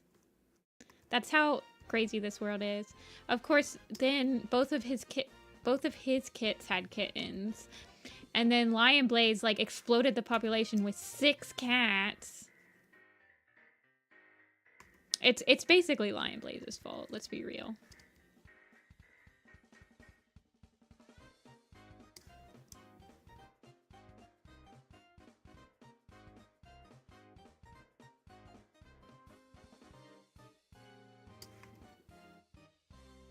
I totally get the flesh playing from Mr. Barry himself.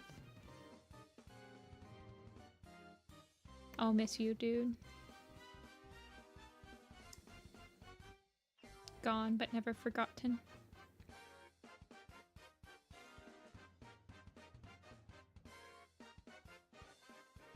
I don't think so. Let me check. Nope. There's nothing that pops up when I type in Rinsong on the blog. Therefore, there's obviously no Rinsong.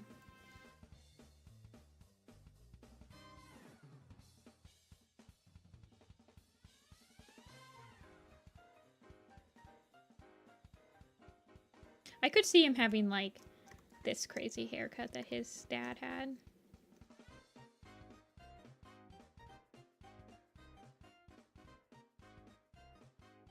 I can't believe Nightheart's a father. This man's a father now. It seemed like just yesterday that he was a 20-something college dropout.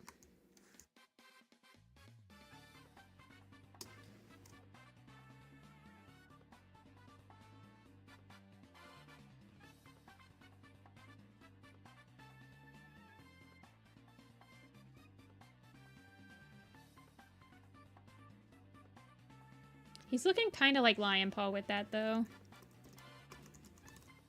I think Lion also has that. Yeah, Lion also has the mohawk when he's a kid.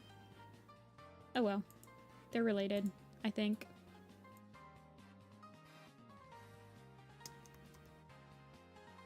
Probably related. ThunderClan just has mohawks.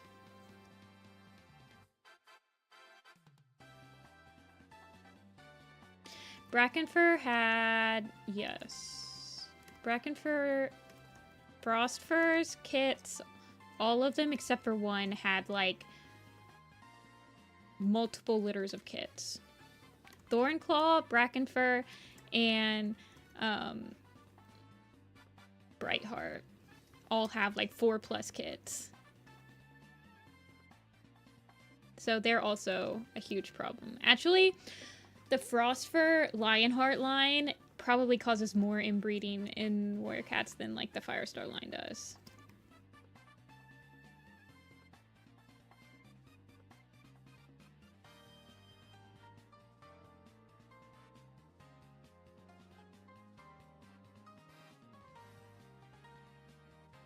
Yeah, Cinderpelt's the only one. And then Cinderpelt gets reincarnated and has, like, 6 kits, though, so... she is also part of the problem.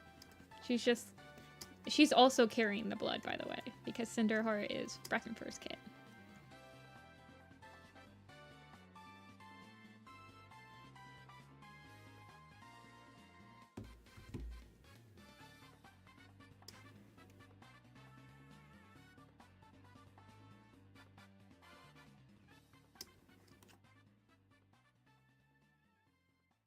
Can you imagine? Okay, think of a world where the Firestar bloodline and the Frostfur bloodline interacted. Like if we actually had Cinderpelt Firestar for some god-forsaken reason. I do not condone that, by the way, but that would be terrible. The bloodlines. Think of the bloodlines.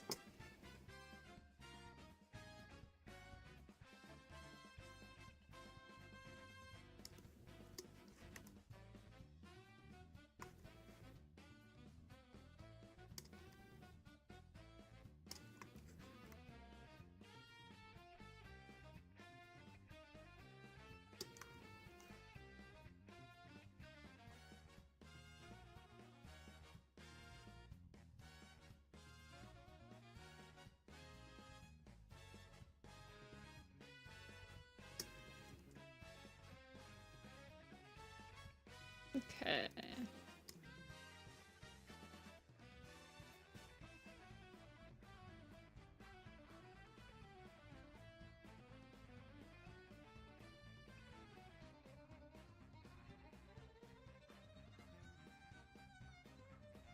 Or else you don't want to know.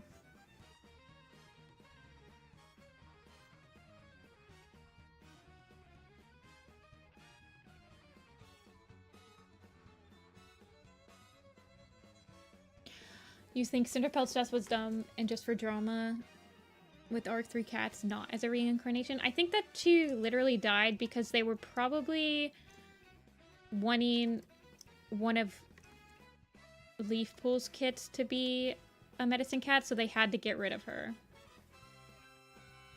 Because at that point in Warrior Cats, it was like, you do not have 3 medicine cats. It wasn't until like a Vision of Shadows when that was a thing. But let's be real, you kind of need 3 doctors when you have like a clan of 40 characters. You think you should have Fuzzy Paws? I think his mom has Fuzzy Paws.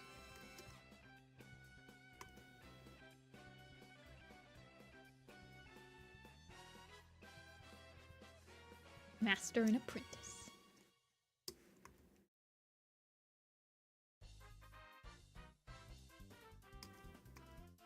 I mean, the medicine did seem pretty busy. I think it is Star Wars. Oops, that's not what I...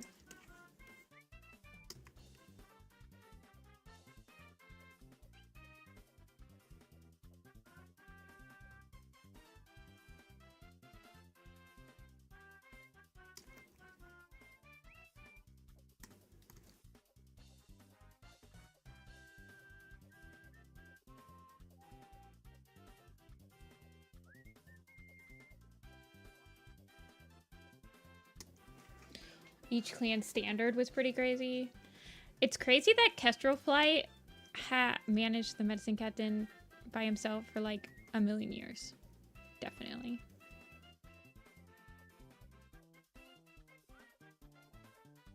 Maybe Wing Clan cats are just like really healthy.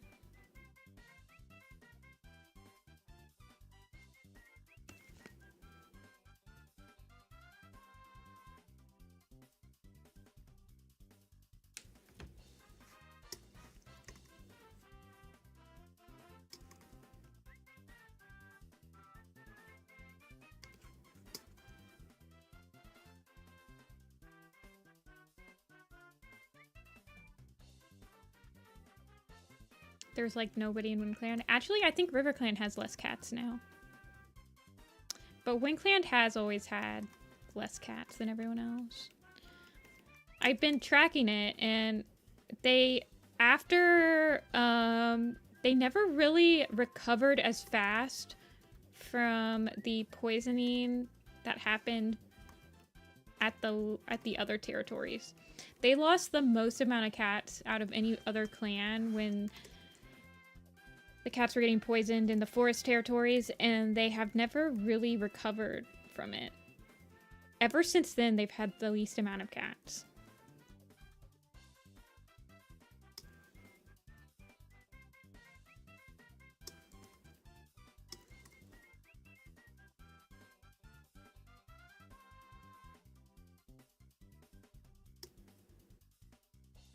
They don't get their eyes clawed out like by rabbits. Apparently not. They did Longtail so dirty. My boy. Hold a descriptor of the plot on the wiki since it isn't available in my country, and what is the world is happening and why is her sister evil? I don't know if she's evil. She just seems like she likes to cause havoc because she's bored. Does that make sense? Isn't there like a Wings of Fire plot like that? Where there's like a baby dragon that just like hates the world because she's a baby and she never got to like live.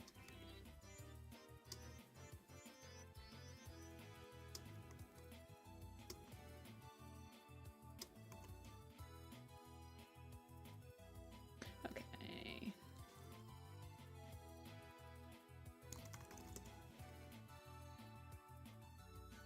Let's use her old colors.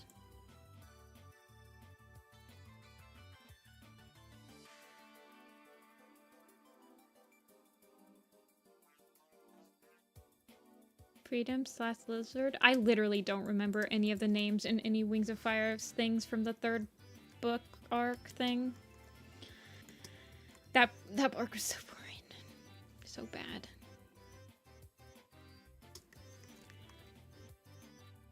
After that was the last arc, I could see why it went on hiatus. Let's just be real here.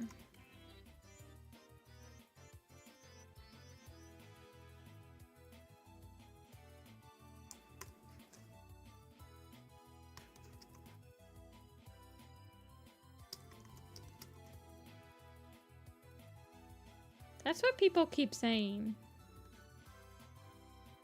I don't know if I want to read Wings of Fire as it's coming out, though. I feel like I would just wait.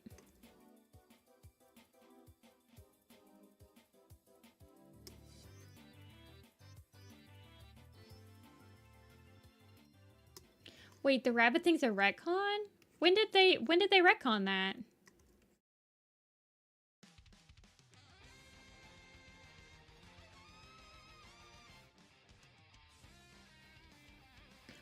The first So the thing about Wings of Fire is that I really like how it's written. It kind of like unloads lore on you in a very satisfying way. That, like, there's reveals in the plots and stuff that's really fun. I think overall, like, each book is good, but the way that they resolve the main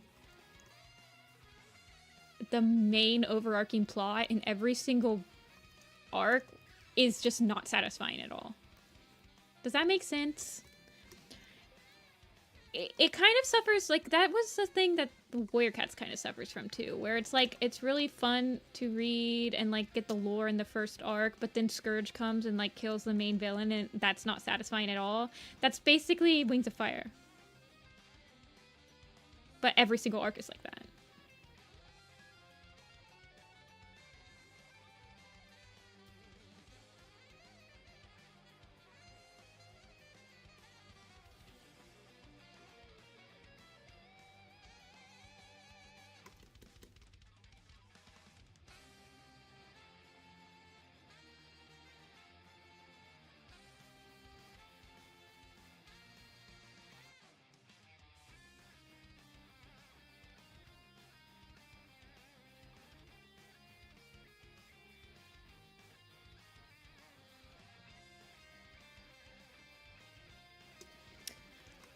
I thought it was interesting, and I liked learning about, like, the lore, and I liked how cool and interesting everything was. I just... It never ended satisfyingly for me. Like, in the first arc, I really liked all the reveals, and, like, the Nightwing Queen has to sit in lava because she got iced by the Ice Wing, and blah, blah. I love all of the reveals.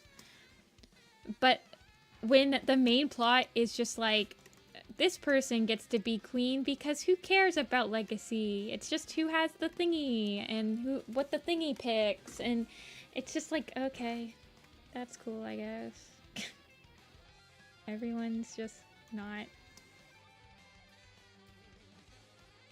I don't know. It's like not really built up that much either.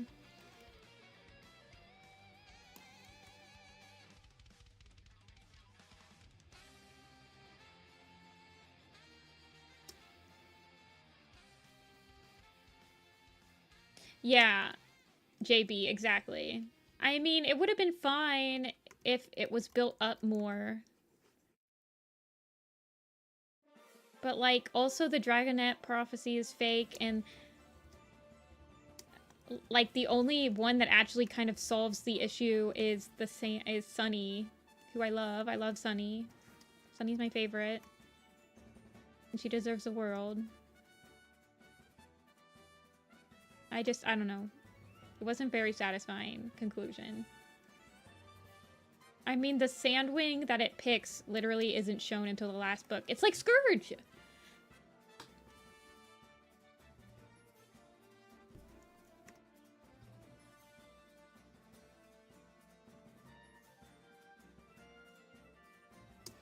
Hey, Crunchy.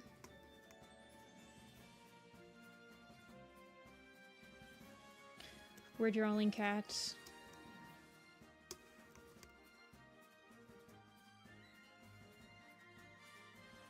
I'm having such a hard time. You guys can tell I've been streaming for a little too long because I'm having a hard time even, like, figuring out his muzzle markings.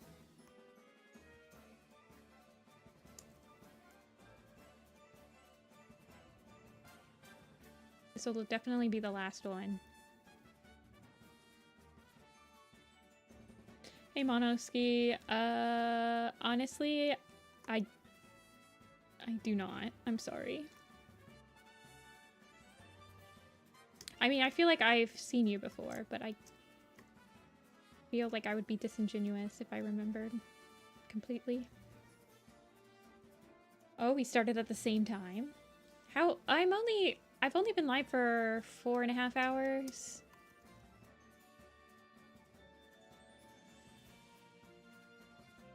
Gotta finish these cats so that I can do something else with my life. Oh. That makes sense. Monoski. I remember your name. Like, I remember saying it. 4-hour shift, 4 days a week. Ooh, that sounds nice. I would have loved it if Darkstalker was the one who decided to eat the strawberry. Okay, yeah. Honestly, I didn't even remember how the Wings of Fire second arc ended, because I just remember it being, like, kind of dumb.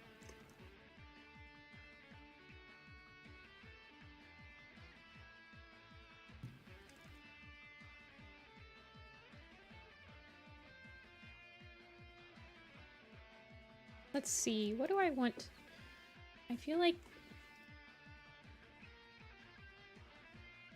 Scourge, okay, you guys might think Scourge is overrated, but man, does he sell at conventions. I always have to bring, like, double the amount of Scourge buttons of anyone else. Wait, what does her tail look like? Okay, I see.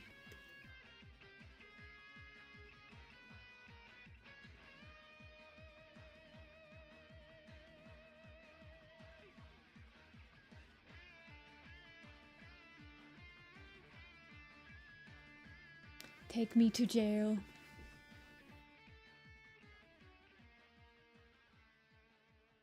I know, I know. I don't see a lot. Well, I guess I don't go to furry. Are there, like, more people selling Warrior Cat stuff at furry cons?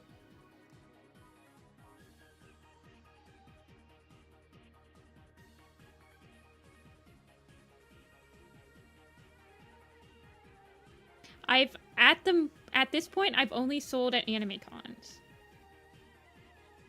I applied for a couple furry cons. One rejected me, but I applied to one in Pittsburgh. We'll see if that happens.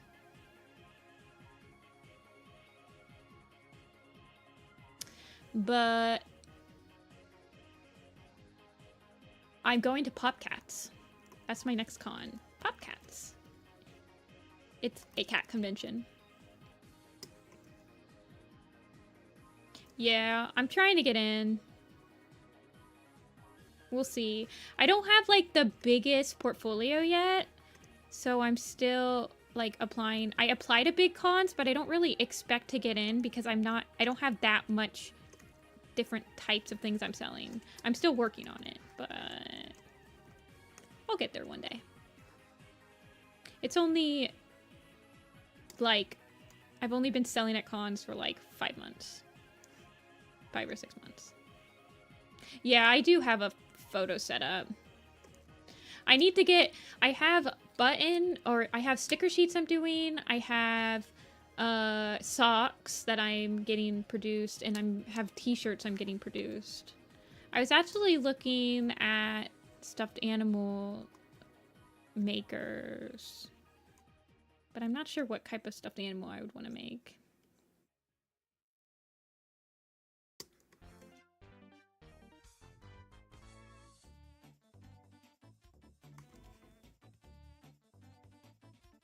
It's so funny because when I'm making, like, quote-unquote normie merch, which is just, like, regular cats, not anime warrior cats, I pretty much just use poses I did for the warrior cat design blog and get rid of their anime hair and their anime eyes and make them just, like, regular tabbies. It's so funny. I'm doing that right now with, like, a kitten sticker sheet.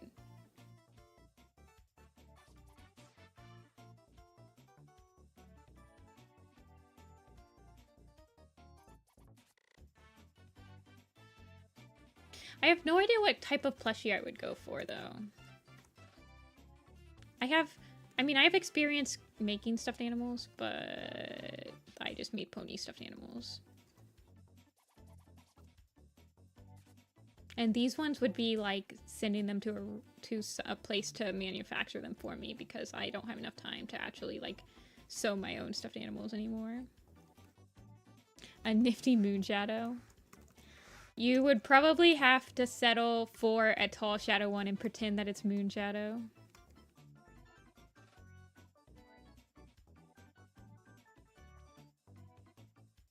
Although, I feel like if I had to do a black cat, I'd probably do Hollyleaf or Ravenpaw. I mean, if I did a Crowfeather one, you could probably pretend that's Moonshadow, because then it would be a dark gray cat. I was contracted some plushies for work. Oh.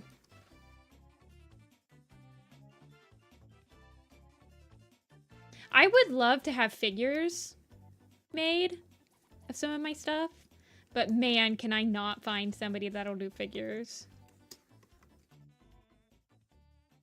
I think I want to make his stripes a little darker. Whoa, not that dark.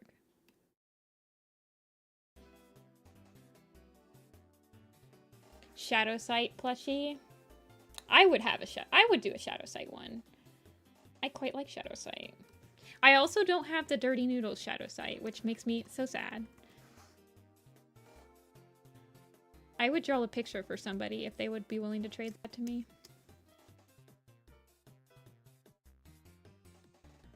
I have the Dovewing and Ivypool one. Yeah, I was thinking of doing the 3D printer stuff for figures. I was looking at a couple places that did 3D printing stuff. I just don't know how viable it would be. But there are a couple places that'll do 3D printed ones.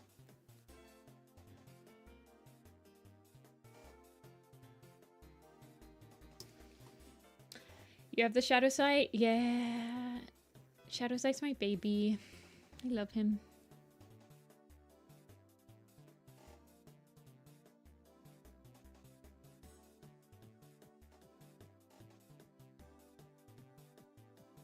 This is a pretty generic design, but he might get an updated one when he gets his full name. He just can't look like Stemtail. Ooh.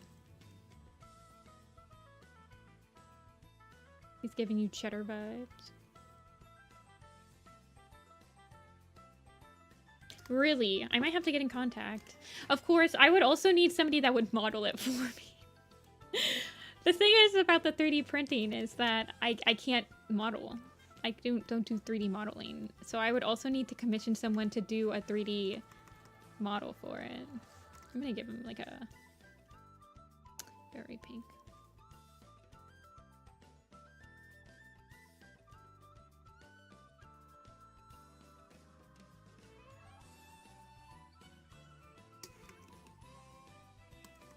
I need to get some more connections though to do like merch stuff.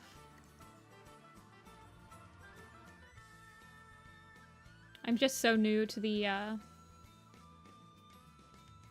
scene.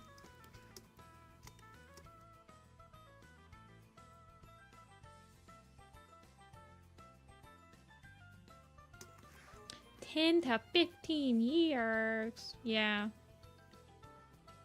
I'm like baby. What color eyes do you think Golden Paw should have, you guys?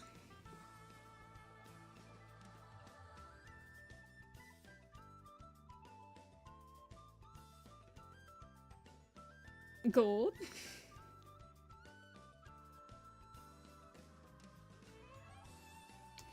Green like Firestars. Gold? Let me try with Sunbeam's eyes. A ginger cat with blue eyes? I definitely have a couple designs like that.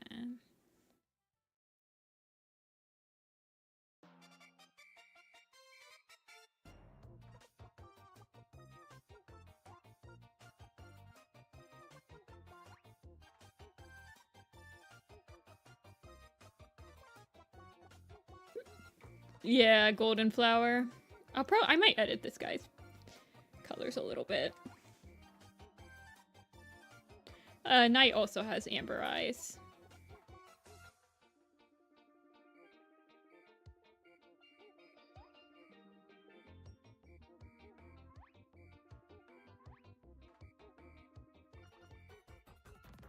Okay. Yeah, sure. I'll send you a message. I think I have... Do I have you on Discord, Crunchy? I literally don't know if I have you on Discord.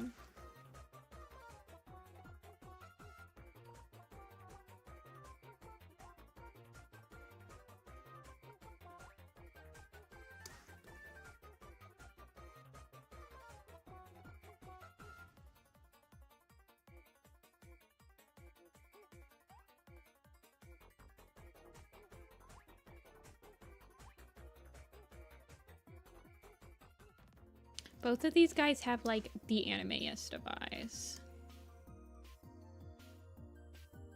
I can make them different colors, though, if you guys want me to. Oh my gosh, what did I do this for?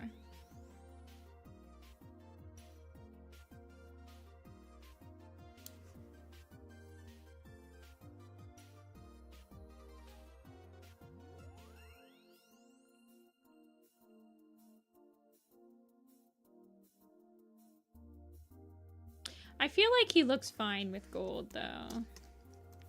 Like I said, he'll probably get color. He'll probably get a color change. I can't get too attached to the eyes. They've been, like, adding random eyes to random cats for a little bit too often for my liking right now.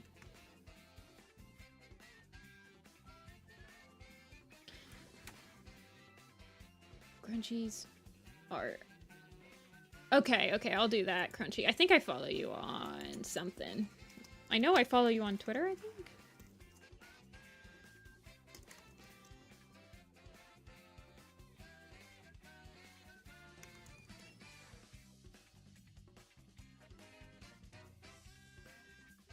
Twitter's dead. I don't check Twitter. So it's always been dead for me.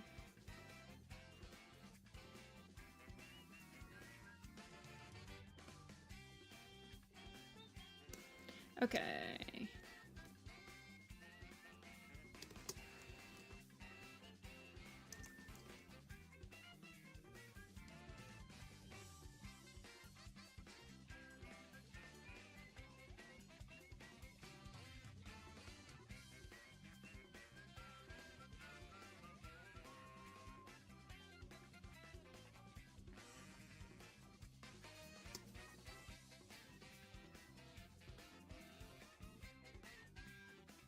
Yeah, I use Tumblr mostly nowadays.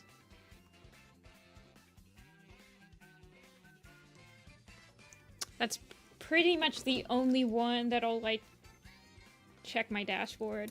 But I also really like watching people draw warrior cats, and that's pretty much the only place that people post their warrior cat design challenge nowadays.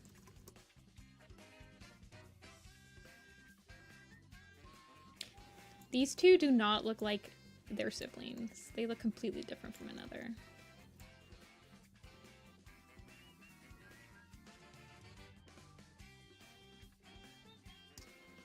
But that's okay.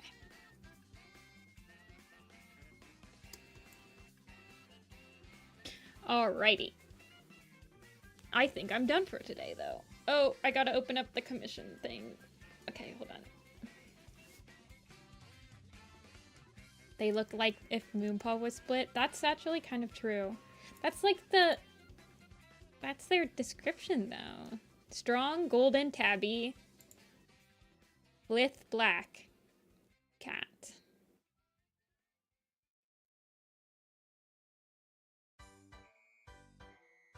Moonpaw is ginger and tabby.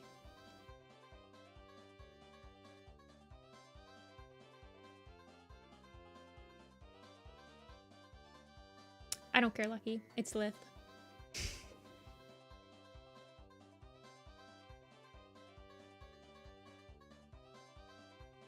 I've demanded it's called Lith now.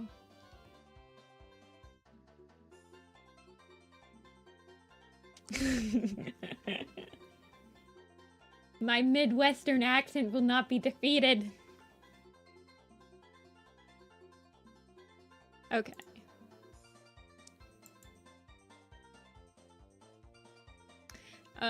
So we did... Okay, so we started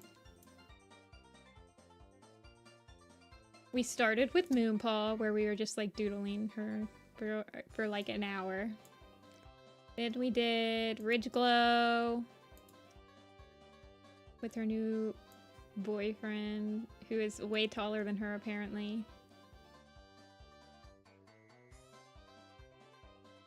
Roof, Winder, and Crick. Ruff, Winder, and Crick. An apartment. Kiss. And then she's not kissing, she's just sticking her tongue out at him. And then we did Starling Paw, who looks quite detailed for a minor character. He's a little busy, but I feel like it's just his position that's making him look busy. I feel like if I actually drew like a full-on like side view of him, he wouldn't look as busy. He's just like curled up like baby. And then we did Golden. Well, actually we did Shine first, and then we did Golden. That's 4. That's fine, I guess. How many more cats do we have to draw from the Elder's Quest, though? 1, 2, 3, 4, 5, 6, 7, 8, 9, 10, 11, 12, 13, 14, 15, 16, 17, 18, 19, 20, 21, 22, 23, 24. 24! Ugh! I'm barfing.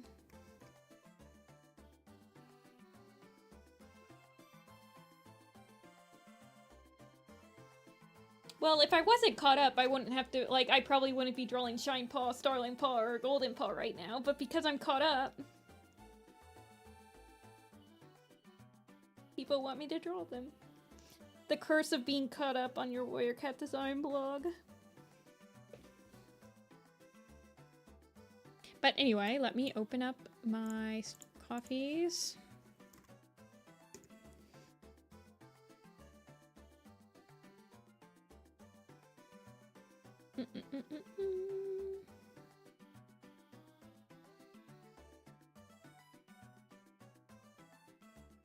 Five.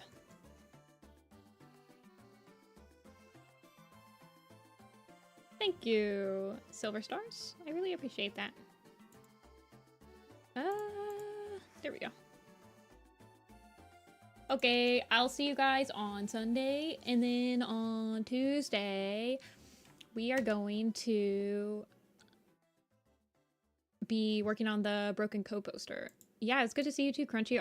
I'll join your Discord. I might not join tonight, but I'll try to remember. Yeah, we'll be working on the Broken Code poster. Blah blah blah blah.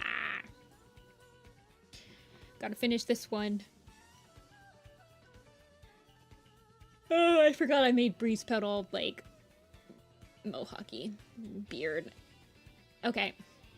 But yes, I'll see you guys on Sunday. Thank you for watching. Thank you for talking about Warrior Cats with me. I really appreciate it. And I'll see you guys later. Bye.